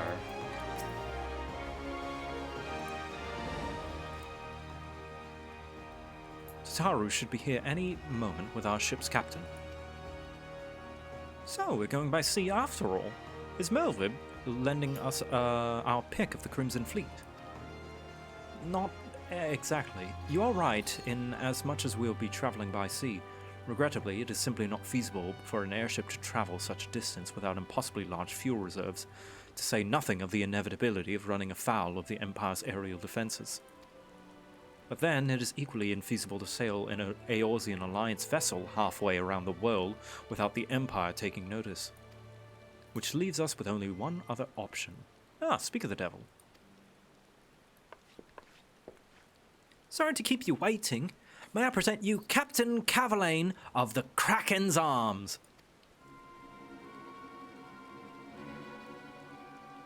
Hell of an axe. You know this guy? The Kraken's Arms? Don't tell me you made a deal with pirates. Greetings and salutations, Scion. I take it from your comrade's tone that you no longer wish to proceed with our proposed arrangement. Not at all, Captain. Pray forgive my sister her outburst. She has ever been one to speak her mind. I, on the other hand, am a very soul of discretion, as well as many well-respected personages would attest, from the officers to the admirals to the high houses of Ishgard. Alphino, remember what happened with the Crystal Braves? But where was I? Oh yes, the Scions of the Seventh Dawn do indeed still wish to employ your services. However, it is important that you are aware of a certain extenuating circumstances.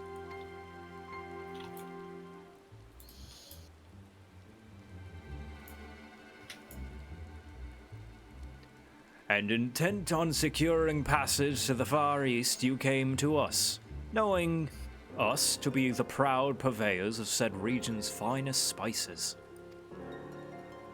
which you steal from gods-fearing merchants on the high seas.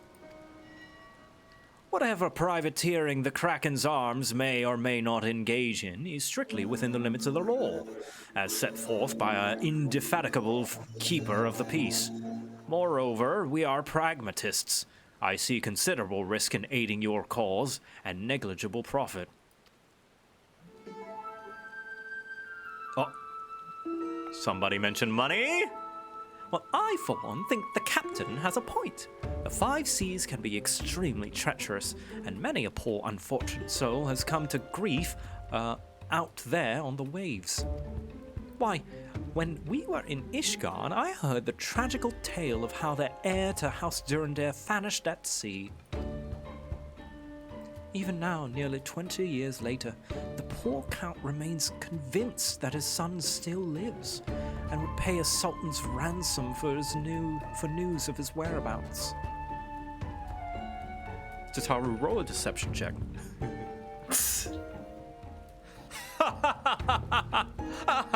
I just remembered a funny joke. Truly a tragedy for the ages, and a testament to the misfortunes that may befell us all. Should we act without due consideration. But so long as you are prepared to abide the capricious whims of fate, I am willing to oblige you this once. Nat 20, nice. That said, in light of recent rebellion, I trust you understand that I cannot deliver you to Doma itself. I can take you only as far as Kugane in Hingashi. We will require time to procure sufficient provisions and make ready for departure. I humbly suggest you do the same. Hey, that's halfway across the world, so that's still good. So, Tataru, where are you going to get the money when he finally realizes that he needs to be paid? Mm-hmm. Suddenly, all those hours, Tataru passed cavorting and capering at the Forgotten Night seems rather better spent, do they not? That said, I intended to press the point more obliquely, and there was something disconcerting about the pleasure Tataru took in making Captain Carvalane squirm. Strongest scion. I say we should heed the captain's advice and attend to our own preparations, while they ready their vessel for departure. Tataru and I will procure the necessary supplies. Alizé, I should be grateful if you would use the time to brief Urianger on the recent developments. You may also wish to review the relevant safety procedures in the event of an emergency at sea. How very prudent of you. Very well, I shall go and speak with him. What of Victor and Lise? I would like the two of you to return to Revenant's Toll and speak with our Doman allies. I fear...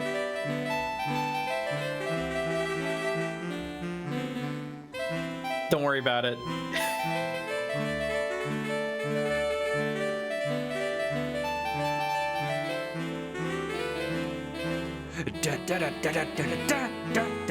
Alright.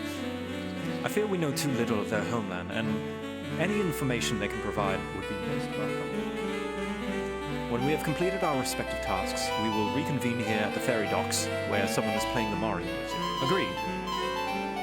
Sounds like a plan. Let's go, Victor. Yahoo! Sorry, what was that, Lise? Lise is a Mario fan, alright. I guess she does like to jump and stomp on things. Bing, bing, wahoo.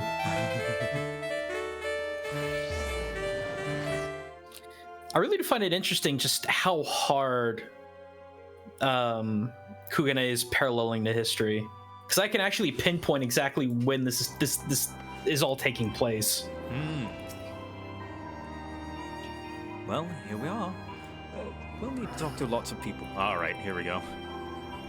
We're almost there. We're almost to the promised land, the land of the rising sun. Oh, we got a little adventure we got to go on first. Yes. Talk with a bunch of people. My favorite quests. When I have time, anyway. I am interested. Oh, Higiri! Oh, we get to talk with all the Domans! Greetings, Victor. What brings you to the toll this eve? We're gonna go to your place. Well, not quite your place, but close. What? You are for Doma? Heavens! You signs have shown us naught but kindness, but never in my wildest dreams did I imagine you would fight for our homeland. For 25 years we suffered under their tyranny, and then we spied an opportunity. The Emperor dead, Garlemald in chaos. It seemed that time was ripe. Beneath our Lord's banners we gathered and fought to reclaim our nation, but when Xenos arrived with the 12th Legion, it was over in an instant. Hosen, where's your boys? I want to see your son, who is also my son. I have adopted him. We are two dads now. What is it, my friend? You look as though you have something to ask. Would you like to come to Doma with me? That you go to join Yugiri and Gosetsu in the fight fills me with such joy. Forgive my exuberance. You require information, yes? We of the Nage clan served Doma faithfully for generations. My ancestors held positions within Doma Castle even. Now it is home to the Imperial Viceroy Witch and her lost men in Magitech. To think that what was once the shining symbol of our heritage and the seat of dear Lord Kayan has become a den for Garlean dogs.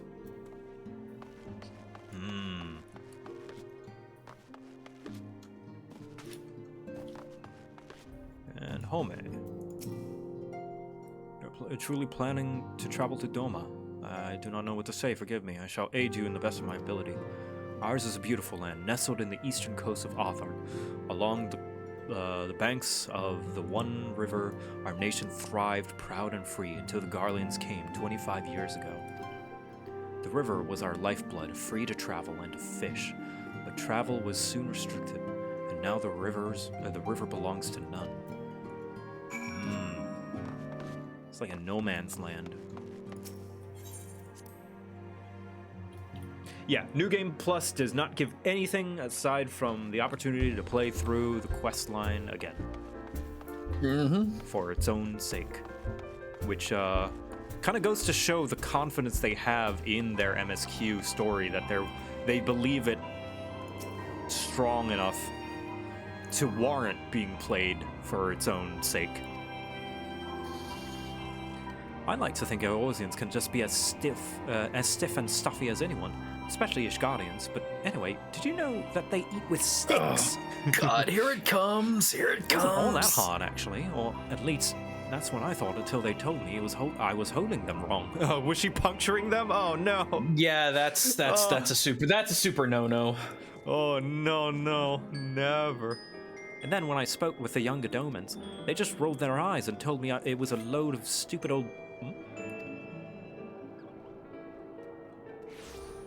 Wow. What you learned sounds a lot more useful. Unless someone invites us for dinner, of course. I hope they do. We're gonna teach you how to use chopsticks, please. Oh boy. We gotta get her the kitty ones. Oh, the ones that are attached at the ends? Well, yeah, because they've also got a bit of a spring in them, so you can just hold them down. Yeah. Right, no point waiting around, is there? We should head back to Limsa Liminsa. Alphino said to meet with the fairy dogs, I think. Back to Limsa. We're almost there. Weehoo. Almost there. Yeah, it's kind of funny, because throughout this entire expansion, we're in Doma, which is not at all in Hingashi. No. And if I think what I think is going to happen, that entire country may open up in 2 expansions. I hope so, because we basically explore none of Hingashi. We are in one city, and that's it. Well, the thing is that Hingashi is currently under what's called Sakoku, which Japan actually did for several, 214 years. No one in the outside world was allowed in, and if you left, you were not allowed to come back in. Anyone who went off as an envoy could not come back to the country ever again. So what I'm anticipating is going to happen is that there's going to be someone's going to Matthew Perry Hingashi, mark my words, and then there's going to be an upset going on within the country, and then it's going to be up to you to go back into it to restabilize it. They do have a what is that traditional Japanese rule political system? I forget. Which one? Oh fuck. There's a lot. They have gone through a lot, haven't they? Fuck. Where there's like a. God, I'm gonna sound like I'm not gonna say anything because it's just gonna make me sound like a dumb, ignorant American. It's okay, dude. This is the specialty that I've spent over 20 years focused on. You're fine. All right. Well, you know my intentions, so I guess yes, I'll sound. We all know your intentions. It's okay. Okay. It's like a king samurai. Oh, like a shogun? Shogunate. That's the one. That's the one I was thinking of. Yes. They call it the bakufu. Yes. But no, yeah, I know what you're about. That's the thing trying is to that find the word. What's going to happen is that the shogunate or bakufu within this game world is going to completely fall apart because of some outside force, and then there's going to be some kind of restoration period of another ruler trying to make their way in. Maybe not necessarily an emperor, but it's going to be an outside force. Mark my words. Gotcha. King Samurai, God. King Samurai. No, it's funny. Samurai technically all mercenaries. Right. Yeah, no. It's I mean, as with most media, tends to glamorize things a lot. Well, when they took over the country and the government, they glamorized themselves. So, anywho, I would. Yeah. Your return, Victor. I trust you learned much from our Doman friends in Revenant's Toll. I'm eager to hear all, though that can wait until we have left port. We will have time enough to talk on our journey to Kugane. Our spice trading friends have completed their preparations. Assuming you have completed yours, you may inform the deckhand that we are ready to depart. Alright, oh man, I don't know if I should get dressed for this new place. I don't want to look like a filthy Eorzean, but I don't have anything appropriate. I guess I'll just go in my regular garb, whatever. See, because I have been going through glamours as appropriate to the story and stuff, right? But I don't really have a Doma glam. I've got a Girabanian glam, but... That's interesting because there are countless Mog Station glams that you could get to make it work. Wait a minute! Yes, I do! Hold on. Tough to say. Where is it? Is it here? Maybe this one? I don't know if I'm gonna wear this one or that one. You've got the field hat right there. Yeah, the non-la. Yeah, let's blend in. Let's blend in, shall we? You know what? I don't know if this is too fancy though. Oh my god. Come on, man. I don't know, guys. Does this color look me? What about this one? Well, let's have a look. Go. So, too garish? Too much? No, you just look like a court noble, so, you know. Oh, I don't want to be nobility, though. That draws too much attention. Hold on. I'll be right back. Oh, Joe. You silly Billy. You can call me Silly William because I will be silly all my life. Wouldn't have it any other way. By the way, are you ever going to accept my friend request? Oh, shit. That's right. Yeah. Yes, It's been sitting there for like the last hour, and I'm like, I wonder if he's going to notice. I get a lot, okay? I'm just so popular, and everyone loves me. I just tune it out, you know? I remember those days.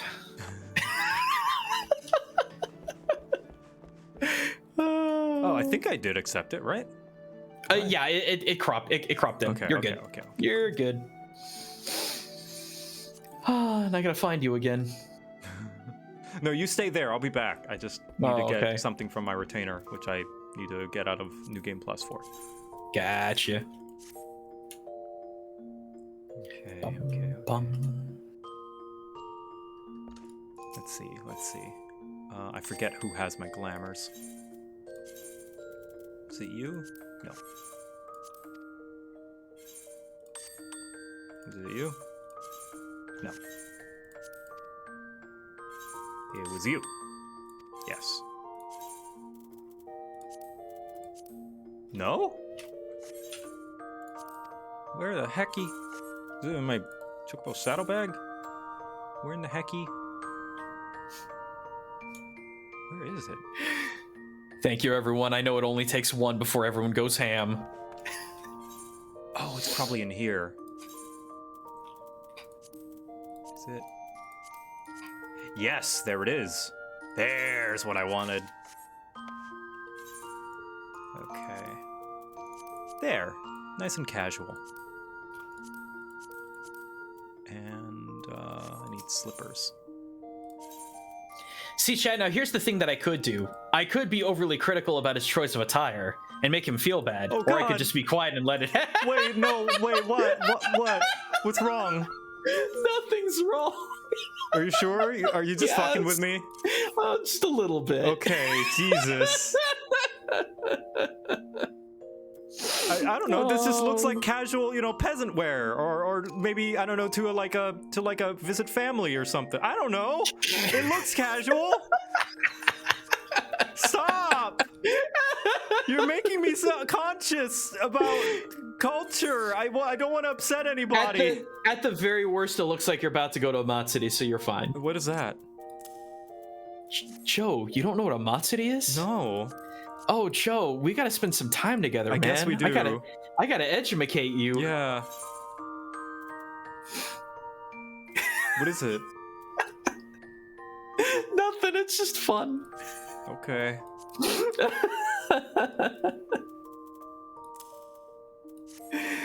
As long as it's nothing bad. I love how wholesome you are, dude. Okay. Don't ever change. Okay. If you say so. Let's see. Let's get something matching. Yeah, there we go. Red. Goes with the red. Word. There we go. That's Victor's color scheme. There we go.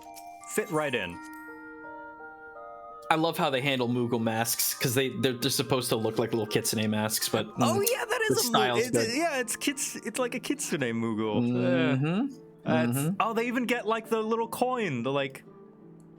Fucking. Yeah. Except it's like the Moogle's pom pom. Yep. That's clever. There's actually a Maneki Neko Moogle that you can have as a piece of furniture, which is just it's really good. And I'm gonna bet on odds of 2 to 1 that you have no idea what I'm talking about. There are some words that I recognize. You definitely said some words with syllables. This is why you need me on this playthrough when we actually get to Kugane, because I'm gonna be like, hey Joe, this is a such and such. I'm just gonna wait. Yeah. I want you when we get there. I want you to give the first thing the most interesting piece of trivia you know. I know exactly what it's gonna be too, because it's the first thing you see when you pull in a port. Okay, awesome. And I have something. Yeah, I'm ready. I'm ready for it. Y'all chat need to calm down. We're just having fun. Thank you, Danny. We're gonna go to your hometown. Actually, maybe I should take these off and wear my slippers. There we go. That's more fitting. All set, lad? Yes! The misery. Ah, good.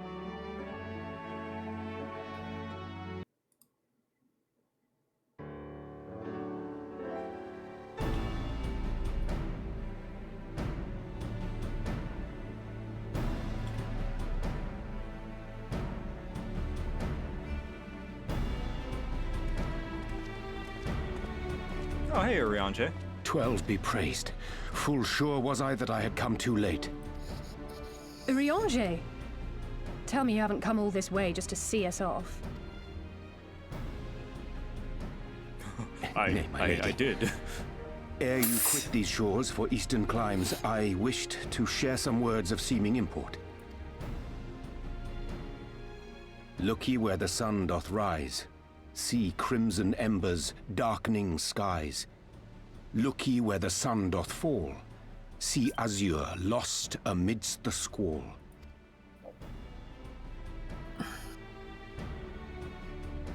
Well, that sounds suitably foreboding. Another one of your prophecies, I presume? Of far eastern origin, aye. It is mine earnest hope that this ancient wisdom may serve to guide you on your journey. For what dangers lie in wait for you upon those distant shores are yet beyond my knowing. A parting gift befitting your roundabout ways. Thank you. I have more than words for you, my lady. Whoa. New sword! Hey. Sword! the best apology gift. It's beautiful. Is it for After me? his little betrayal and like secrecy in Heaven's words, like, and a very mature exchange between them where Alizé's like, I understand what you did, why you did what you did, but I'm still mad at you. And Orange's like, that is fair. It do be that way. And I guess this is his like sorry gift. Though undeniably powerful, your ethereal blade taxeth you greatly in the wielding. Not so this rapier, which shall serve you just as well against all but the most formidable foe. Yeah, you were gonna say? I was just gonna say, it's like, oh, it's beautiful. Is this for me? No, I wanted thou to hold it momentarily. I wantest thou to bask in its light, that thou may becomest jealous. Now return my weapon. Impressive. It feels as though it's attuned to my ether. I shall treasure it. Honored guests, say your farewells, for the moment of our parting draws nigh. A fair wind blows, and I mean to follow it. Is that the same voice actor as Our ship Xenos? is set to sail. Pray give my regards to Hank and any others. And take care. It sounded like him when he was like trailing off at the end. Yeah, I'm like, wait a minute. I wouldn't be surprised. Oh no, Bracky said yes. Oh no. The range, yeah. I don't remember if it was Xenos or Emmett's voice actor that did like a hamburger commercial for McDonald's or something. I'm sorry, what? Yeah, I mean, they're voice actors, dude. They take on jobs where they can get it. That's fair, just, didn't expect that one. I gotta send you the Emmerich Gingerbread Man. Oh. I'm sure Aki will love it.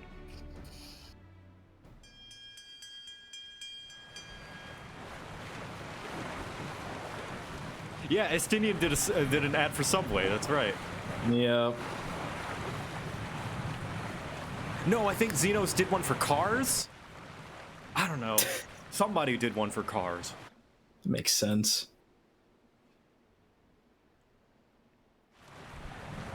Ardbert did a Gatorade commercial? Yeah. Role players, hey Tia! What's up? Oh dang. Hi, thank you for the raid. We're in Stormblood, so if you haven't read Stormblood, spoilers.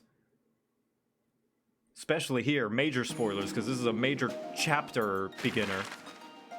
As we open the map and see the entirety of Hydaelyn, well, not the entirety, but most of Hydaelyn, we travel across the ocean, past the small island of Thavnair.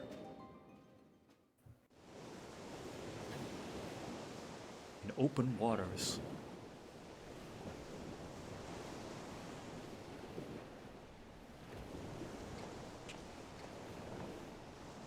A fine day, is it not? Fair winds and following seas. The Misery is enjoying herself. That is Xenos. That is straight up Xenos. When he lowers his voice. Yeah. That is fucking Xenos' voice actor. That's amazing. Nevertheless, it would not do for you to spend the entirety of our voyage above deck. Let me show you to your quarters. Man, I want to see those two fight now. Oh my gosh. That's funny. Apparently it is according to IMDb. Yep.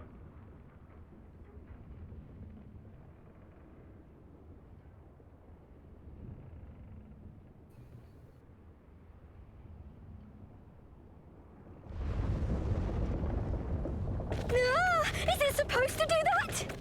Not under normal circumstances. Captain, you're needed on deck. Something queer's afoot. The winds died down, the waters went still, and all of a sudden, we were dragged off course.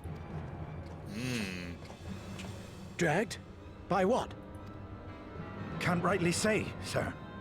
But some of the lads are muttering about seeing things in the water. Things that shouldn't be there. Are we gonna fight Sin from Final Fantasy X? If you will excuse me a moment. What if we did? That'd like, be pretty cool. Man. Might I persuade out you of to nowhere. join me? Right? Though I am to admit it, I have a bad feeling about this.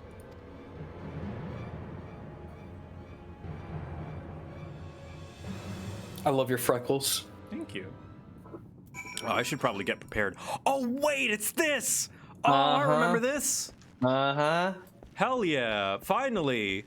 Our first dungeon. Uh-huh.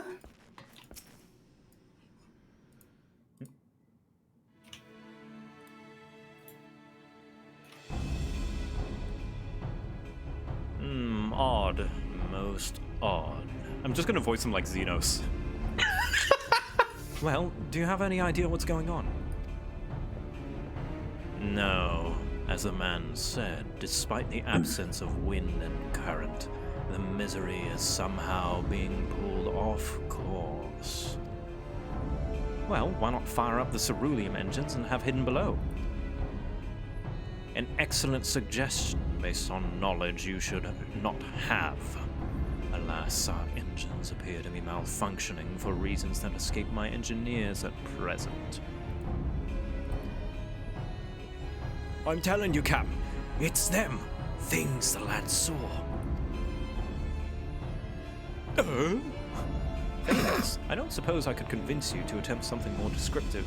An adjective, for example. Sea-wolf superstition and fairy tales, none naught more. But if you must know, the things which he is so reticent to name are the souls of a deceased woman said to lure sailors to their deaths. Ah, undead mermaids. Preposterous! Yes, indeed. It is neither the sea nor the weather which it responds. Then it is probably a predatory entity of some sort. Perhaps a siren or some such. For all we know, it could be a fellow spice trader employing magics to seize and plunder passive vessels. Regardless, we have but one recourse, to let the current take us where it will, and deal with whatever we find there. This kind of feels like filler, but I'm okay with it. It is, but it's at least an interesting experience. Yeah, it's one of those like, well, they're on the sea, might as well have them fight sea monsters. Because, I mean, it's not going to fit anywhere else. Might as well fit it here. Mm-hmm. I assure you, the feeling's not mutual. Once we arrive at our destination, be it a vessel or an island or something else, Lisa and I will remain on the ship to defend it in case of attack. Victor, I believe you would be the ideal choice to venture forth and deal with the cause of our troubles.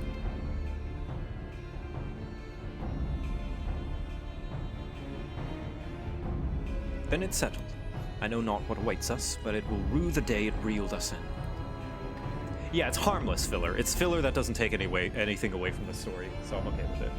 The only thing I took away was just like, oh god, I finally get to go to Kugane. What? Yep. But first! All right, so you're already in my party. I'm going to invite the usual crew. We're going to do an unsync so we can blast through it. Sweet. We're going to invite Danny. Because I got about a half hour to go, and I would like to at least do part of this. Yes. And you know what, Minori, you're also a regular. Whoop. There we go. I really want you to see Kugane with me. We should. I'm pretty sure we're gonna get there after this, right? Oh yeah, no, that's literally exactly what happens after this. Awesome, so you're fine. It's just going to depend on how much you're going to want to actually see versus getting in the story. Mm-hmm. Accidentally skip the cutscene. Let's just remove all these. All right, here we go. There we go. Banshees.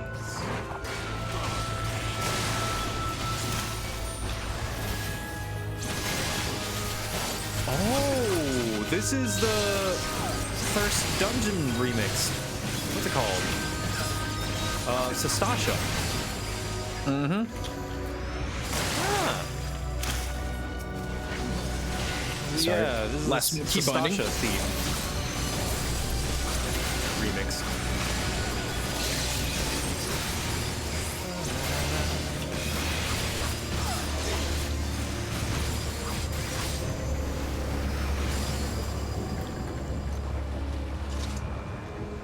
Island dead ahead, all hands embrace for impact. Or just walk to the very tip. Sorry, Captain, did you say brace or embrace?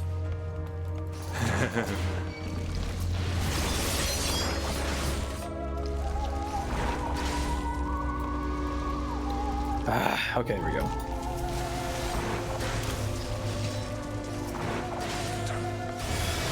Catch up, shortstop. Minori's able to. Well, I'm also finagling with some key bindings. You know what? Sounds like a bunch of excuses. Oh, I never claimed they weren't. Oh, jeez. Banter's supposed to be fun, not sad. You're not supposed to be self-deprecating. You're supposed to rebuttal. Oh no, and because see, continue. this is the. No, see, the thing is, I just don't care. I'm old enough where I can be like that. Oh, that's not fun. I know. It's fun for me. I have a great old time. Dang it. Back and forth. I'm 37, dude. There's a lot on the internet that I just do not care about. Oh, stack on me. No. Or I'll stack to you. No. Yes. Just kill the boss. Forehead. Oh. Mechanics are for cars. Oh man, tell that to my wife and I will laugh as she rips out your throat. Oh boy. We've had so many raids where people just ignore mechanics and we just want to murder.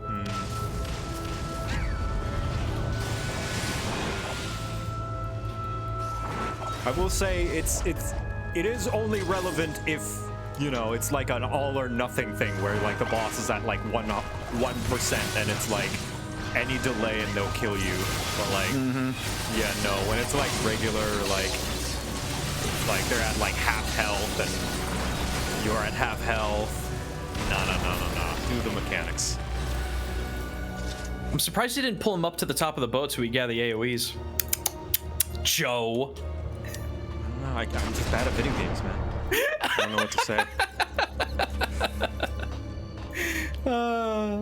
Say nothing, continue to be amazing and adorable. Oh, stop. Yeah, see? Stop.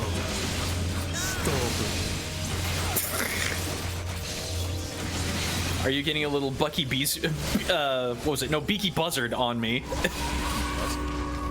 Oh, Joe, you child! Yeah, I'm a baby. I don't know what that means. We gotta introduce you to some classic Looney Tunes. Oh, I know some Loonies. I've never heard of Beaky Buzzard, though. Oh, he's relatively unpopular and underutilized.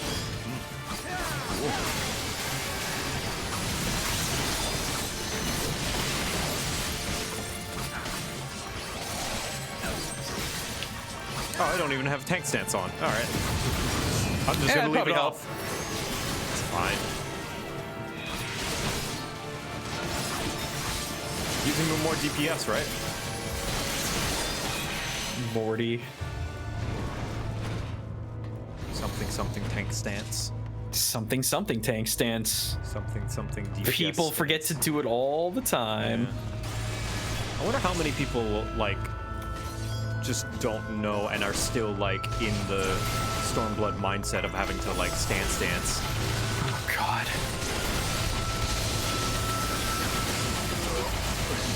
There must be someone out there who just like has been living under a rock and like, finally I can start Shadowbringers. What? Where's my sword oath?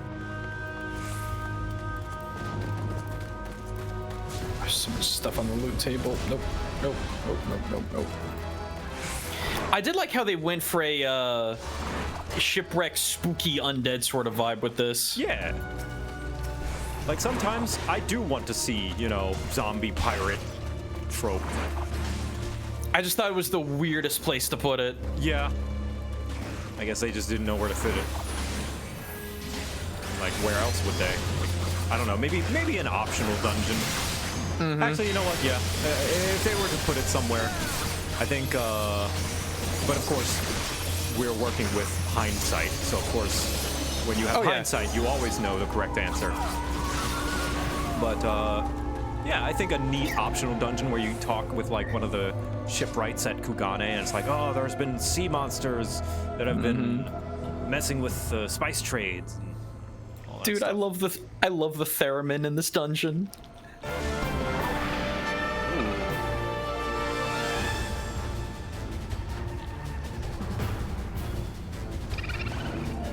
Damn, who is she?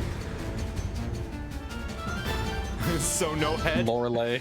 Oh my gosh. Lorelei. Oh my gosh, is she a Kubi? No, she's not a Kubinashi. Or Nuke Kubi, excuse me. Yeah, guy. God, so obvious. Shut up, Joe. You don't even know what I'm talking about. Oh.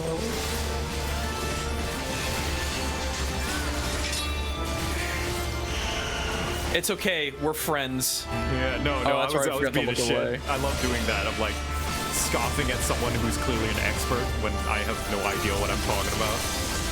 It's like, God, idiot. You can't even tell between the Kubin. I don't even know what you said. Don't even know your yokai from your whatevers.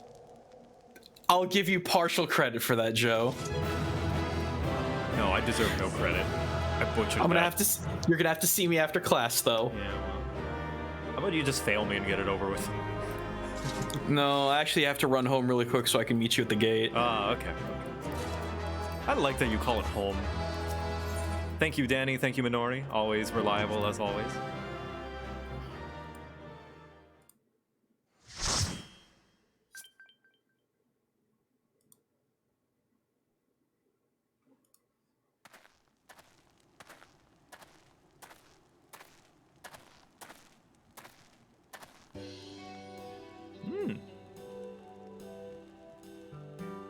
Thank the 12.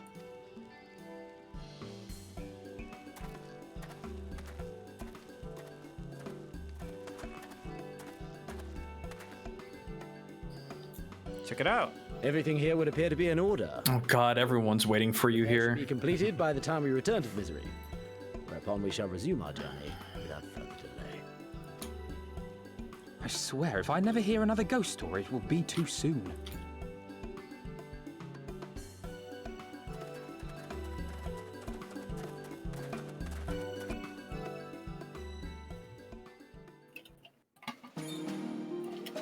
Past Thavnair, the origins of the dancer. Underneath the large continent of Othard to the island of Hingashi.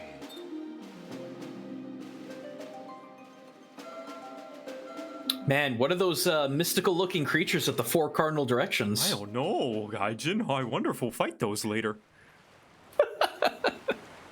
I remember the smell of the soap. So you see those three little commas on the left there? As we drew closer to Kugane. Well, you can't see it now. Yeah, boat's blocking it. Yeah, see that? Dead center. Oh, that. And that's in the top left. Open to That thing? outsiders in Right there? Hingashi. Yeah, yeah. Across the ruby Oh, it's sea on that from lantern. Othard. Yeah, it's a very important symbol. What does it mean, Gaijin? That's the Mitsudomwe, the three commas, representing Earthman and Heaven. All the colors An extremely critical symbol in Shinto. of the world, all in one place. And that's a culture shock. Wish you could have seen it.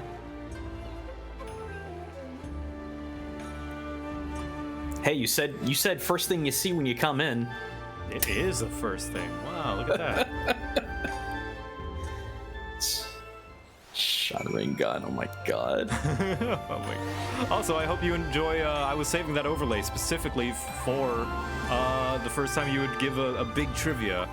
But I stole your culture shock and I made it a little overlay for when you give trivia. Oh, I didn't see it. Yeah. Here, I'll do. Say a trivia. Pull up my stream and say give me a trivia about Kugane real quick. one of the reasons there's a lot of red is because red in Shintoism is a symbol color that removes kegare and evil spirits and all the bad things. And that's a culture shock.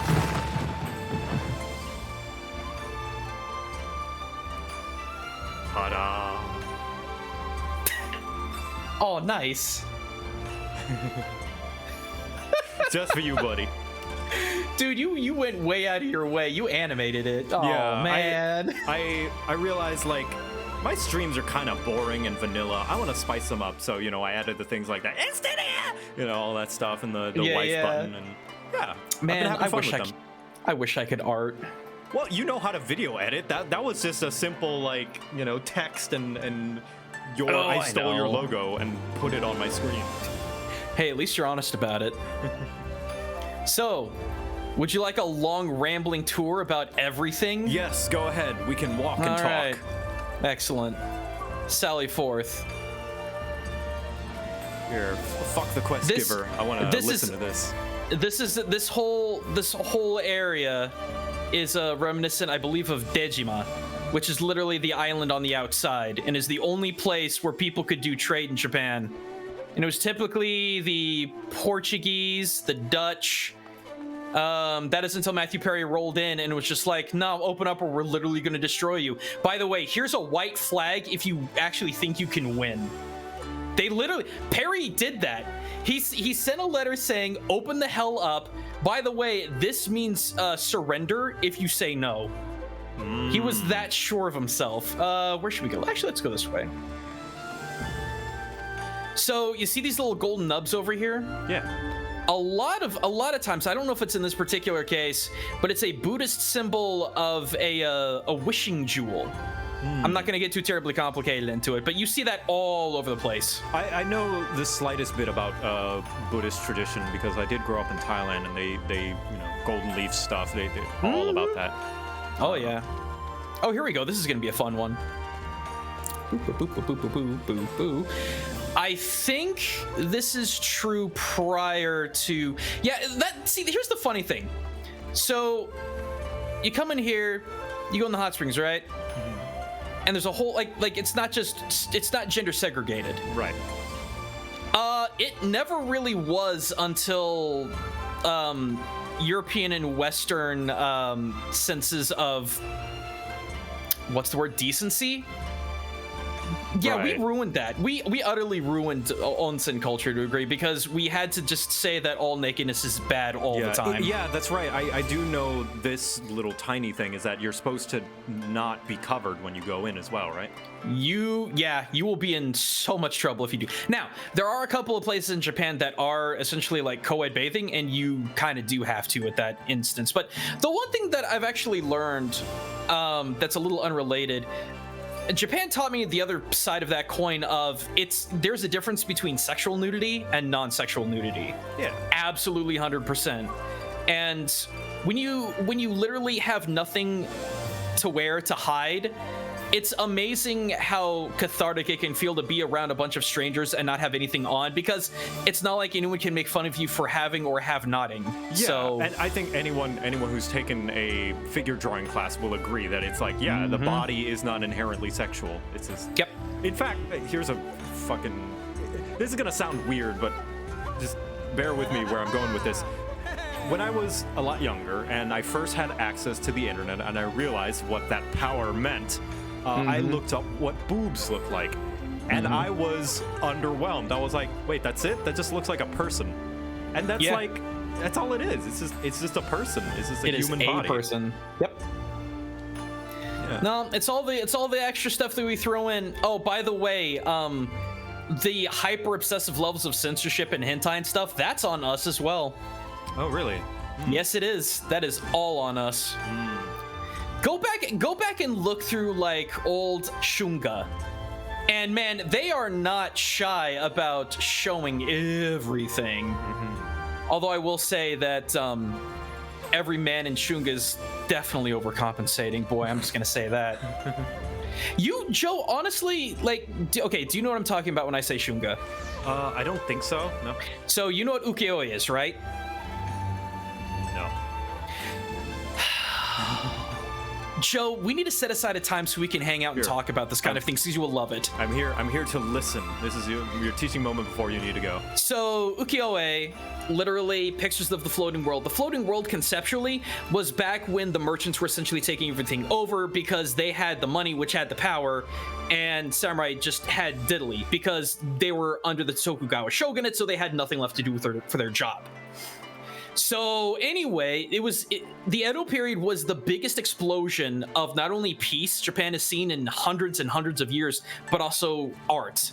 Ukiyo-e, they would use a sort of printing capability to mass replicate it, but this is where not only images and like visual art, but also satire and all the wonderful things that happened during peacetime through art really took place.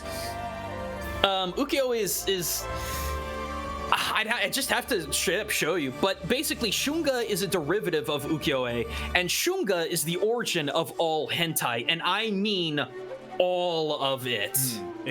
Does it just refer to basically drawn or painted pornography? I mean, it's okay. Let me put it this way. I want you to think of all of the different weird ass tropes that come from hentai and all of its derivatives. Right, like tentacles and all that. Yeah, nonsense. so it's if you give me enough time, I have the resources. You give me enough time, and I will be able to find 16th century originations of every single one of them. So, yeah. Don't know that I am interested, but that's interesting. That's a video that I've wanted to make for a very long time, but you know, considering what's being discussed and and YouTube, I actually tried to talk to Faku about it for a while, but that just completely fell through. Yeah, we can keep on moving. Yeah, all right, sweet. Show me the way. All right. Everyone's taking a short little bath. I'm actually really sad. One of my favorite onsens, Uedo Onsen Monogatari in Tokyo, had to shut down. Not because of COVID, but because they ran out of leasage of the land. Because I think after 20 years or so, you have to give it up, regardless of circumstance. You can't renew it, and I don't know why. It is the weirdest thing. I like this little cultural and historical lesson. It's almost like it's been my job for the last 10 years. Yeah, exactly. No, everyone's getting hung up on a video that I did like 5 years ago, but no. Completely ignore everything else that I'm doing. Okay. The Sekisei Gumi Barracks. This is a reference to the Shinsen Gumi, who would be around during this time, because this is technically under the Tokugawa shogunate. The Shinsen Gumi, they were a militant, populist controlling kind of military. This is, well, I hesitate to say that this is where the concepts of Bushido actually got started, because it absolutely was not during the Sengoku Jidai or like the Warring States period and periods prior to that. And that's what they're practicing now, yeah? Yeah, because the concept of Bushido is very much after the fact, whereas we've tend to believe since the 80s that it was always a thing. It's like, no. The only thing that was honorable for a samurai was to follow their lord. I mean, you look at the three great unifiers of Japan, Toyotomi Hideyoshi, Ieyasu Tokugawa, and Oda Nobunaga. All three of them did really, really shitty things, horrible, gruesome things, but the samurai under them did them anyway. And that was considered honorable. But no, the Shinsen Gumi. You've watched Rurouni Kenshin, haven't you? Joe, you've seen... I'm not well versed in my anime. I'm sorry. There. It's all right. All right. So, Rurouni Kenshin started off in okay, you know what, never mind, I'm just gonna back up. The Shinsen Gumi basically kept the peace under the authority of the shogunate, but they were exceptionally violent. There came a point where the leader of the Shinsen Gumi was so bloodthirsty and so kind of tyrannical that other members of the Shinsen Gumi just straight up executed him. Yeah, they're not pleasant folks. They look pleasant. Their uniform is very pretty, but it's pretty rough. Also, Bracky, shut up. Let's see if there's anything else here. One thing that I noticed that is not have anything to do with any historical or cultural relevance. Danny, punch your face. It's a Sekisei-gumi. This whole time, this outfit that he's been wearing, I was like, oh, that's a nice outfit, but it's like, wow. Like, now you what? Wow. Now you kind of understand because he's wearing the garb of. Yeah. I mean, that's the thing. The Shinsengumi were essentially bodyguards and protectorates of Shogun of the Shogun's will. The lore goes deep. Yeah, I've been noticing like small little hints that he's been giving. Like even when he was wearing like not Eastern style wear, he would always do the Eastern bow. I'm like, are you from Kogane? And like he would wear this outfit. I'm like, oh, that looks very Eastern. But it's like, oh fuck, I love when characters have lore built from the game. Oh, that's so cool. Danny, you're so cool. And then everyone's like, oh, what weeb cringe. And I'm like, you're cringe.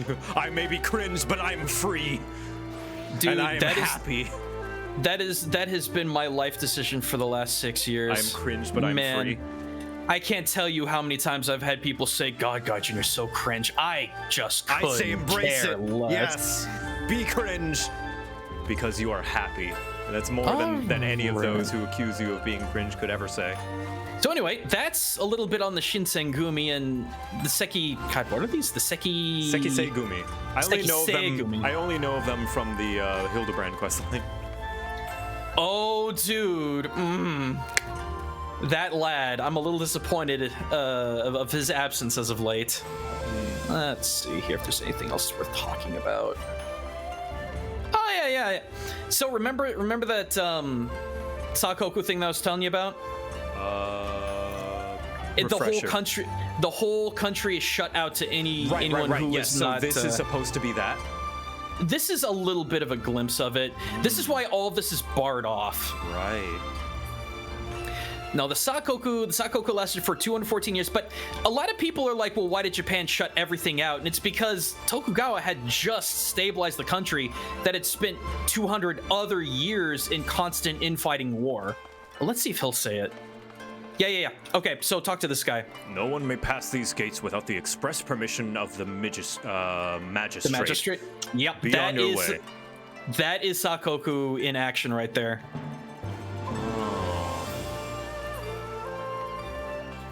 Okay. Magistrate. The Ijin district. So Ijin is literally kind of like outside foreign kind of person. It's not the best way to call an outsider, but I guess it's better than most. No, yeah. Thai also has a word like that. It's called farang, and it has some negative connotations with it. Yeah.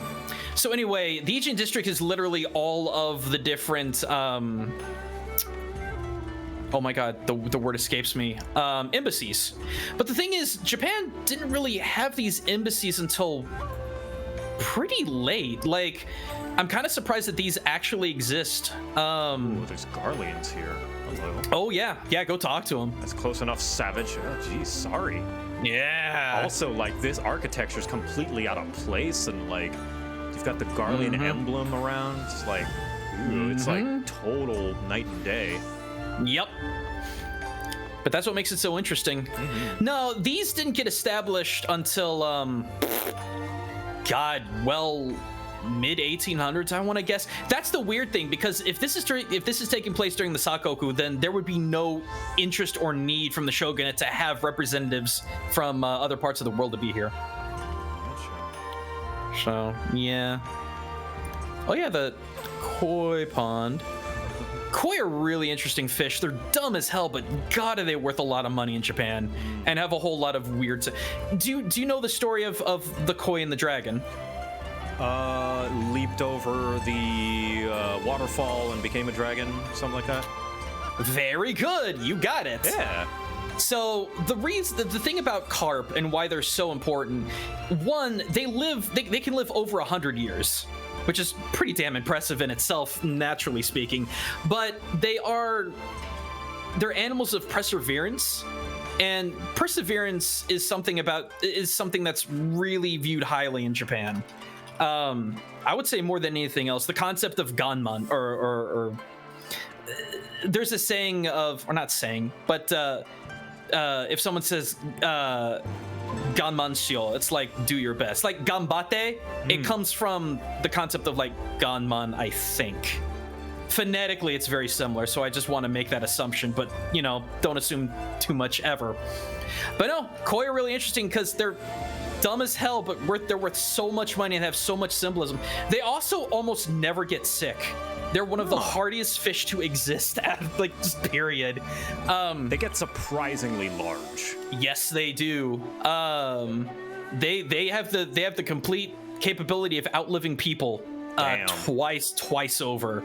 But no, they're a symbol of perseverance and longevity, which is why they're kept around. I don't know if that started in Japan or if that kind of got its start from China and made its way into Japan. I'm willing, and this is my guess as well, I'm willing to bet it probably China, because Thailand has a little bit of that, which I assume is just cultural, like, osmosis. Just bleeding in. Well, I mean, that's the thing, too, is that, I'm just going to say it, Japan, in a lot of ways, is just Diet China.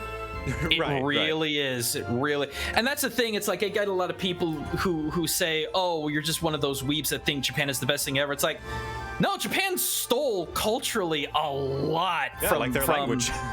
oh, God. Let's not get in the kanji. We don't need to. Okay. Let's see what else there is. I'm not sure if these doors are going to open or if they're just going to... Oh, cool. They do open. Nice. Gosh, I don't... Oh, wait, no, we could go to the market. I don't know if it's going to matter all that much, but... Heck yeah. I really like that they really did capture the whole, you know, Japanese market feel of going down this, you know, market alley and stuff. Dude, this has been... Since I haven't been able to travel in 2 years like everyone else, this has been my little escape. This is lovely, right here. Oh, do they have... They don't... Wait, hang on. By the way, do you know about the jumping puzzles in here? I do. Yeah, someone was asking I just want to make sure. And I didn't get a chance to answer, but someone was asking if I'm going to do the Kugane jumping puzzle. Actually, you know what? I'm going to give myself a challenge. If I can do the Kugane jumping puzzle in one try in this playthrough, then I am giving myself permission to, I don't know. I don't know. I'll think of something. I'll think of a prize for myself. Nice. I'm looking. There aren't any. Wow. So wait. Hang on. Okay, Joe, follow me for a bit because we're gonna have to go up and around in order to see this. Okay. Actually, I forgot. I need to put on my appropriate wear. I'm looking for Shachihoko, and I wasn't sure if there were any here, but I think I saw one. And these are once I explain what it is, you're gonna be like, oh, that's what that is. Also, I hope you enjoy this traveling class of students coming intently listening. Oh, again, dude, 10 years, been doing it. Okay, so we don't actually see it, but if you look at the dead center where the Mitsudomo is, the thing I was talking to you about before, you see up above it how there are two little fishtail things coming out at the very, very, very top. Oh, of the building? Yeah, the very tip top of the building. Yeah, it looks like little fishtails. Yeah, you're right. So here's the thing. You've seen those on actual Japanese structures, right? Yeah. Those are called Shachihoko. Those are actual, not yokai, but they are supernatural creatures. You played Splatoon, right? No, but I know, okay, well, don't worry enough about it. So there's a mode where you have to go around and pick up this giant, like, golden upside down fish thingy and run it back to your... It's kind of like Capture the Flag, only it's also a weapon that shoots out big giant tornadoes of ink. Well, the thing about the Shachihoko is that they're a hybrid animal. They're a chimera of sorts of a lion and a dolphin, but they look far more fishy because, you know, dolphins don't really have scales. What they do, though, is that they have the capacity to either summon rainstorms or produce massive amounts of water on their own person. So in a lot of architecture in Japan, especially in buildings of mass importance, you're going to see Shachihoko on the two ends of them because they act as wards against fire. Because the thing about almost everything in Japan is that it is made of wood and built very, very close to each other. Yeah. So yeah, it's a rough time when a fire breaks out. In fact, when a fire did break out, it was impossible to put it out. There would just be, I kid you not, there would be a Yakuza-based firefighting squad with hooked poles that would go around tearing down buildings as fast as possible so the fire would burn out on its own. There's actually a big reference to that in Fire Force and, oh, what's that other movie? I'm blanking really hard, I'm sorry. But anyway, no. That's all of that. That's clever, taking down the building so that the fire burns out because it's more efficient than where are you going to get the water from? Yeah, where are you going to get the water from? And again, like, we talk a lot about how the atomic bombs really wrecked Japan, but the firebombing, I think, technically killed more people just because wood plus close together, man, it just, ugh. Anyway, people were saying Promare, was that the other show that you were thinking Promare, thank you. Yes. All of them have aspects of old Edo period firefighters. I did a video on it actually. And yeah, they're all freaking, well, not all of them, but a lot of them are Yakuza members. But they're also seen as heroes. It's an amazing concept. What did you just join? You joined in on a cultural trivia show brought to you by Gaijin Goomba, the man who brings you knowledge about culture in Japan and other parts of Asia through the context of video games and other pop culture media. Yeah, that's what I love to do. And it makes it interesting. Like, I'm starting to realize with all these YouTube channels, like, learning is fun. It's just school does it so incredibly boringly.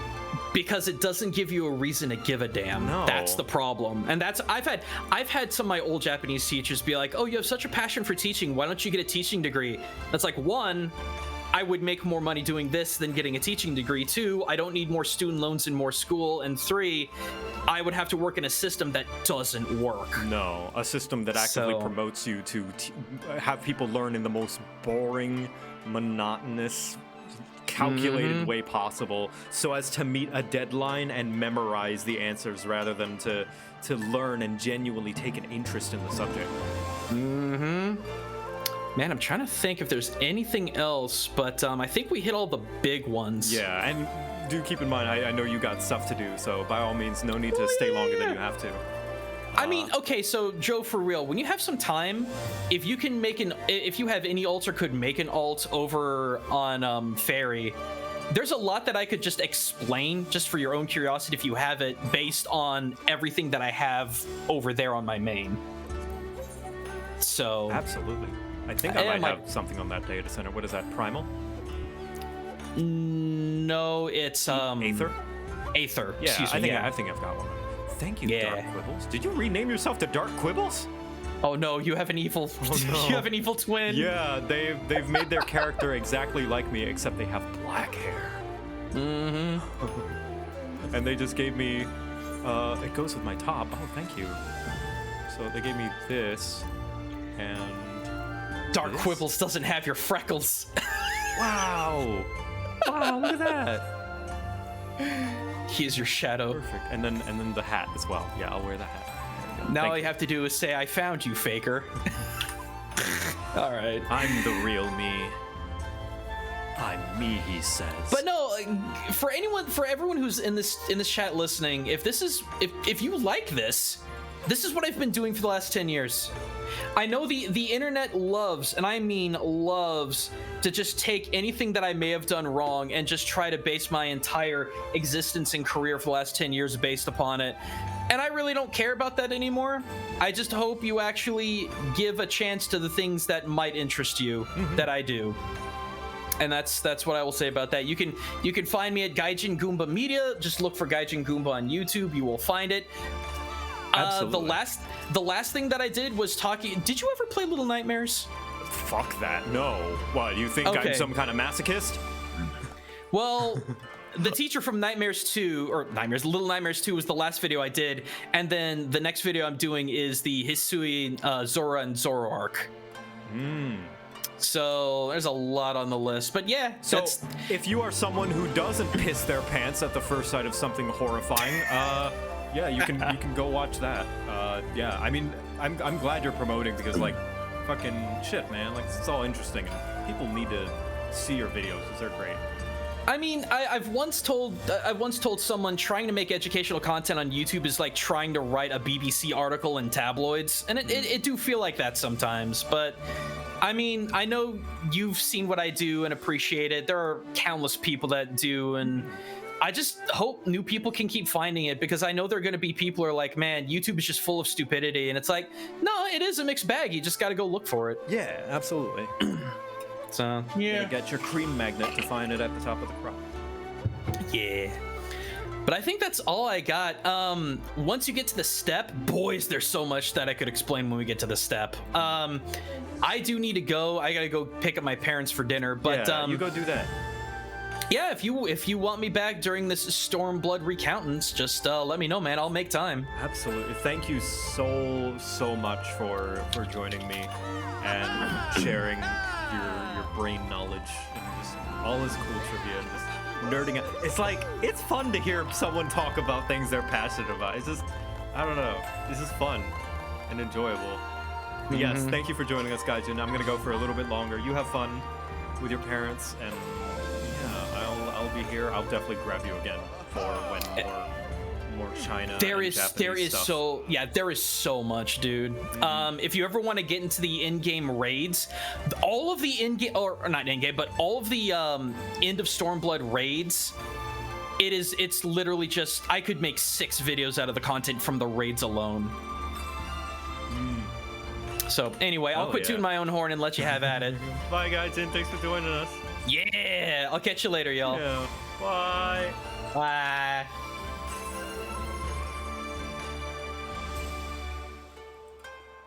Alright, that has been Guides and Goomba, everybody. Fucking cool man extraordinaire. And we are finally here in Kugane, the big town, the big city. I'd love to hear him talk about the Four Lords questline. Yeah. What a nice young lady. Alright, well, thank you all for being patient as well. And I like all your outfits. Wow. Very, very nice. Okay, now we can turn in the questions. Oh boy. Thank you all, you guys, for being patient with me and following around and being a nice, cool crowd. There we go. And let's turn it in at the docks. Yes! Tuesday, Saturday, Sunday. Hell yeah. Yeah, Gaijin streams as well. There he is in the Twitch chat. Follow him. Watch his streams. Congratulations, you now stand in Kugane, the western port of Hingashi, regrettably the only port in this nation open to foreign trade. Oh, and I do apologize for the unforeseen difficulty which befell us during our journey. Needless to say, your assistance in overcoming them is much appreciated. Nice.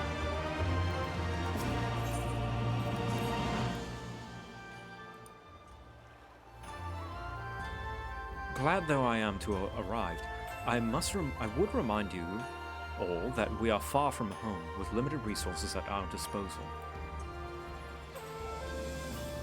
Duly noted, brother. I shall take care not to enjoy myself. In any event, Doma is our final destination, and our first order of business should be to secure passage there.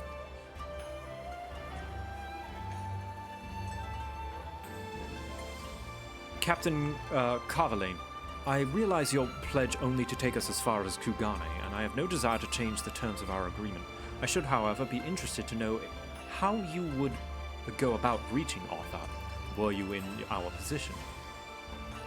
At the risk of stating the obvious, you are in a port. Surely there is a kind and generous soul who will aid you for the right price. You cannot be the first traveler seeking passage to Doma. The captain makes a good point. 'Tis like that Yugiri and Gosetsu were forced to come here for the self-same reasons we were. They must have found a way to offer, assuming they are not still in the city. That was weeks ago, though. Ere we seek passage, mayhap we should first seek our friends. Leave it to me, Alphino. Making friendly inquiries is my specialty. Lest you forget, I've got plenty of practice in Ishgard.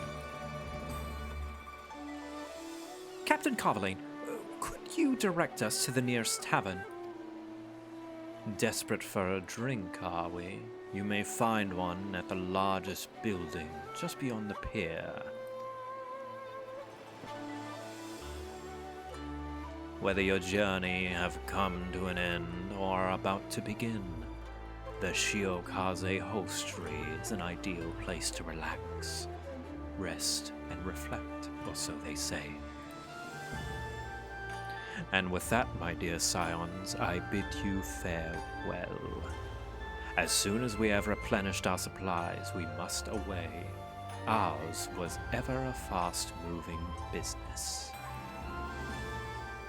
The spice trade, you mean? But of course, surely you did not think I traveled halfway around the world and deliver you to our destination solely out of the kindness of my heart. My balls itch. Perish the thought. Thank you, Captain, and may the Navigator watch over and keep you.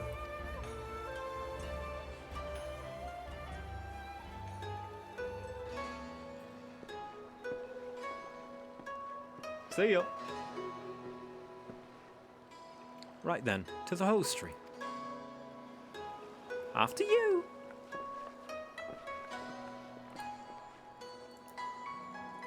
I don't know. I just saw Omnieth Man say that, and I just felt the need to say it out loud. I don't know why, but look at this place.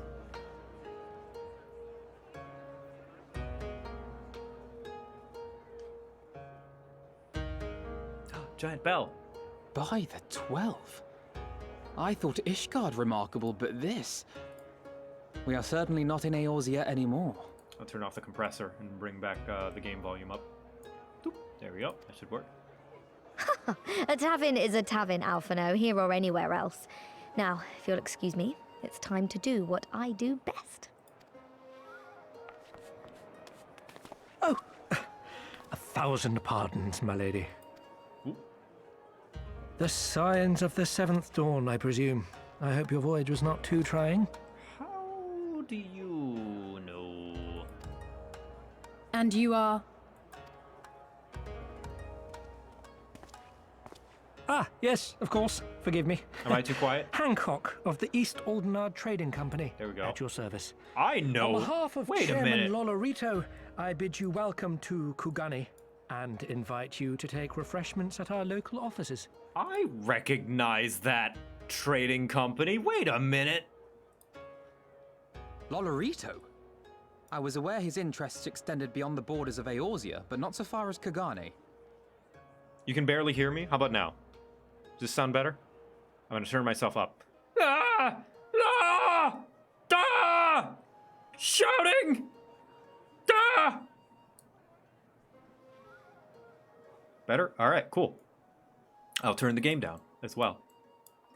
Regardless, I am disinclined to accept the hospitality of grinning merchants, especially those who serve a master with whom we have such a difficult relationship. Yeah, fuck Lolorito.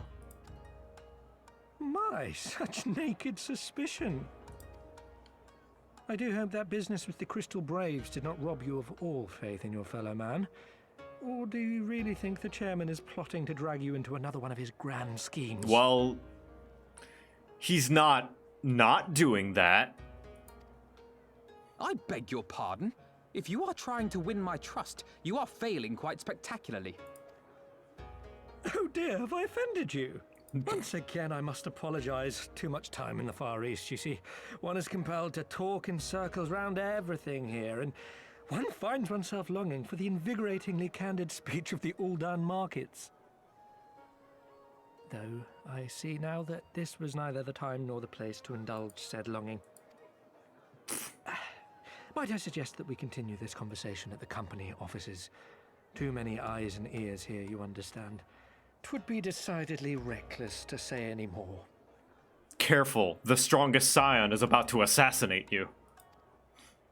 If I may favor you with the invigorating candy you apparently crave, it would be decidedly reckless to follow a man I neither know nor trust. Give me one good reason why we should accept Lord Lolorito's invitation. Now there's the young diplomat I was told to expect. Very well then, I shall explain. You understand that you are come to a most reclusive and secretive nation, yes? One whose borders are closed to foreign trade save at this single port. Then it should come as no surprise that a great many parties have vested interests here. Merchants like myself are a given, of course, but for every one of us, you may be certain there is also an agent of a foreign government. So there are eyes and ears everywhere.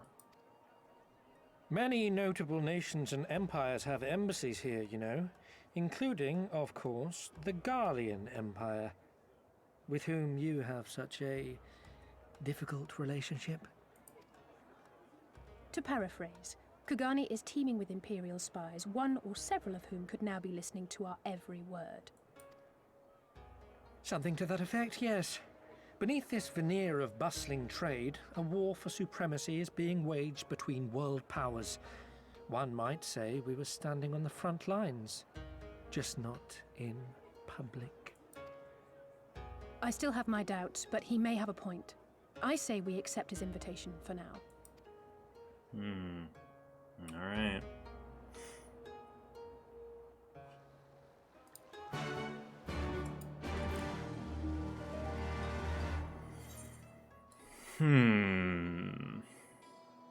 Oh, you guys... Are you taking orders and stuff?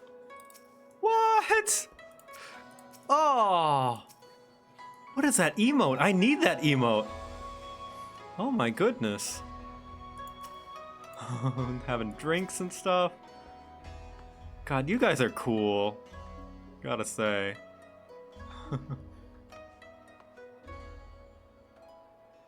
Date quest with your favorite song. Converse?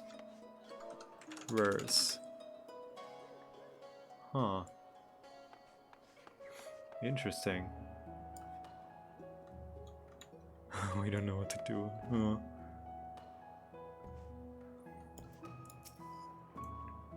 Slash Scheme from Eureka? Is that Scheme? I don't know that that's Scheme. And you must be Victor Quibbles, Slayer of Gods, Rider of Dragons, Savior of Ishgard, Stealer of Pants, if some of the more puzzling rumors are to be believed.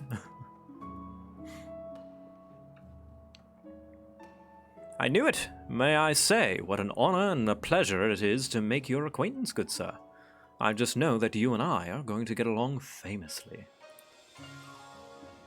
It is? I just double-checked? Okay, awesome. Awesome possum. It is Eureka. Alright.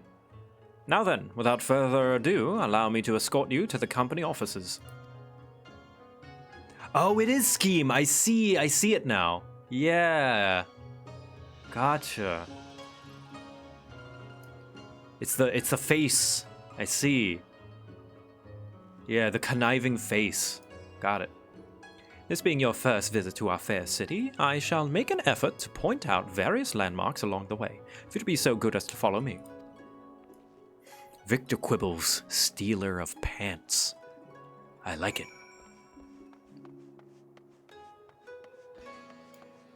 Hello. I do not know the customs along this place, but I do ask that I may pass.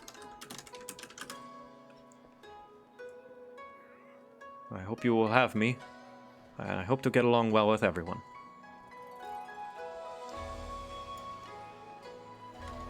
Thank you. Excuse me. You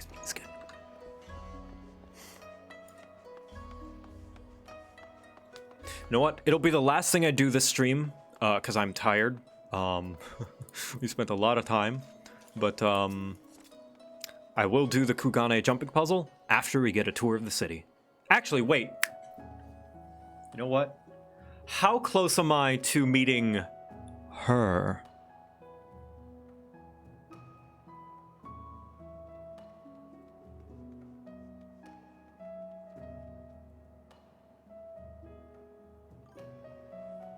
A while?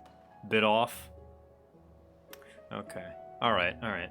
Still got a bit. Alright. Okay, well then that'll be after we take a tour of the city. I'm gonna do the Kugane jumping puzzle. And I'm seriously considering watching the cutscenes. At least 2 hours or so.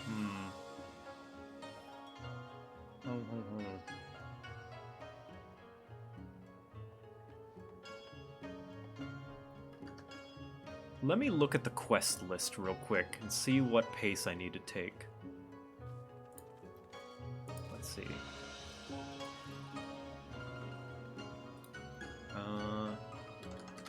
MSQ.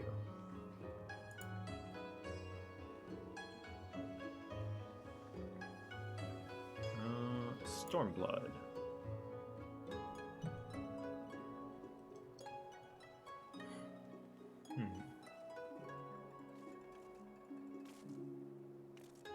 And is that quest once more to the Ruby Sea? Is that it?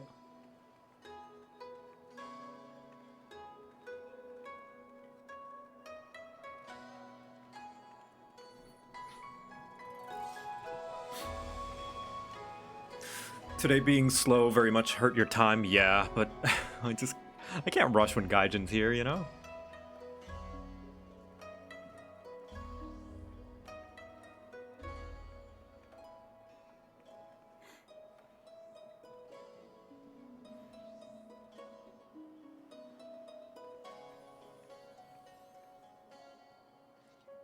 Let's see.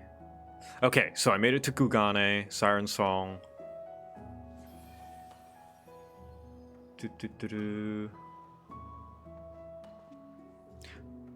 Once more to the Ruby Sea. Is that the quest? What is the name of the quest when I finally meet her?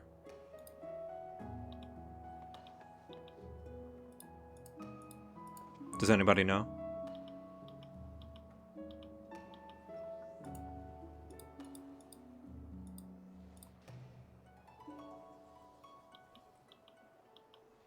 I think that one of the quests is called Probably a Trap. Might be that one, once more to the Ruby Sea.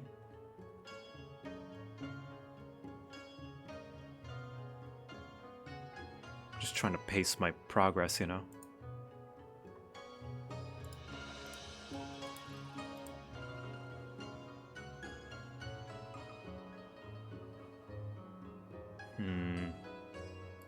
Everyone has a nemesis. Alright, well, I'm just gonna keep going and just see how I feel. Everyone, if I could have your attention, please. You are now standing in Tenkonto. Yeah, I don't need the tour.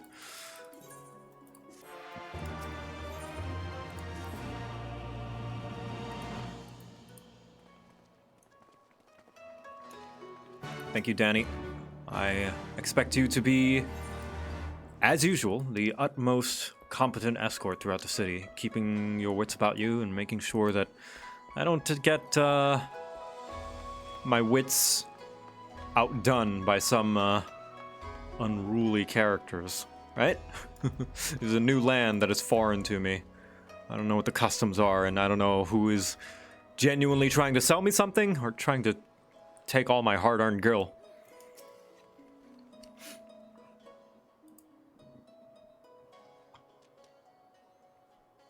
We have arrived at the largest shopping district in Kugane, Kagone Dori.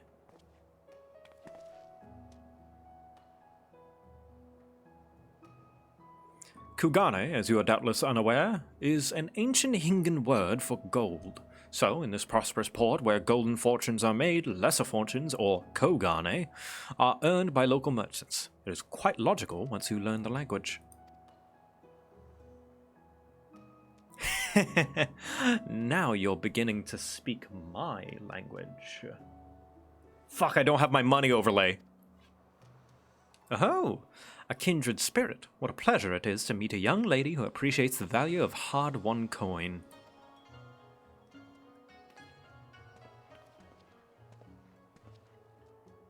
Hancock of the East Aldenard Trading Company. You are with clients today? Why, if it isn't Master Caton. Pray allow me to introduce my esteemed guests, but recently come from the distant Eorzea. This kind and generous soul supervises all transactions here in Kogane Dori. Your sincerity is ever appreciated. As he says, I am Keaton of the Higuchi clan, and it is my honor to serve as overseer for these markets. As we receive many foreign visitors in Kugane, we accept all manner of currencies. Rest assured, your Eorzean Guild are welcome here. I invite you to peruse our wares at your leisure.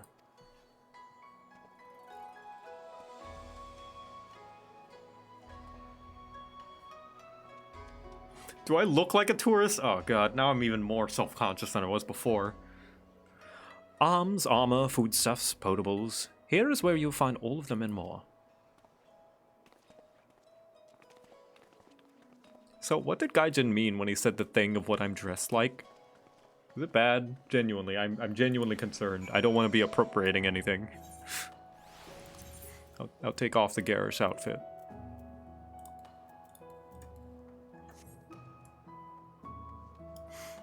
Oh boy. Danny, did I look weird? Did I was I dressing appropriately? I look like a darn foreigner. Ah, okay, thank you. Ah, that gives me relief. Thank you, Danny. Tourists. It was a festival, I think? Okay. Not bad, though the hat is a bit much. Oh, just trying to fit in. Oh, boy. Hello, Leonard. Nice to see you. Hope you're getting good shops in the market. Sammy, what are you doing? What are you trying to sell? Are you peddling? Are you peddling here? Have you made Tataru merchandise? Oh my god.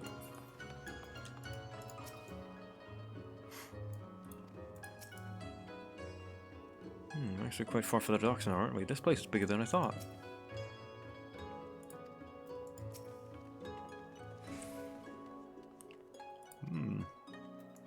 Yeah, so this is the first like kind of city area that is not segmented in two. To bend with the wind is the quest where you meet her. Okay, awesome.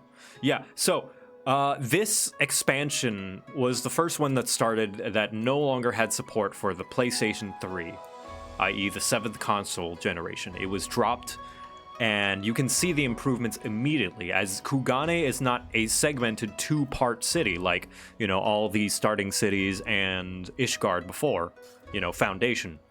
Kugane is just one singular large city. Yeah, thank God it's not segmented into two anymore. Oh, yeah. If we may pause here for a moment. This road leads to the Ijin Gai, the district word which Ijin, or foreigners, are permitted to reside. Would this also be where the foreign embassies are found, including that of a certain empire? Precisely. So you see, it would not be at all unusual to cross paths with one of our Garlean cousins here. With this in mind, I would encourage you to choose your words carefully. We would not want any physical altercations. After all, such spats being strictly forbidden. The Sekisei Gumi punish breaches of the peace quite severely.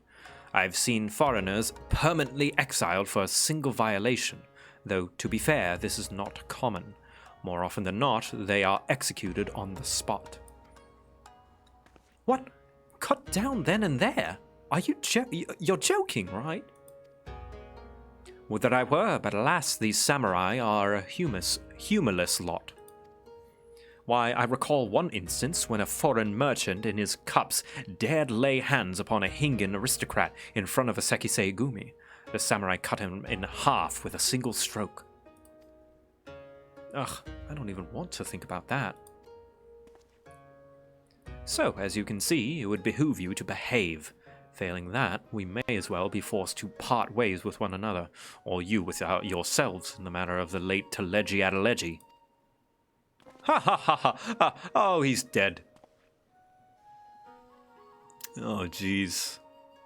Inappropriate. Oh, how I amuse myself. But we must carry on. I've yet to show you the Garlean consulate. Fucking, we were there. We were there! Oh, that's in poor taste. Oh my gosh, that's wrong, but also kind of really funny. He was a piece of shit, but good lord.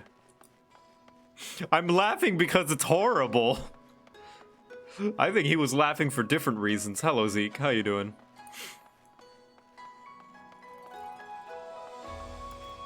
Jesus. This, as you may have surmised, is the consulate of you-know-who. Mark the guards at the gate, as are their uniforms not different from those you have seen in the West. Were you to travel far and wide, you would find that many such variants exist, often inspired by local designs.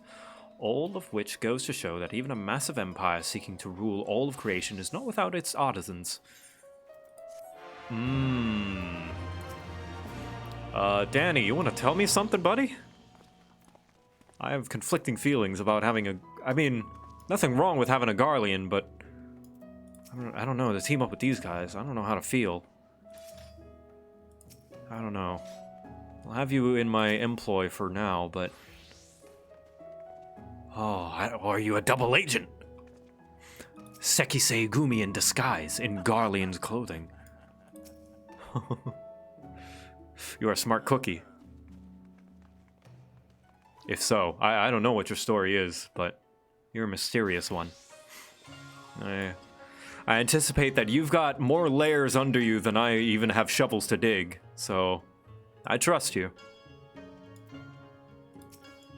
Right. Hancock? How about the rest of the city? There is oh so much more I could speak of. The soothing waters of the onsen, the ephemeral delights of the pleasure district, but you are doubtless still weary from your long sea voyage. Let us retire to the company offices.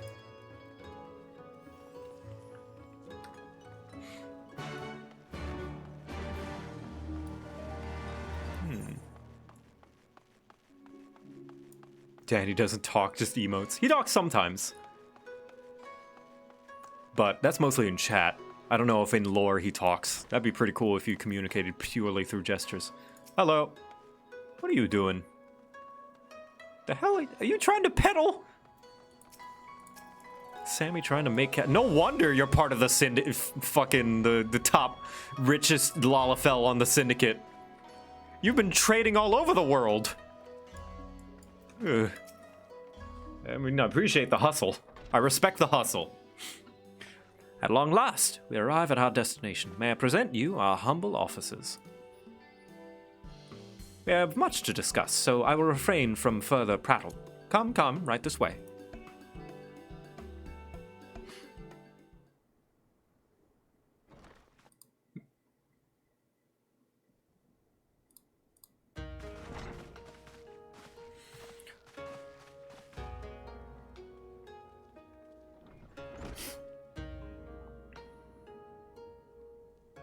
Those look expensive. Those look expensive. Our thaumaturges took great pains to ward these walls against all manner of surveillance. Where business dealings are concerned, we do not compromise on confidentiality. You may avail yourselves of these offices for the duration of your visit. Come and go as you like, and know that you may speak freely here. Your offer is most generous, but I will not enter into any agreement which would leave us beholden to you or your master. A legitimate concern.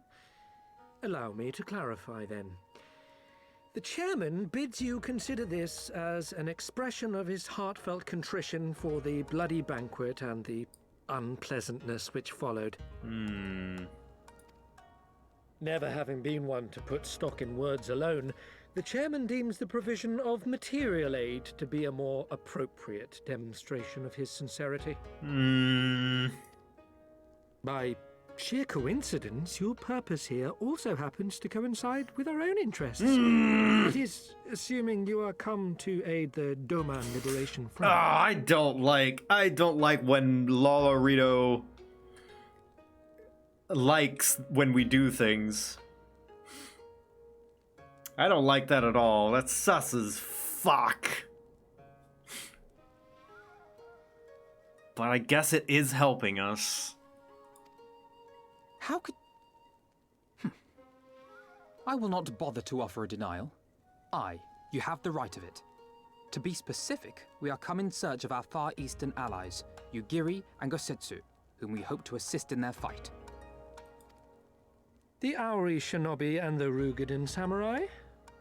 Then you will be pleased to know that they have both come to Kugani. Oh, good. Are you sure? Quite. They came here aboard a company vessel, you see. However, they encountered difficulties securing passage across the Ruby Sea. The Ruby Sea? Sorry, I've never been any good at geography. Forgive me. This calls for a map. Helps to have a map.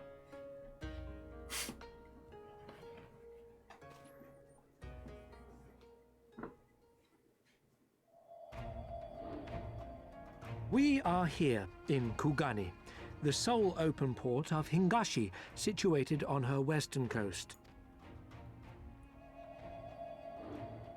Doma, meanwhile, is here on the eastern coast of Otherd in Yansha. Therefore, if your friends are to reach Doma, they must first cross the Ruby Sea. I find it interesting that, like, they have the continent name, and then they have the region name, and then they have the nation. Because, like, in our world, the nation is the region. Like, the region is named after the nation of which holds it. But, that was something that I had to get used to with 14, is that, like, there is a nation called Gridania, but Gridania is not all of the Black Shroud, right? I mean, it holds precedent over the Black Shroud, but the Black Shroud is not Gridania, if that makes sense. But I always found that pretty interesting. You know, like, there is Ishgard, the nation, and they do that even further. That's not entirely true? I don't know. Well, then I guess I'm just confused. Alas, this is easier said than done, as the Ruby Sea does not fall within the dominion of either Hingashi or Doma, being controlled since antiquity by a third party, namely the Confederacy. That was how it was in our world back in older times. That is true. That is true. Which I guess makes sense with how this is like, medieval fantasy.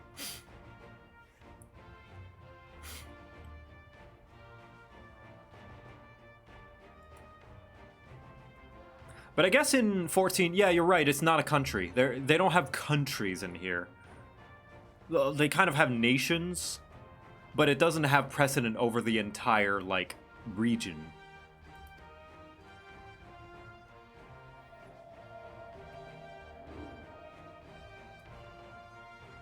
Said maritime collective is known for the consummate skill of its sailors, and for demanding that any vessel entering its waters pay a toll referred to as the Ruby Tithe.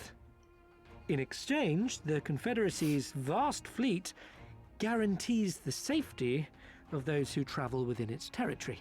Now, as I'm sure you are aware, Garlemald conquered Doma some 25 years past, at which time the Empire saw no value in controlling the Ruby Sea, and thus did they turn a blind eye to the activities of the Confederacy. The recently appointed acting Imperial Viceroy of Doma had other ideas, however.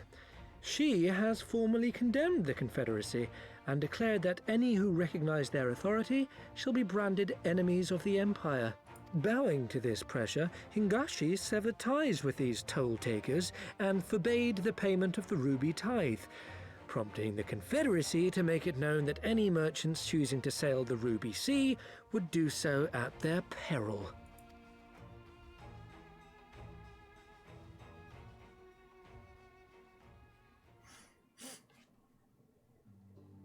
So it's a no man's land. No wonder they struggled to secure passage to Doma. What captain would risk such a journey given the circumstances? I am told your friends were not so easily deterred from their course, but I know not whether their persistence bore fruit. I say we follow in Yugiri and Gosetsu's footsteps and attempt to secure passage to Doma for ourselves. We will need to cross the sea in any case, and we may learn something of their whereabouts in the process. And should we find that they are still in Kugane, we can make the journey together. In that case, I have some information which may be of use to you. No quid pro quo, I assure you. The chairman was most insistent that I aid you to the best of my ability. You say no quid pro quo, but that just means quid pro quo later. Though I'm reluctant to take any action whatsoever that could be construed as placing ourselves in Lord Lolorito's debt, we must avail ourselves to what means are available. Our Alamegan allies place their faith in us, and I do not intend to disappoint them. I don't like doing anything that Lolorito likes.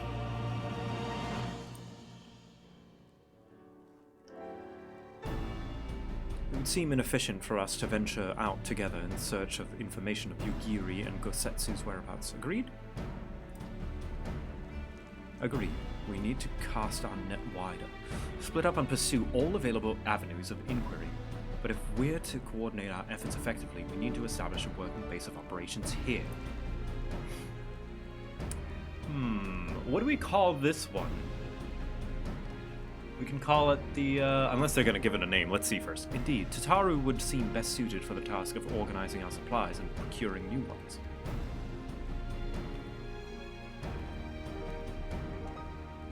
While she attends to that, we four can go about our search by questioning the individuals Hancock identified. Alice and I will take those into southern districts of the city. The two of you can take those to the north. I anticipations of such an eventuality.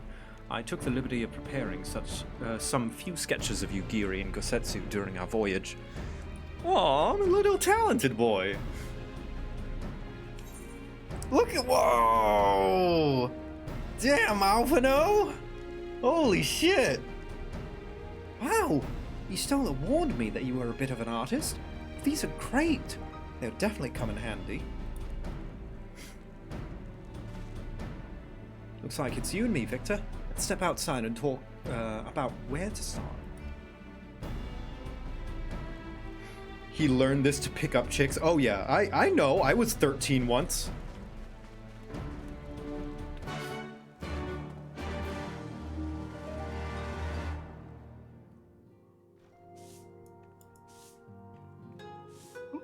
Ooh. Okay, so we've got the Waking Sands. We've got the Rising Stones. We've got the Falling Snows. What do you call this one? The something blossoms. It's gotta be blossoms, like cherry blossoms. Maybe not. I don't know. The Katanas? The Yumi? The Rising Sun? No, we already have Rising. We have Rising Stones.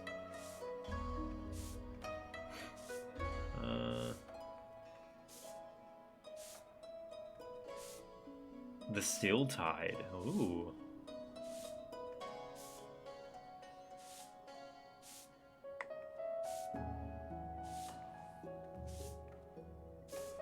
The Tumbling Coin. I like that actually, because this is the place of business.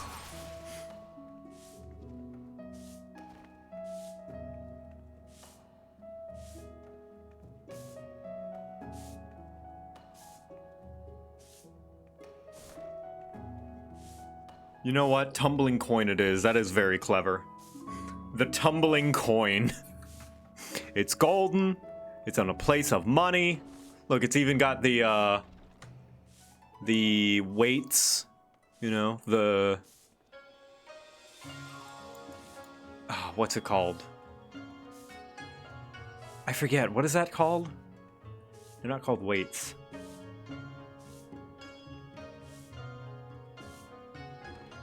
Not a flag. Fucking scale. The scales. That's it.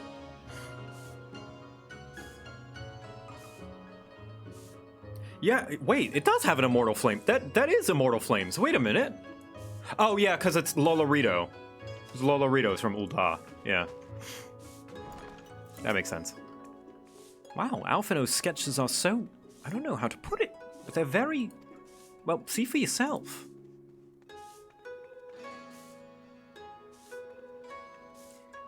The Golden Scales! That's what we'll call it. You may view Alphino's sketches anytime by using the relevant key item menus. There we go. The falling snows, the golden scales.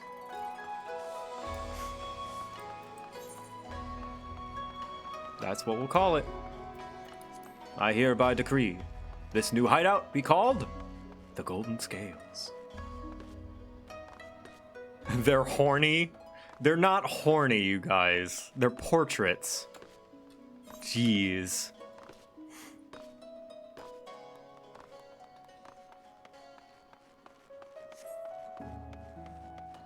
So it's up. But how do I get up?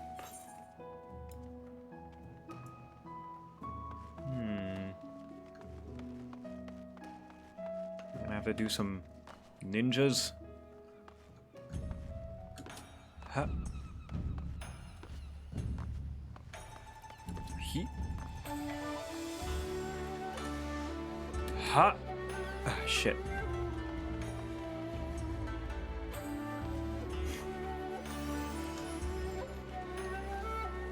Ha. Hey. This is not where I'm supposed to be. Let's see. Where?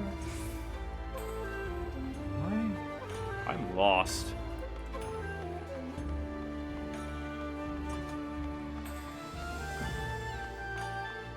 Oh, I'm stupid. View Alpha. Oh, I have to look at it. I see. Okay. It's more like them than they do, honestly. You can make a living doing this. Sorry, no time for distractions. Why don't we start visiting Karaku at the onsen. That was it. Yeah, I just saw like the circle. I'm like, oh, good. Okay, the inn.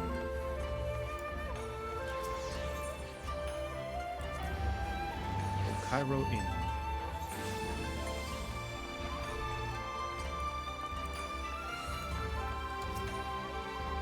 Come one, come all, burns, cuts, embarrassing rashes. There is naught the mystical waters of the Bokaizen hot springs cannot heal. Oh, what is on your mind? What is that in your hand? Have you seen these two?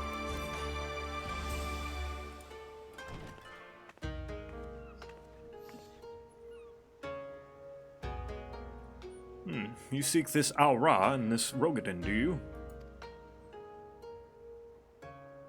1,000 apologies, but I cannot help you. It is against our policy to divulge information regarding patrons, past or present. Please, we came all the way from Eorzea to find our friends. We have our reputation to consider, miss. Men and women from all walks of life come here in search of rejuvenation, body and soul. They seek privacy and discretion, and we have ever honored their wishes. Only the Sekisei Gumi may demand otherwise. I'm sorry, but there is naught I can do.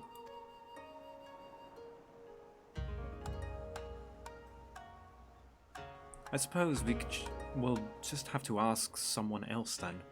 What about that woman who runs the hostelry? Kodokaze, was it?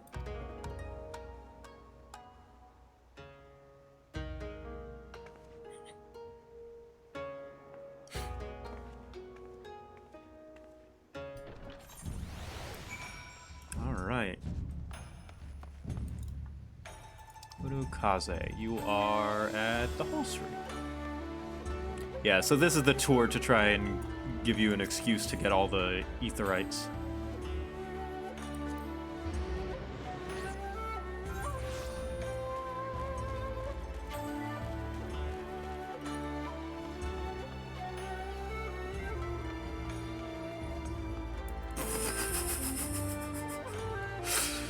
Oh. Welcome, traveler. Can I interest you in some rice wine? Exceptional quality, delivered, but the other day. Have you seen these two?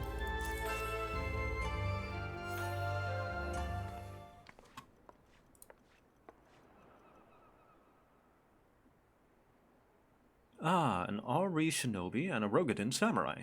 If I may, I would answer your question with some few of my own.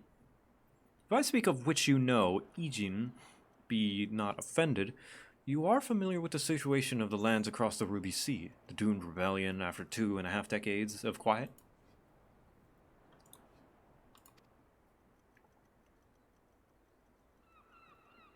I see, and you are familiar with the ways of the Hingashi. We do elect to stand apart and support no cause but our own. Indifferent and callous, some may call us, but pragmatism is essential if a humble island nation such as ours is to survive. But we are not fools. Complete isolation is impractical, and so Kugane is open to Ijin. We are equally hospitable, and after all, hospitable to all. Or, if I must speak more plainly, yes, I can help you. But if I do, I must also oblige the ones who ask after you. Are you willing to accept this fair and equitable treatment? If anyone comes looking for us, tell them whatever you like. As you wish. The 2 individuals of whom you speak did indeed come here. They sought passage across the Ruby Sea. Few ships are willing to make the trip at the moment. Nevertheless, I made several introductions on their behalf. Oh, whoops. I'll provide you with the names and captains if you like. So this place is kind of like a middle safe haven ground where it's like no fighting and like equal opportunity for everyone. It's just for the sake of our safety.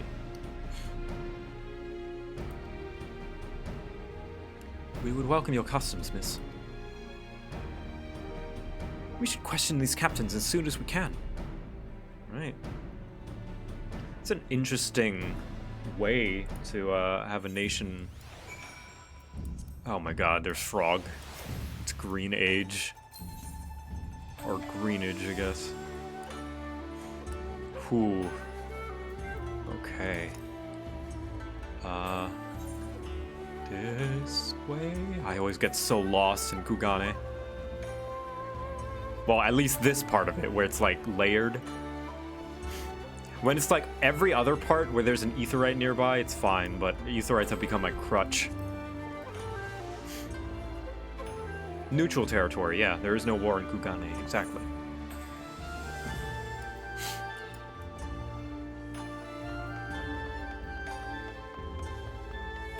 Hop. Hop. This is not the way. Unless it is?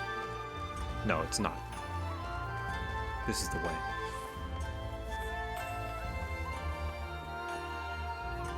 Unless this isn't.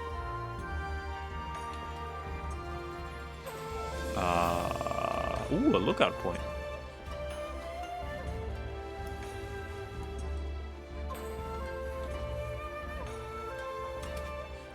Yeah.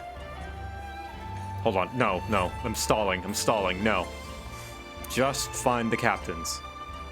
You are on a time crunch. You must complete your quests.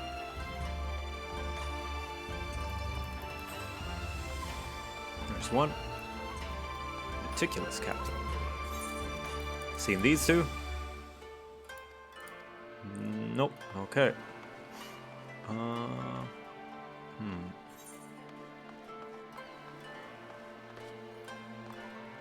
Sammy just continuing to do business. Is this why you're so rich?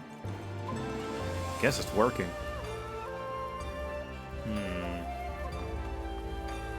Oh, there's one.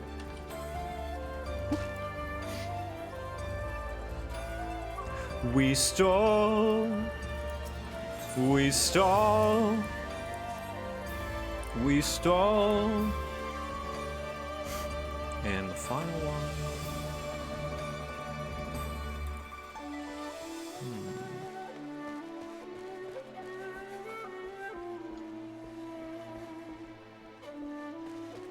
There you are. Spice trader.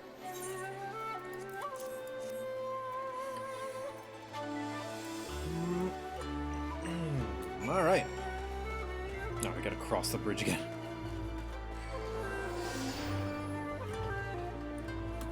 ABDB, always be doing business. Always making those business collaborations and sponsorships.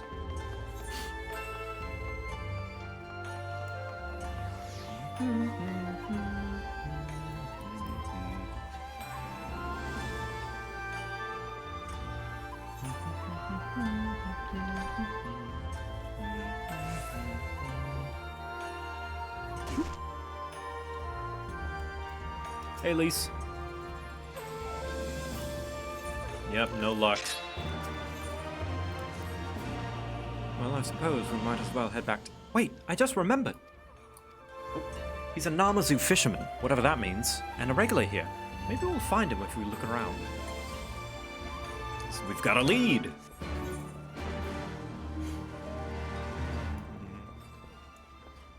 Upstairs.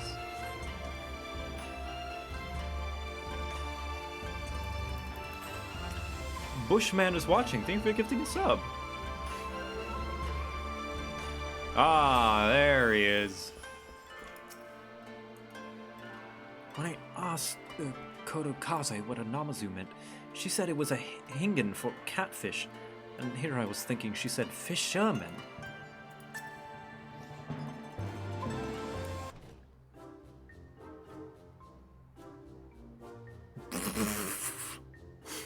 Lise, we leave the Beastman racism back in Eorzea, right? What? Why do you stare? You have business with me? By the 12, a talking fish! Yes, a talking fish. How very observant of you, Ijin. You find me in good spirits, so your rudeness I will ignore this once. But only if you address me again in the proper manner.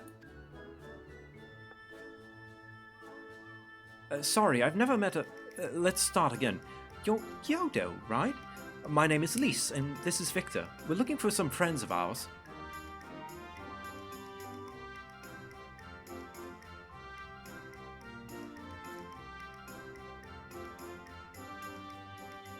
I see. Both these ones I know well. I helped them secure passage across the Ruby Sea. Really? That's wonderful. Could you do the same for us? Yes. This would not be a problem. For you, I could charter a ship this very day. But the journey is fraught with much peril. The fare will not be cheap. Are you sure you can afford to pay? I've only got 5 mil saved up in my retainers. After all those glamour contests, you know.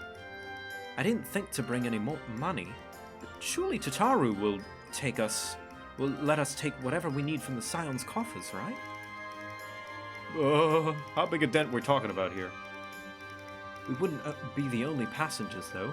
Could we take a moment to talk it over with our friends?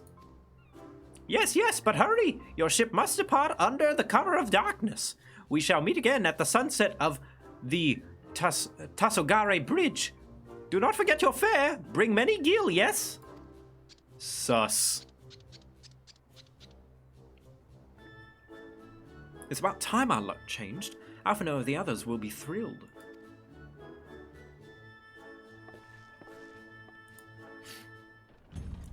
Sus.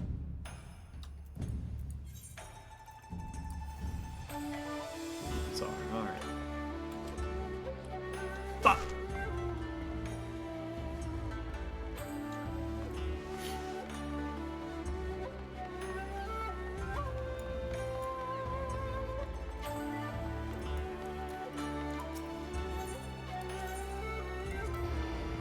Yeah, the little squeaky when they walk. Hello. Sammy, listen, he's not interested. Leave the man alone.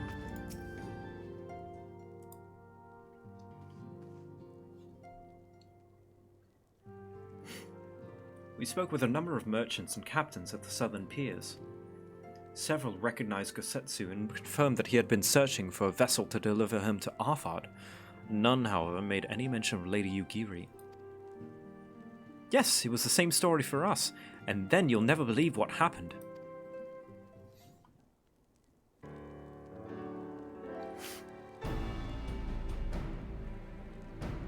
So this Gyodo claims to have aided both Gosetsu and Yugiri. How fortuitous. Not the word I would have chosen, Master Alphino. Stupid's what I'd call it.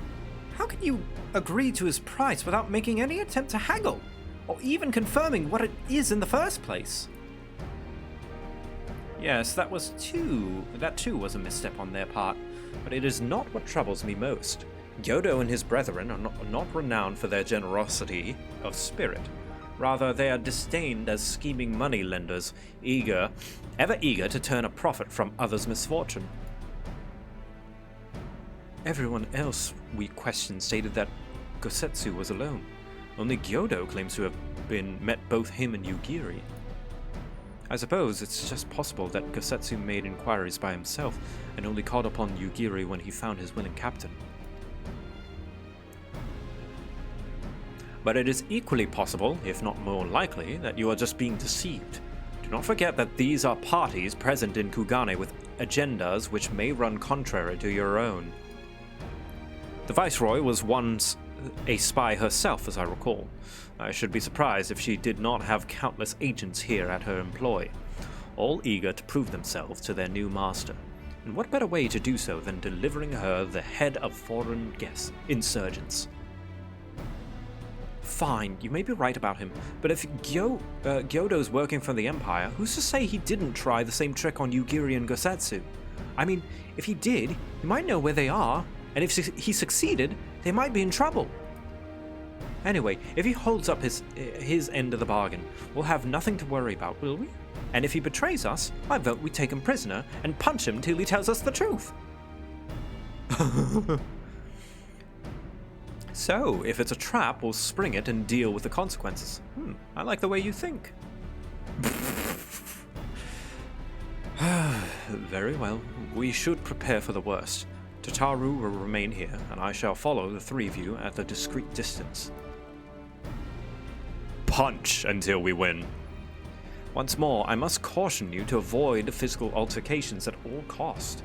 Even should Imperial agents attempt to engage you, the Sekiseigumi will not hesitate to clap you in irons or cut you down.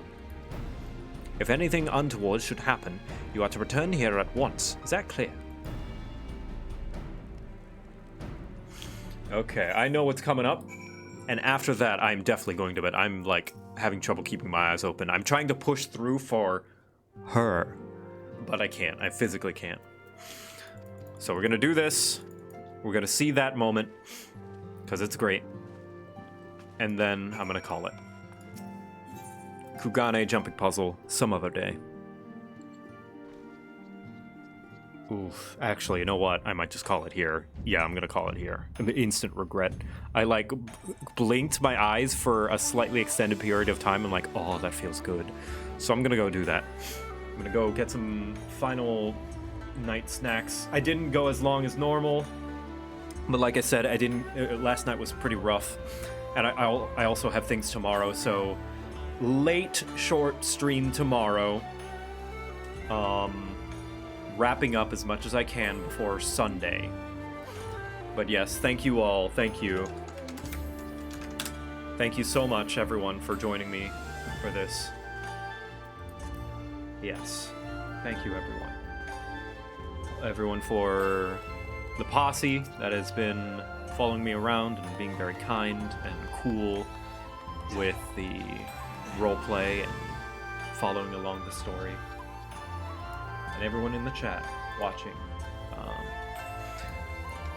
I am tired. Let's raid someone, shall we?